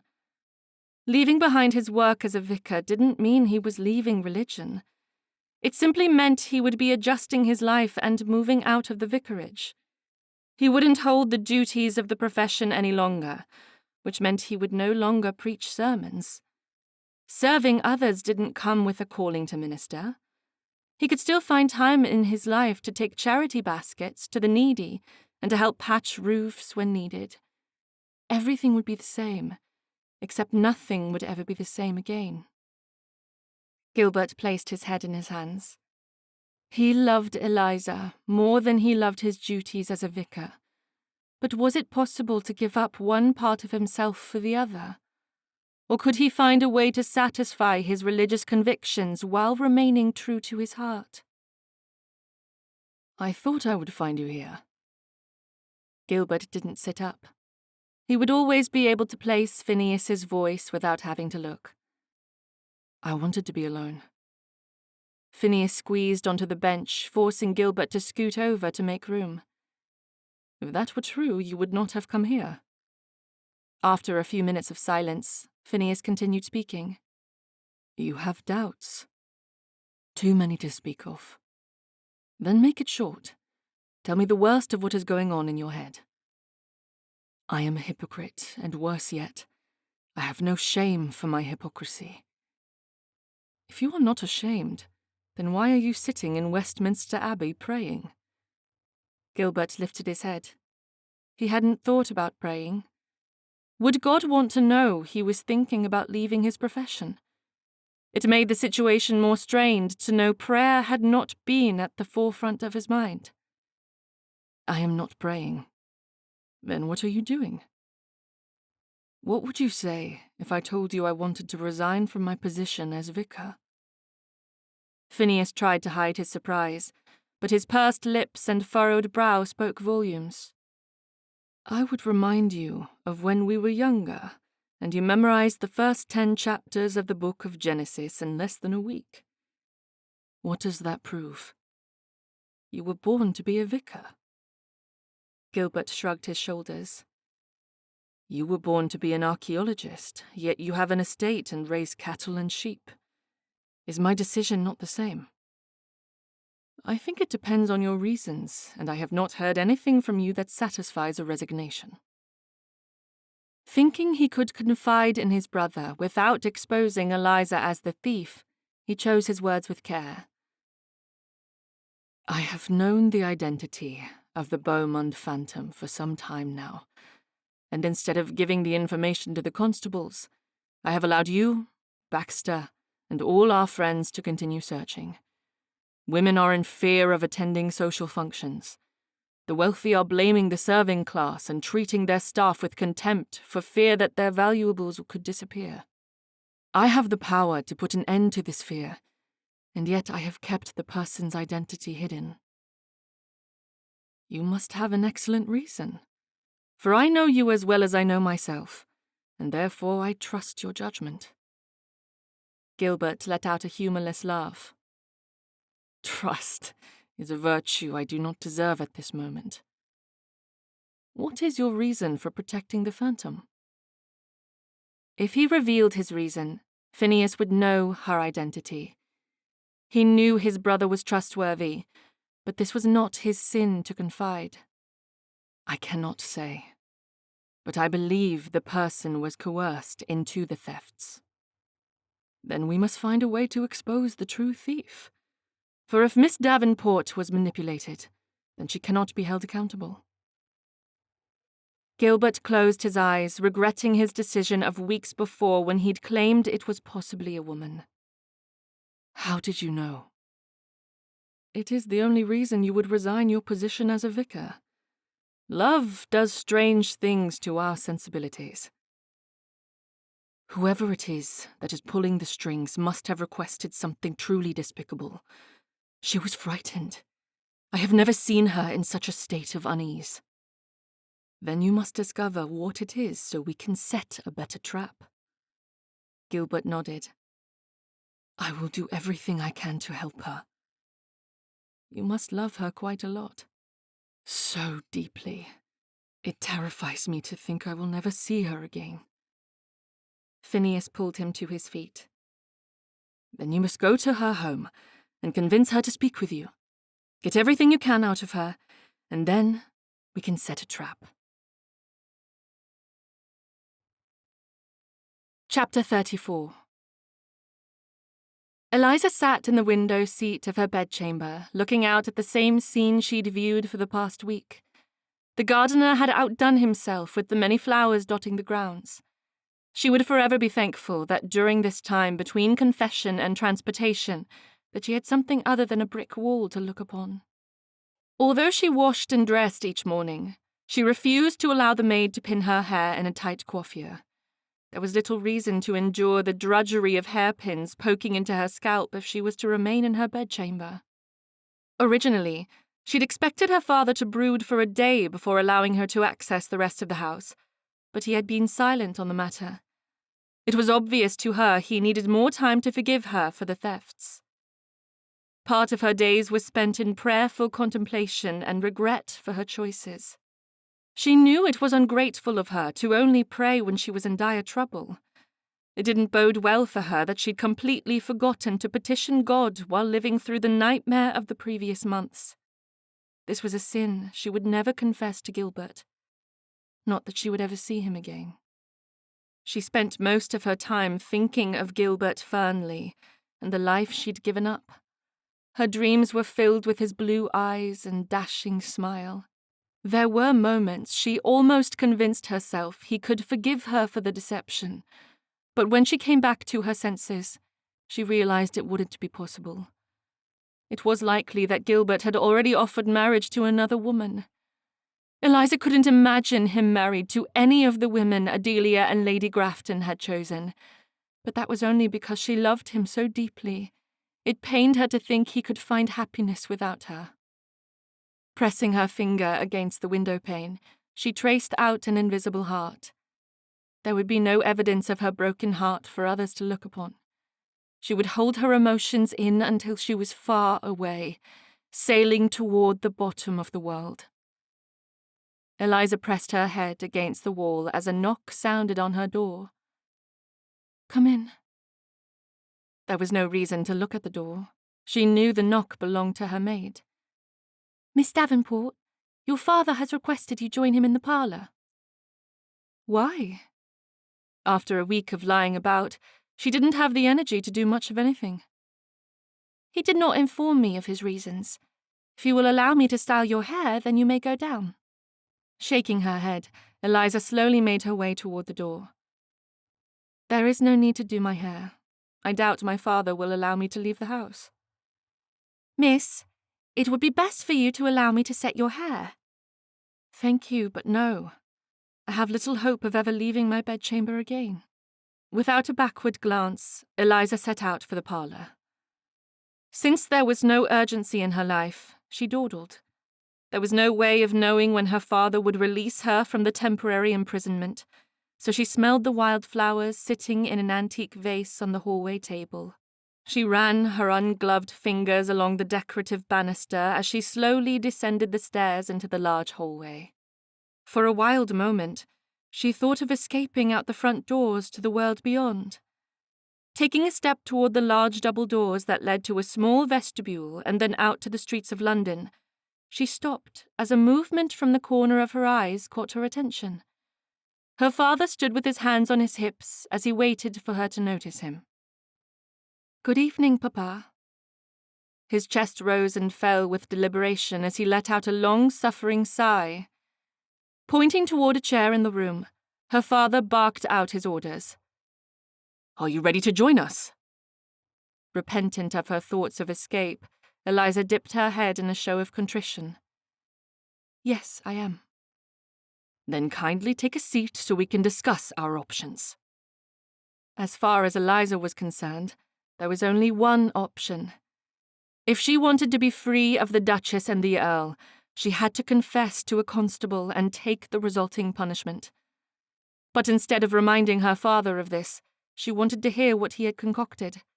She kept her voice calm as she responded. "Very well."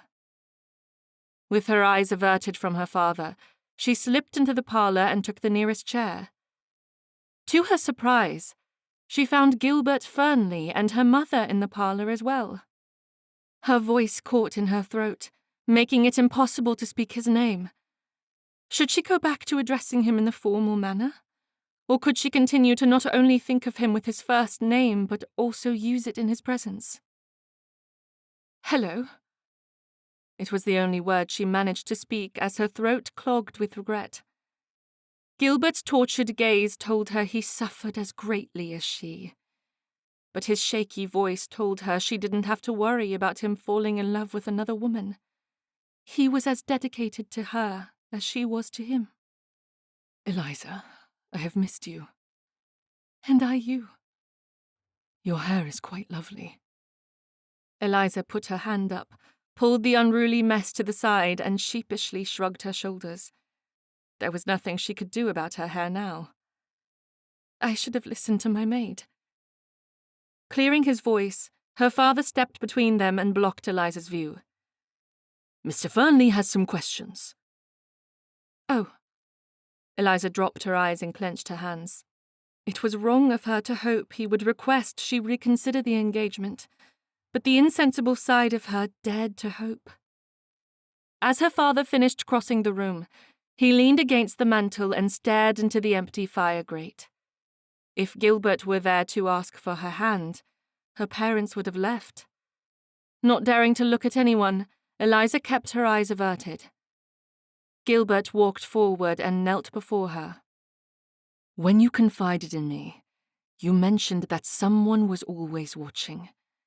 I need to know who coerced you into these thefts." She wanted to expose the Duchess and the Earl, but it would do little good.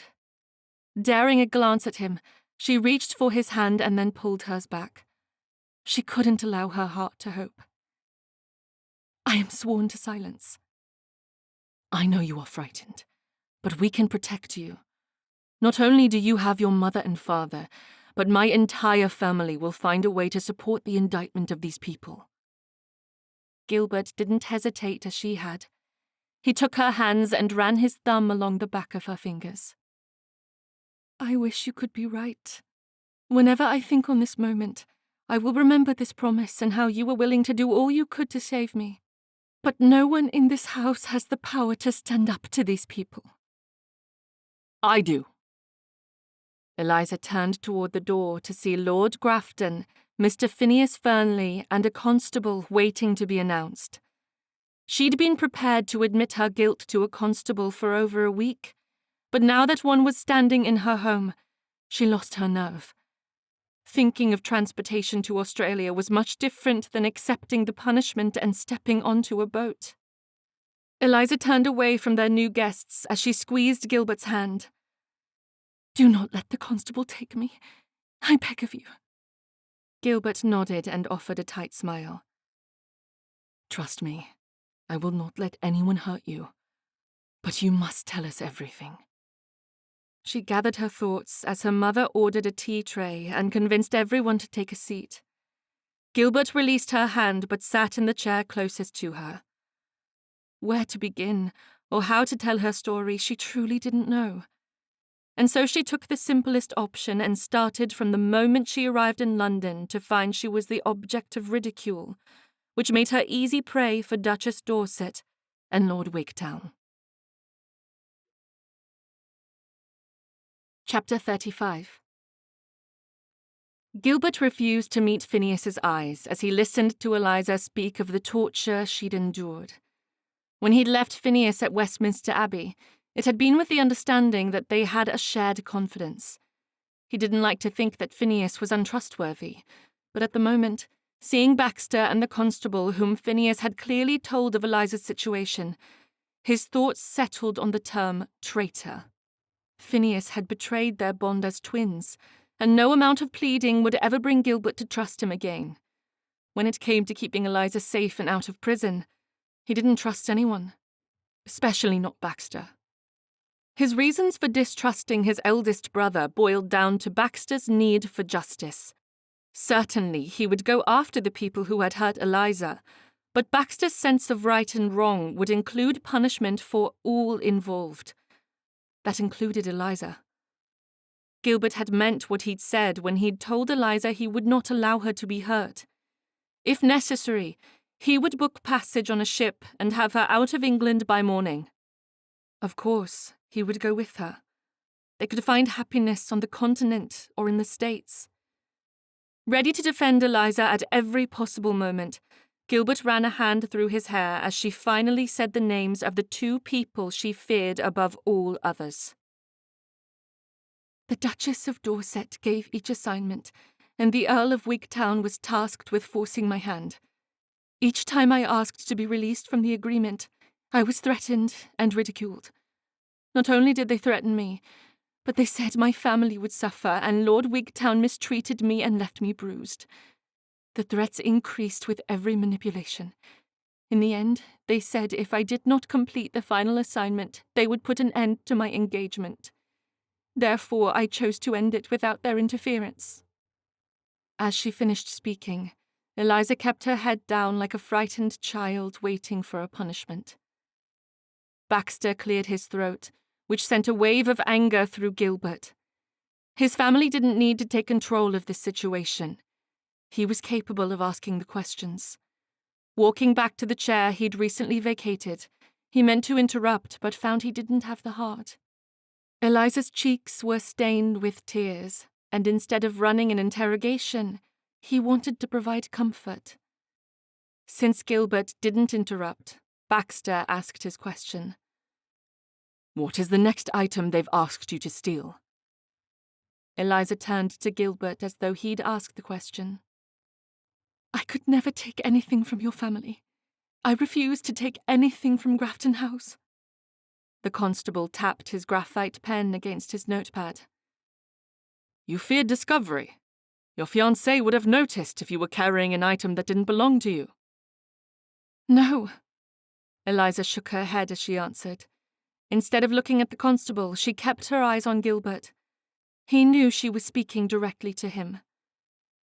Discovery was the least of my concerns once I knew she wanted me to take Adelia's emerald necklace. Gilbert sat in the chair and leaned forward, placing his elbows on his knees. It would have been simple for you to take. Adelia planned to offer it for your use at our engagement ball. Eliza tilted her head and wiped at the tears that finally fell from her eyes. She did offer it to me already. I could not take it. I wanted to be free from the Duchess and the Earl, so I convinced myself it would be a simple task to claim the latch on the necklace had broken. But when you gifted me the beautiful ring for our engagement, I knew I couldn't go through with the theft. I thought transportation would be preferable to injuring you and your family.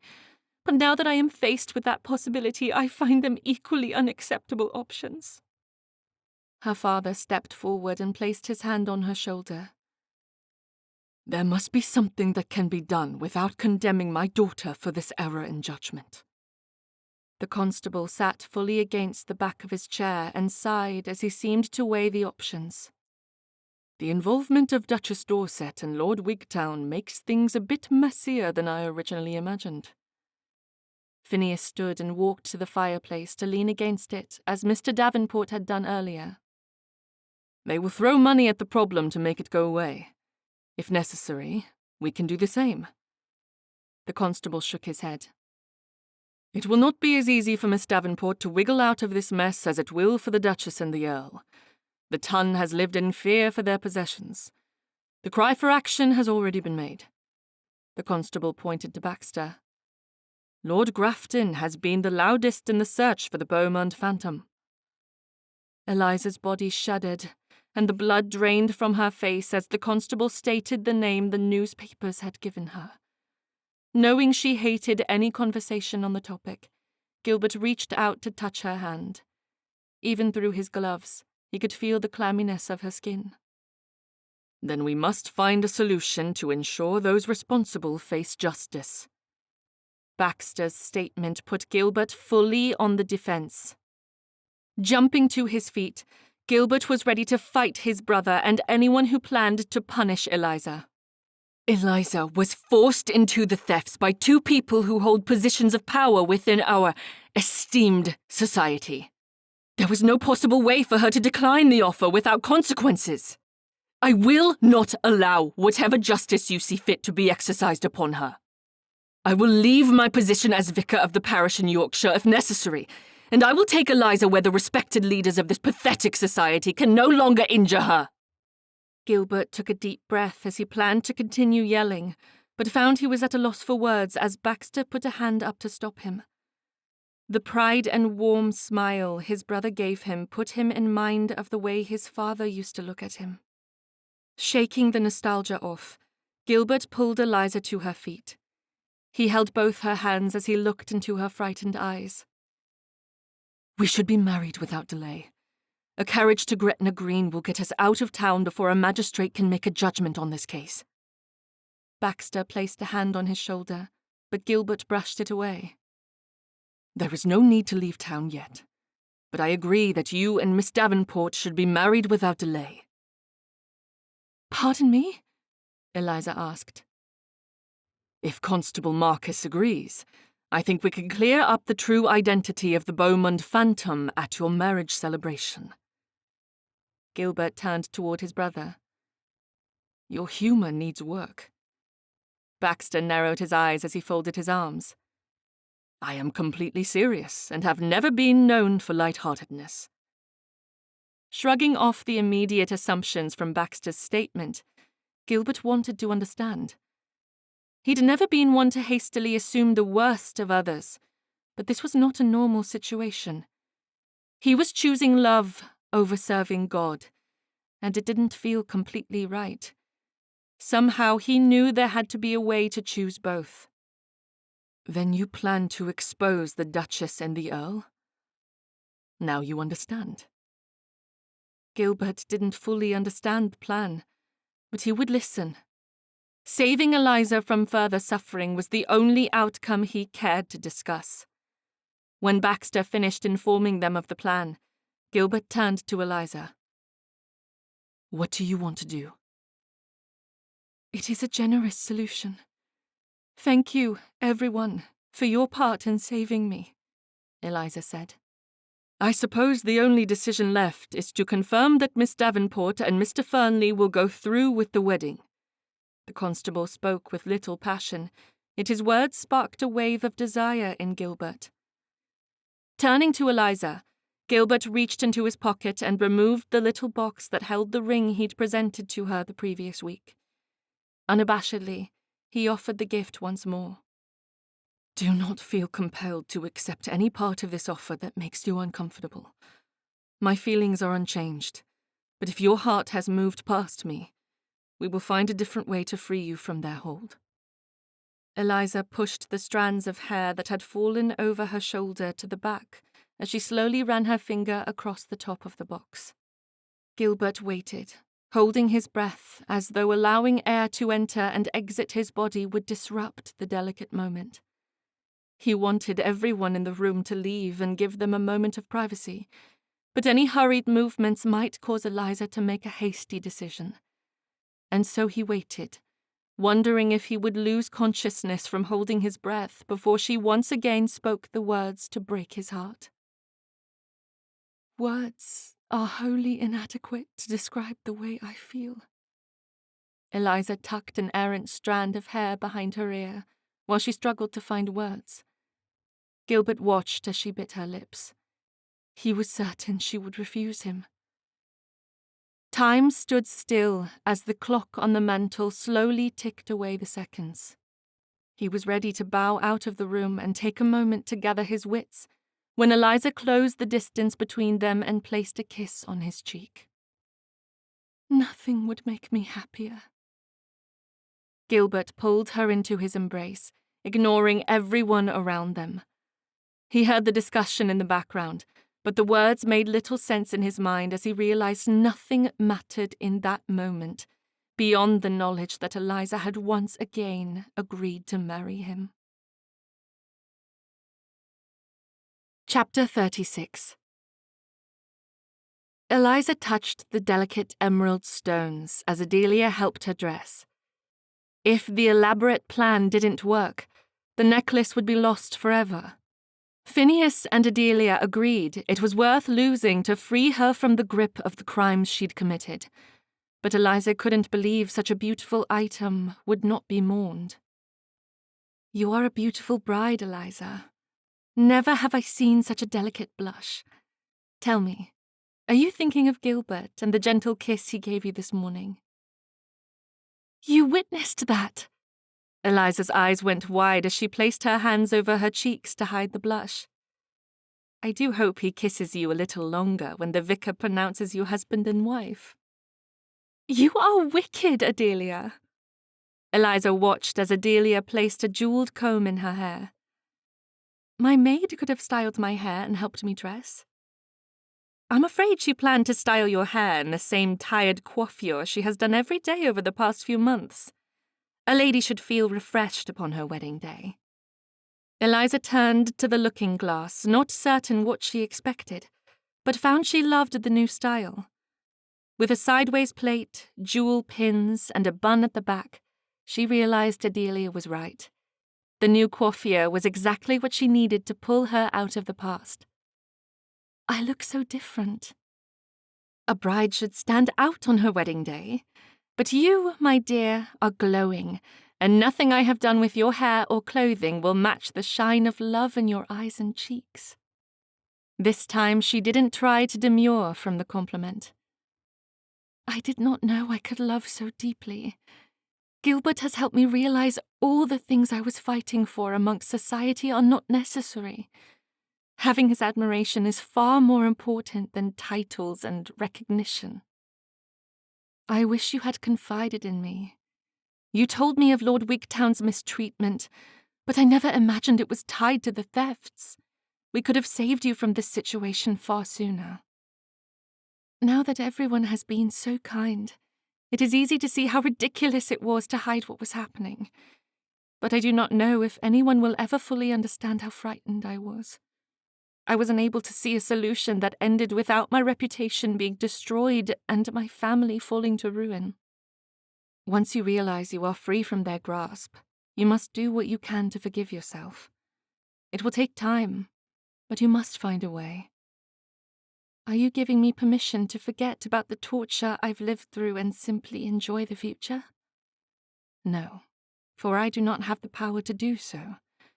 You are the only one who can make that choice." "Do you think we will succeed?" Eliza's hopes and dreams rested upon the success of the evening. "We must believe it will. I only wish those despicable people were not waiting in the drawing room with our family and your guests." Eliza dipped her head. "I can think of no other way to conclude my time in London." "I can think of better ways." Gilbert stepped into the room, causing Eliza's stomach to flutter.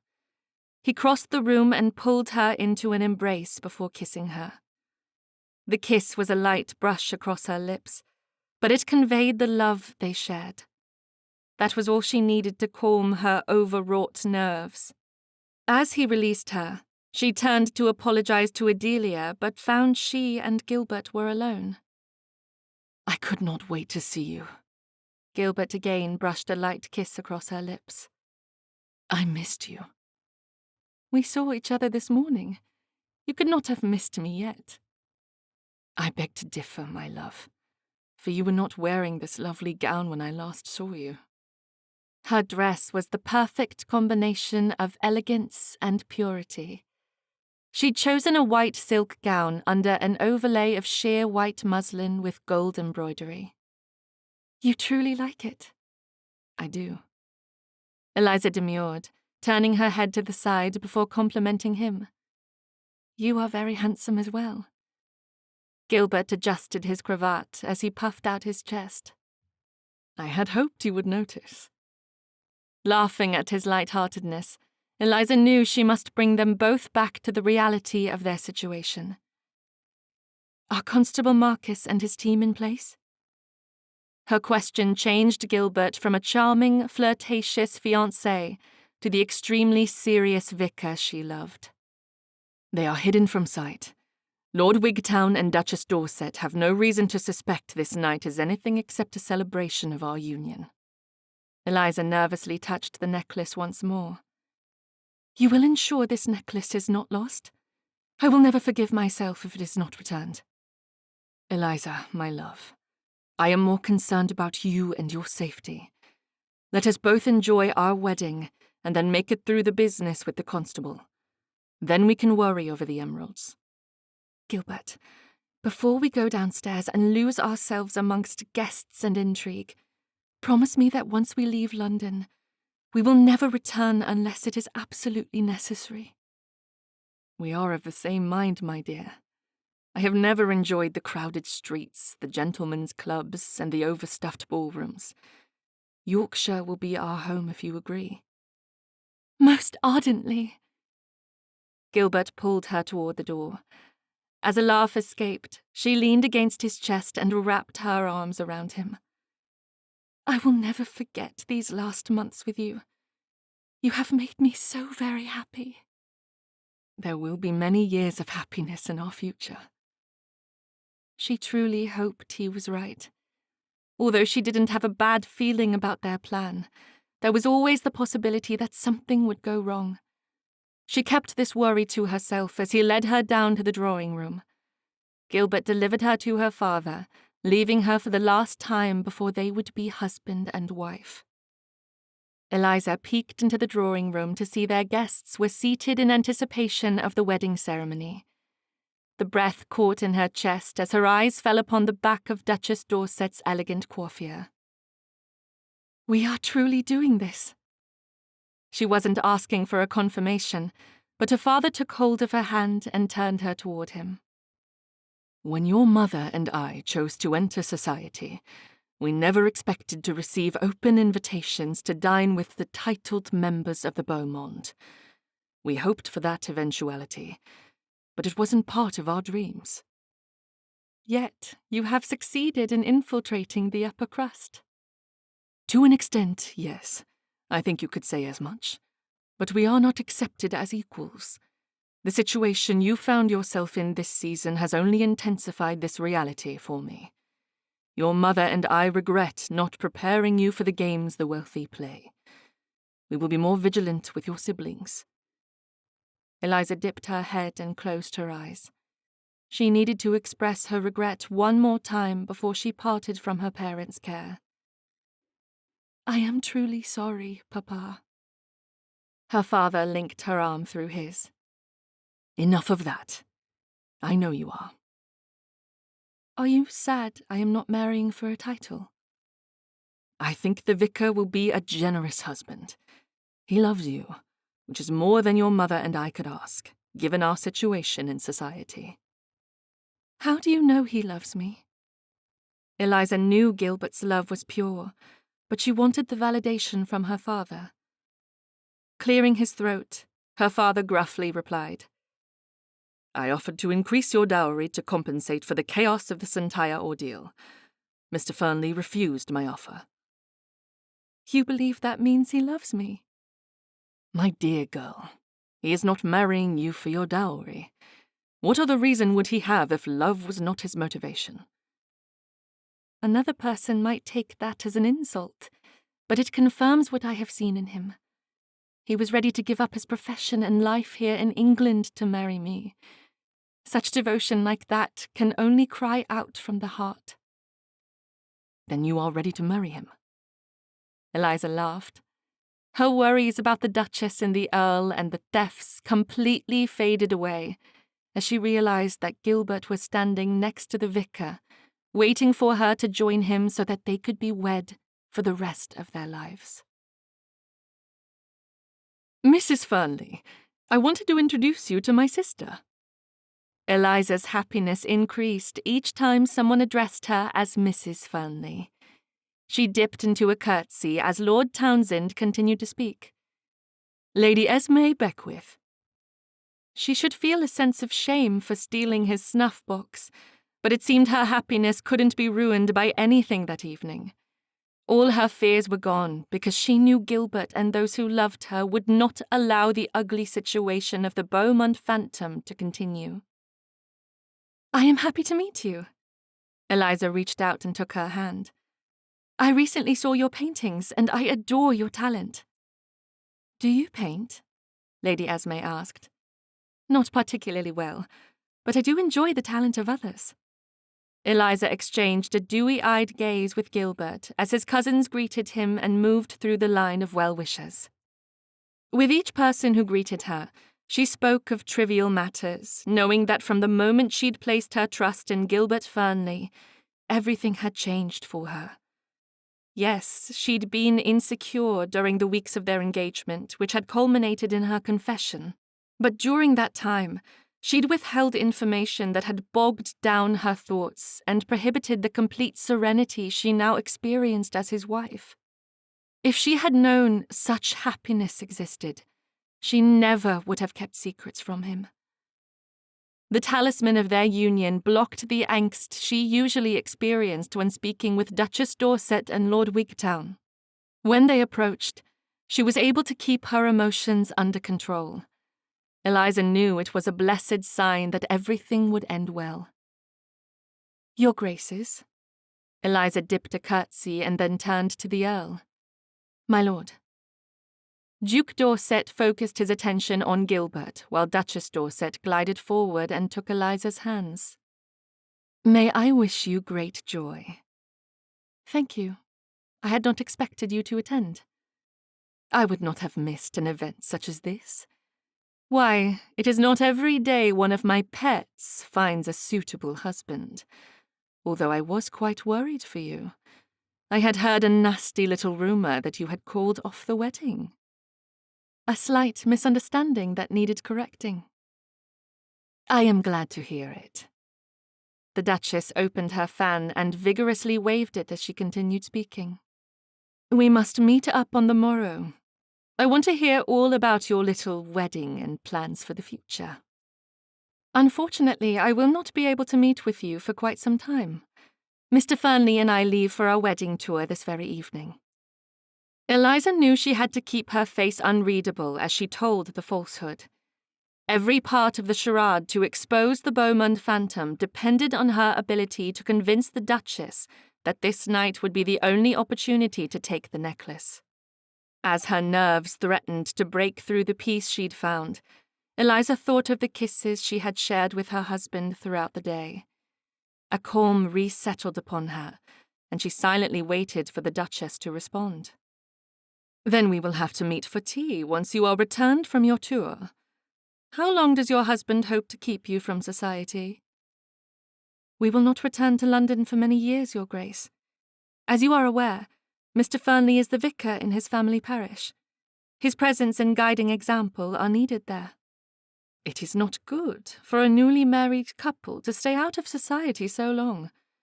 Convince him to return you to London directly after your wedding tour." Eliza knew she had to indicate that this was the only opportunity the Duchess had, and so she lifted her hand and rubbed one of the emeralds on the necklace. "I do apologize for the inconvenience. Perhaps we can find a secluded spot this evening to make our farewell." The Duchess pursed her lips and then turned to Wigtown. "What do you have to say?" "It seems we must adjourn in the gardens. Meet us in 10 minutes. "There is a secluded section of the garden where we will not be interrupted. As you exit the house, turn to the right and follow the path to the hydrangea. There is a bench hidden amongst the shrubbery." Continuing the pretense of their well wishes, Eliza increased the volume of her response as she finished speaking to her very unwanted guests. "Thank you for your kind words. Mr. Fernley and I are so happy you came." As the Duke, the Duchess, and the Earl left, Gilbert leaned toward her and whispered, "Were you successful, my love?" "They want to meet in 10 minutes."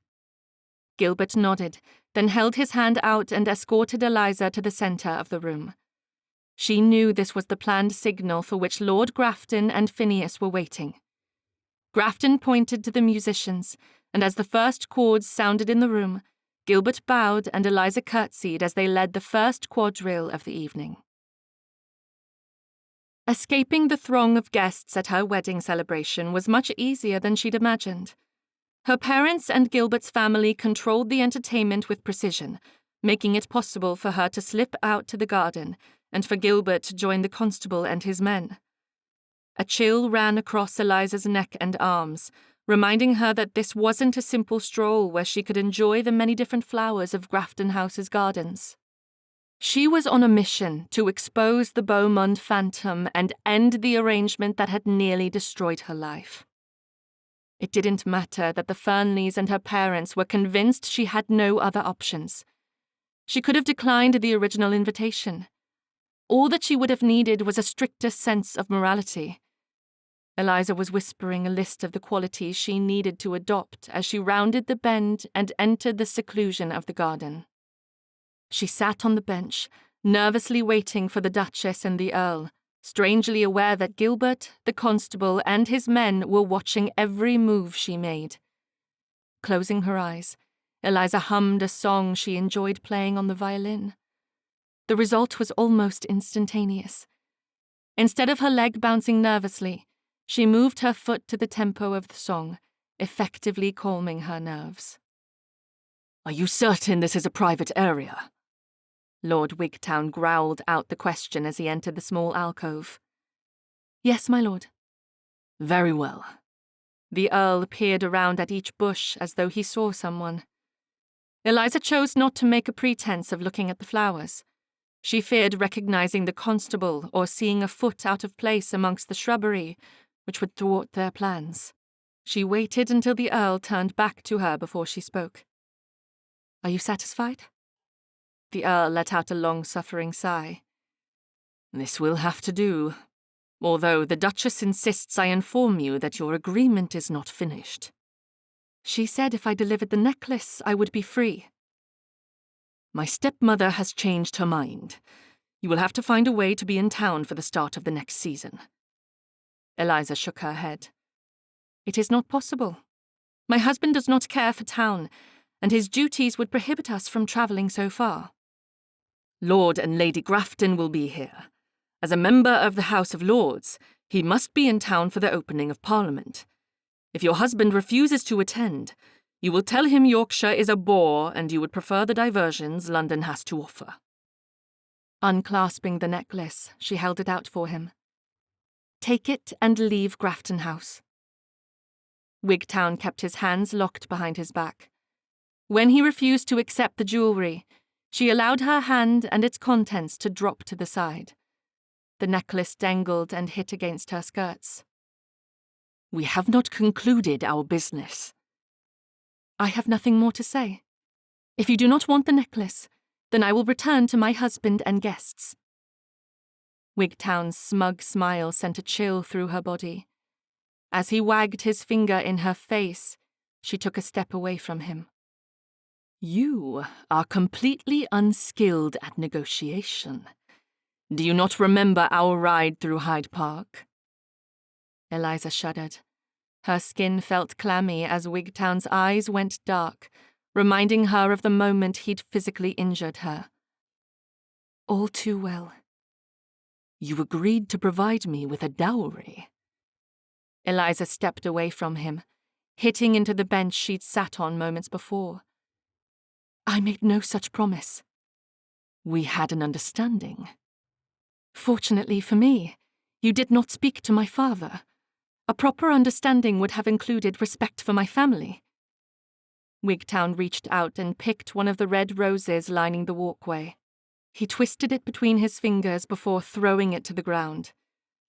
"Misleading an earl and a duchess will have lasting consequences. We thought you had come to your senses when you ended the engagement, but apparently you have no care for your loved ones." "What are you saying?" "You will return to London and continue doing our bidding through the next season, or we will arrange an accident for your vicar." Eliza lifted the necklace to hand it to him once more. "I implore you to leave Mr. Fernley alone. Take the necklace and leave." "It would be simple to set a fire at the church while your vicar practices his sermons."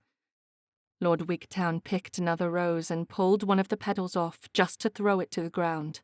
"Carriage axles often break. Men have been known to drown in local ponds. I think that is enough to help you understand your position." "You would not dare." "Of course not. Yorkshire is far too primitive for me. I bring this to your attention because accidents do occur when least expected." Eliza tried to look around the hydrangea, but visibility was blocked by the hedges. "Where is Duchess Dorset?"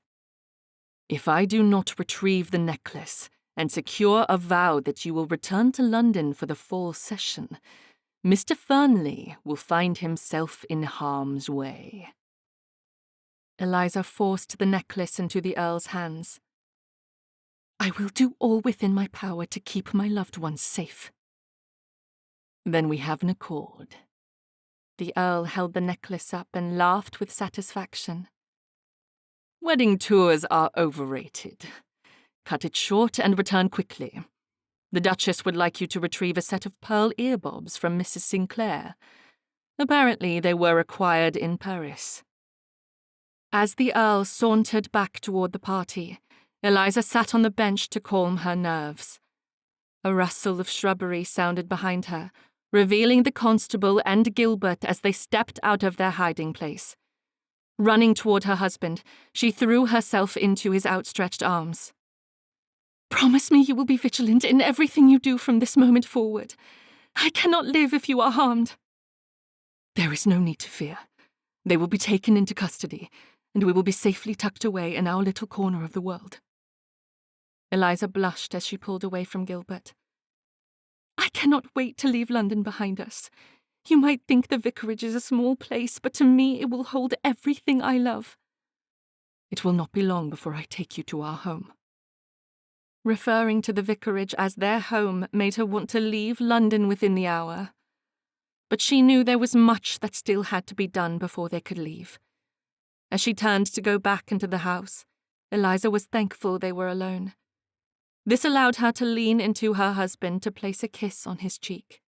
Anticipating her every move, Gilbert turned his head and caught her lips with his. He kissed her and then whispered, "You were brilliant." He kissed her again. "Fearless." Eliza giggled and then covered her mouth with her hand. She was horrified at the silly sound she'd made. Fortunately for her, Gilbert was not finished. Gently kissing her hand until she removed it, he swept another light touch against her lips. "A true lady." Sighing with satisfaction, Eliza leaned more deeply into his embrace. For some reason, she'd expected the light kisses to continue, but with his last compliment, Mr. Gilbert Fernley caught hold of her lips and showed her the truth behind his passionate declarations of love. Chapter 37. Gilbert rarely felt the need to jump at every sound, but this night was an exception. The wedding party was over, the last of their guests had stumbled to their carriages, and now he and Eliza had to wait. Although his family and the Davenports stayed to hear the results of their attempt to expose the Beaumont phantom, Gilbert had little hope that all would be finished that evening. Deep inside, he knew it wasn't as simple as a conversation and an exchange of goods. He'd known Lord Wigtown in his youth. The Earl was slimy and devious. Wigtown had always found a way to avoid any reprimand he should have received at school, and somehow constantly found himself a favourite of every professor. This easy way of manipulating people had stayed with the Earl, and Gilbert worried that even with all the planning and secrecy, it was possible the Earl had discovered the constable and his men. With advanced knowledge of their plans, it would have been easy for the Earl and Duchess to throw money at the situation to make it go away. as the door to the drawing-room opened and a maid entered with a tea tray, Gilbert ran a hand through his hair out of frustration. "How long must we wait?" Eliza placed her hand on his back. "Be patient, my love." Her touch had a calming effect that released his anxiety for a mere moment. But even Eliza's presence couldn't stop the despair that seemed to slowly creep back into his chest as he waited to learn of their fate. He'd been sincere when choosing Eliza over his profession, but it wouldn't be easy to leave everything he knew and loved. If they had to escape to the continent, he would do so without delay. But he would miss his family. "I think it would be nice to host a house party in Yorkshire over the summer." Briar took a sip of tea before continuing to speak. "Who will attend?" Baxter cleared his throat and pointedly gazed at his wife. "Are you forgetting your upcoming confinement?" Briar laughed and brushed aside his question with a wave of her hand. "We could host a party for a fortnight. It would be a lovely send-off for Adelia and myself before we enter motherhood." Gigi passed a plate of sweets toward Mr. and Mrs. Davenport. "Do you have any other children out in society? We would love for you to stay at Primrose Hall." Mrs. Davenport shakily took a finger cake off the plate and then placed it on her own. "Our daughter will leave finishing school at the end of next month. Now that Eliza is married, we will allow her to make a debut. Our son is also leaving Cambridge this year. He will be expected to learn his father's trade and enter society." Briar smiled as though they were chatting during morning visits. "Then you all must come to Primrose Hall this summer. You will make a lovely addition to the house party." Gigi forced a cake on Gilbert and then one on Eliza as she passed the plate of sweets to each member of the family. "We must think of an equal number of single men and women to invite. It will not do to have too many men without women. It is a constant struggle I have had with my 7 sons." Briar continued the conversation. "We must invite the Bentons." "I agree. Audrey is such a sweet girl, and I want to see her married before she is placed on the shelf," Gigi replied. Gilbert smiled appreciatively as he decided to eat the cake his mother had given him. He knew Briar and Gigi were prattling on with party plans to ease the tension in the room. He hadn't realized they'd succeeded until his mother mentioned Audrey. "I do love Audrey Benton." Both Adelia and Rosalind spoke at the same time, bringing a bout of laughter into the conversation that didn't end until the butler entered with Constable Marcus by his side. "Constable?" Eliza stood, her brow furrowed as her hands shook. "What has happened?" Constable Marcus didn't speak as he handed his hat to the butler. When he turned back to the room of anxious people, he looked directly at Eliza. "Mrs. Fernley, the decision has been made to keep your identity silent.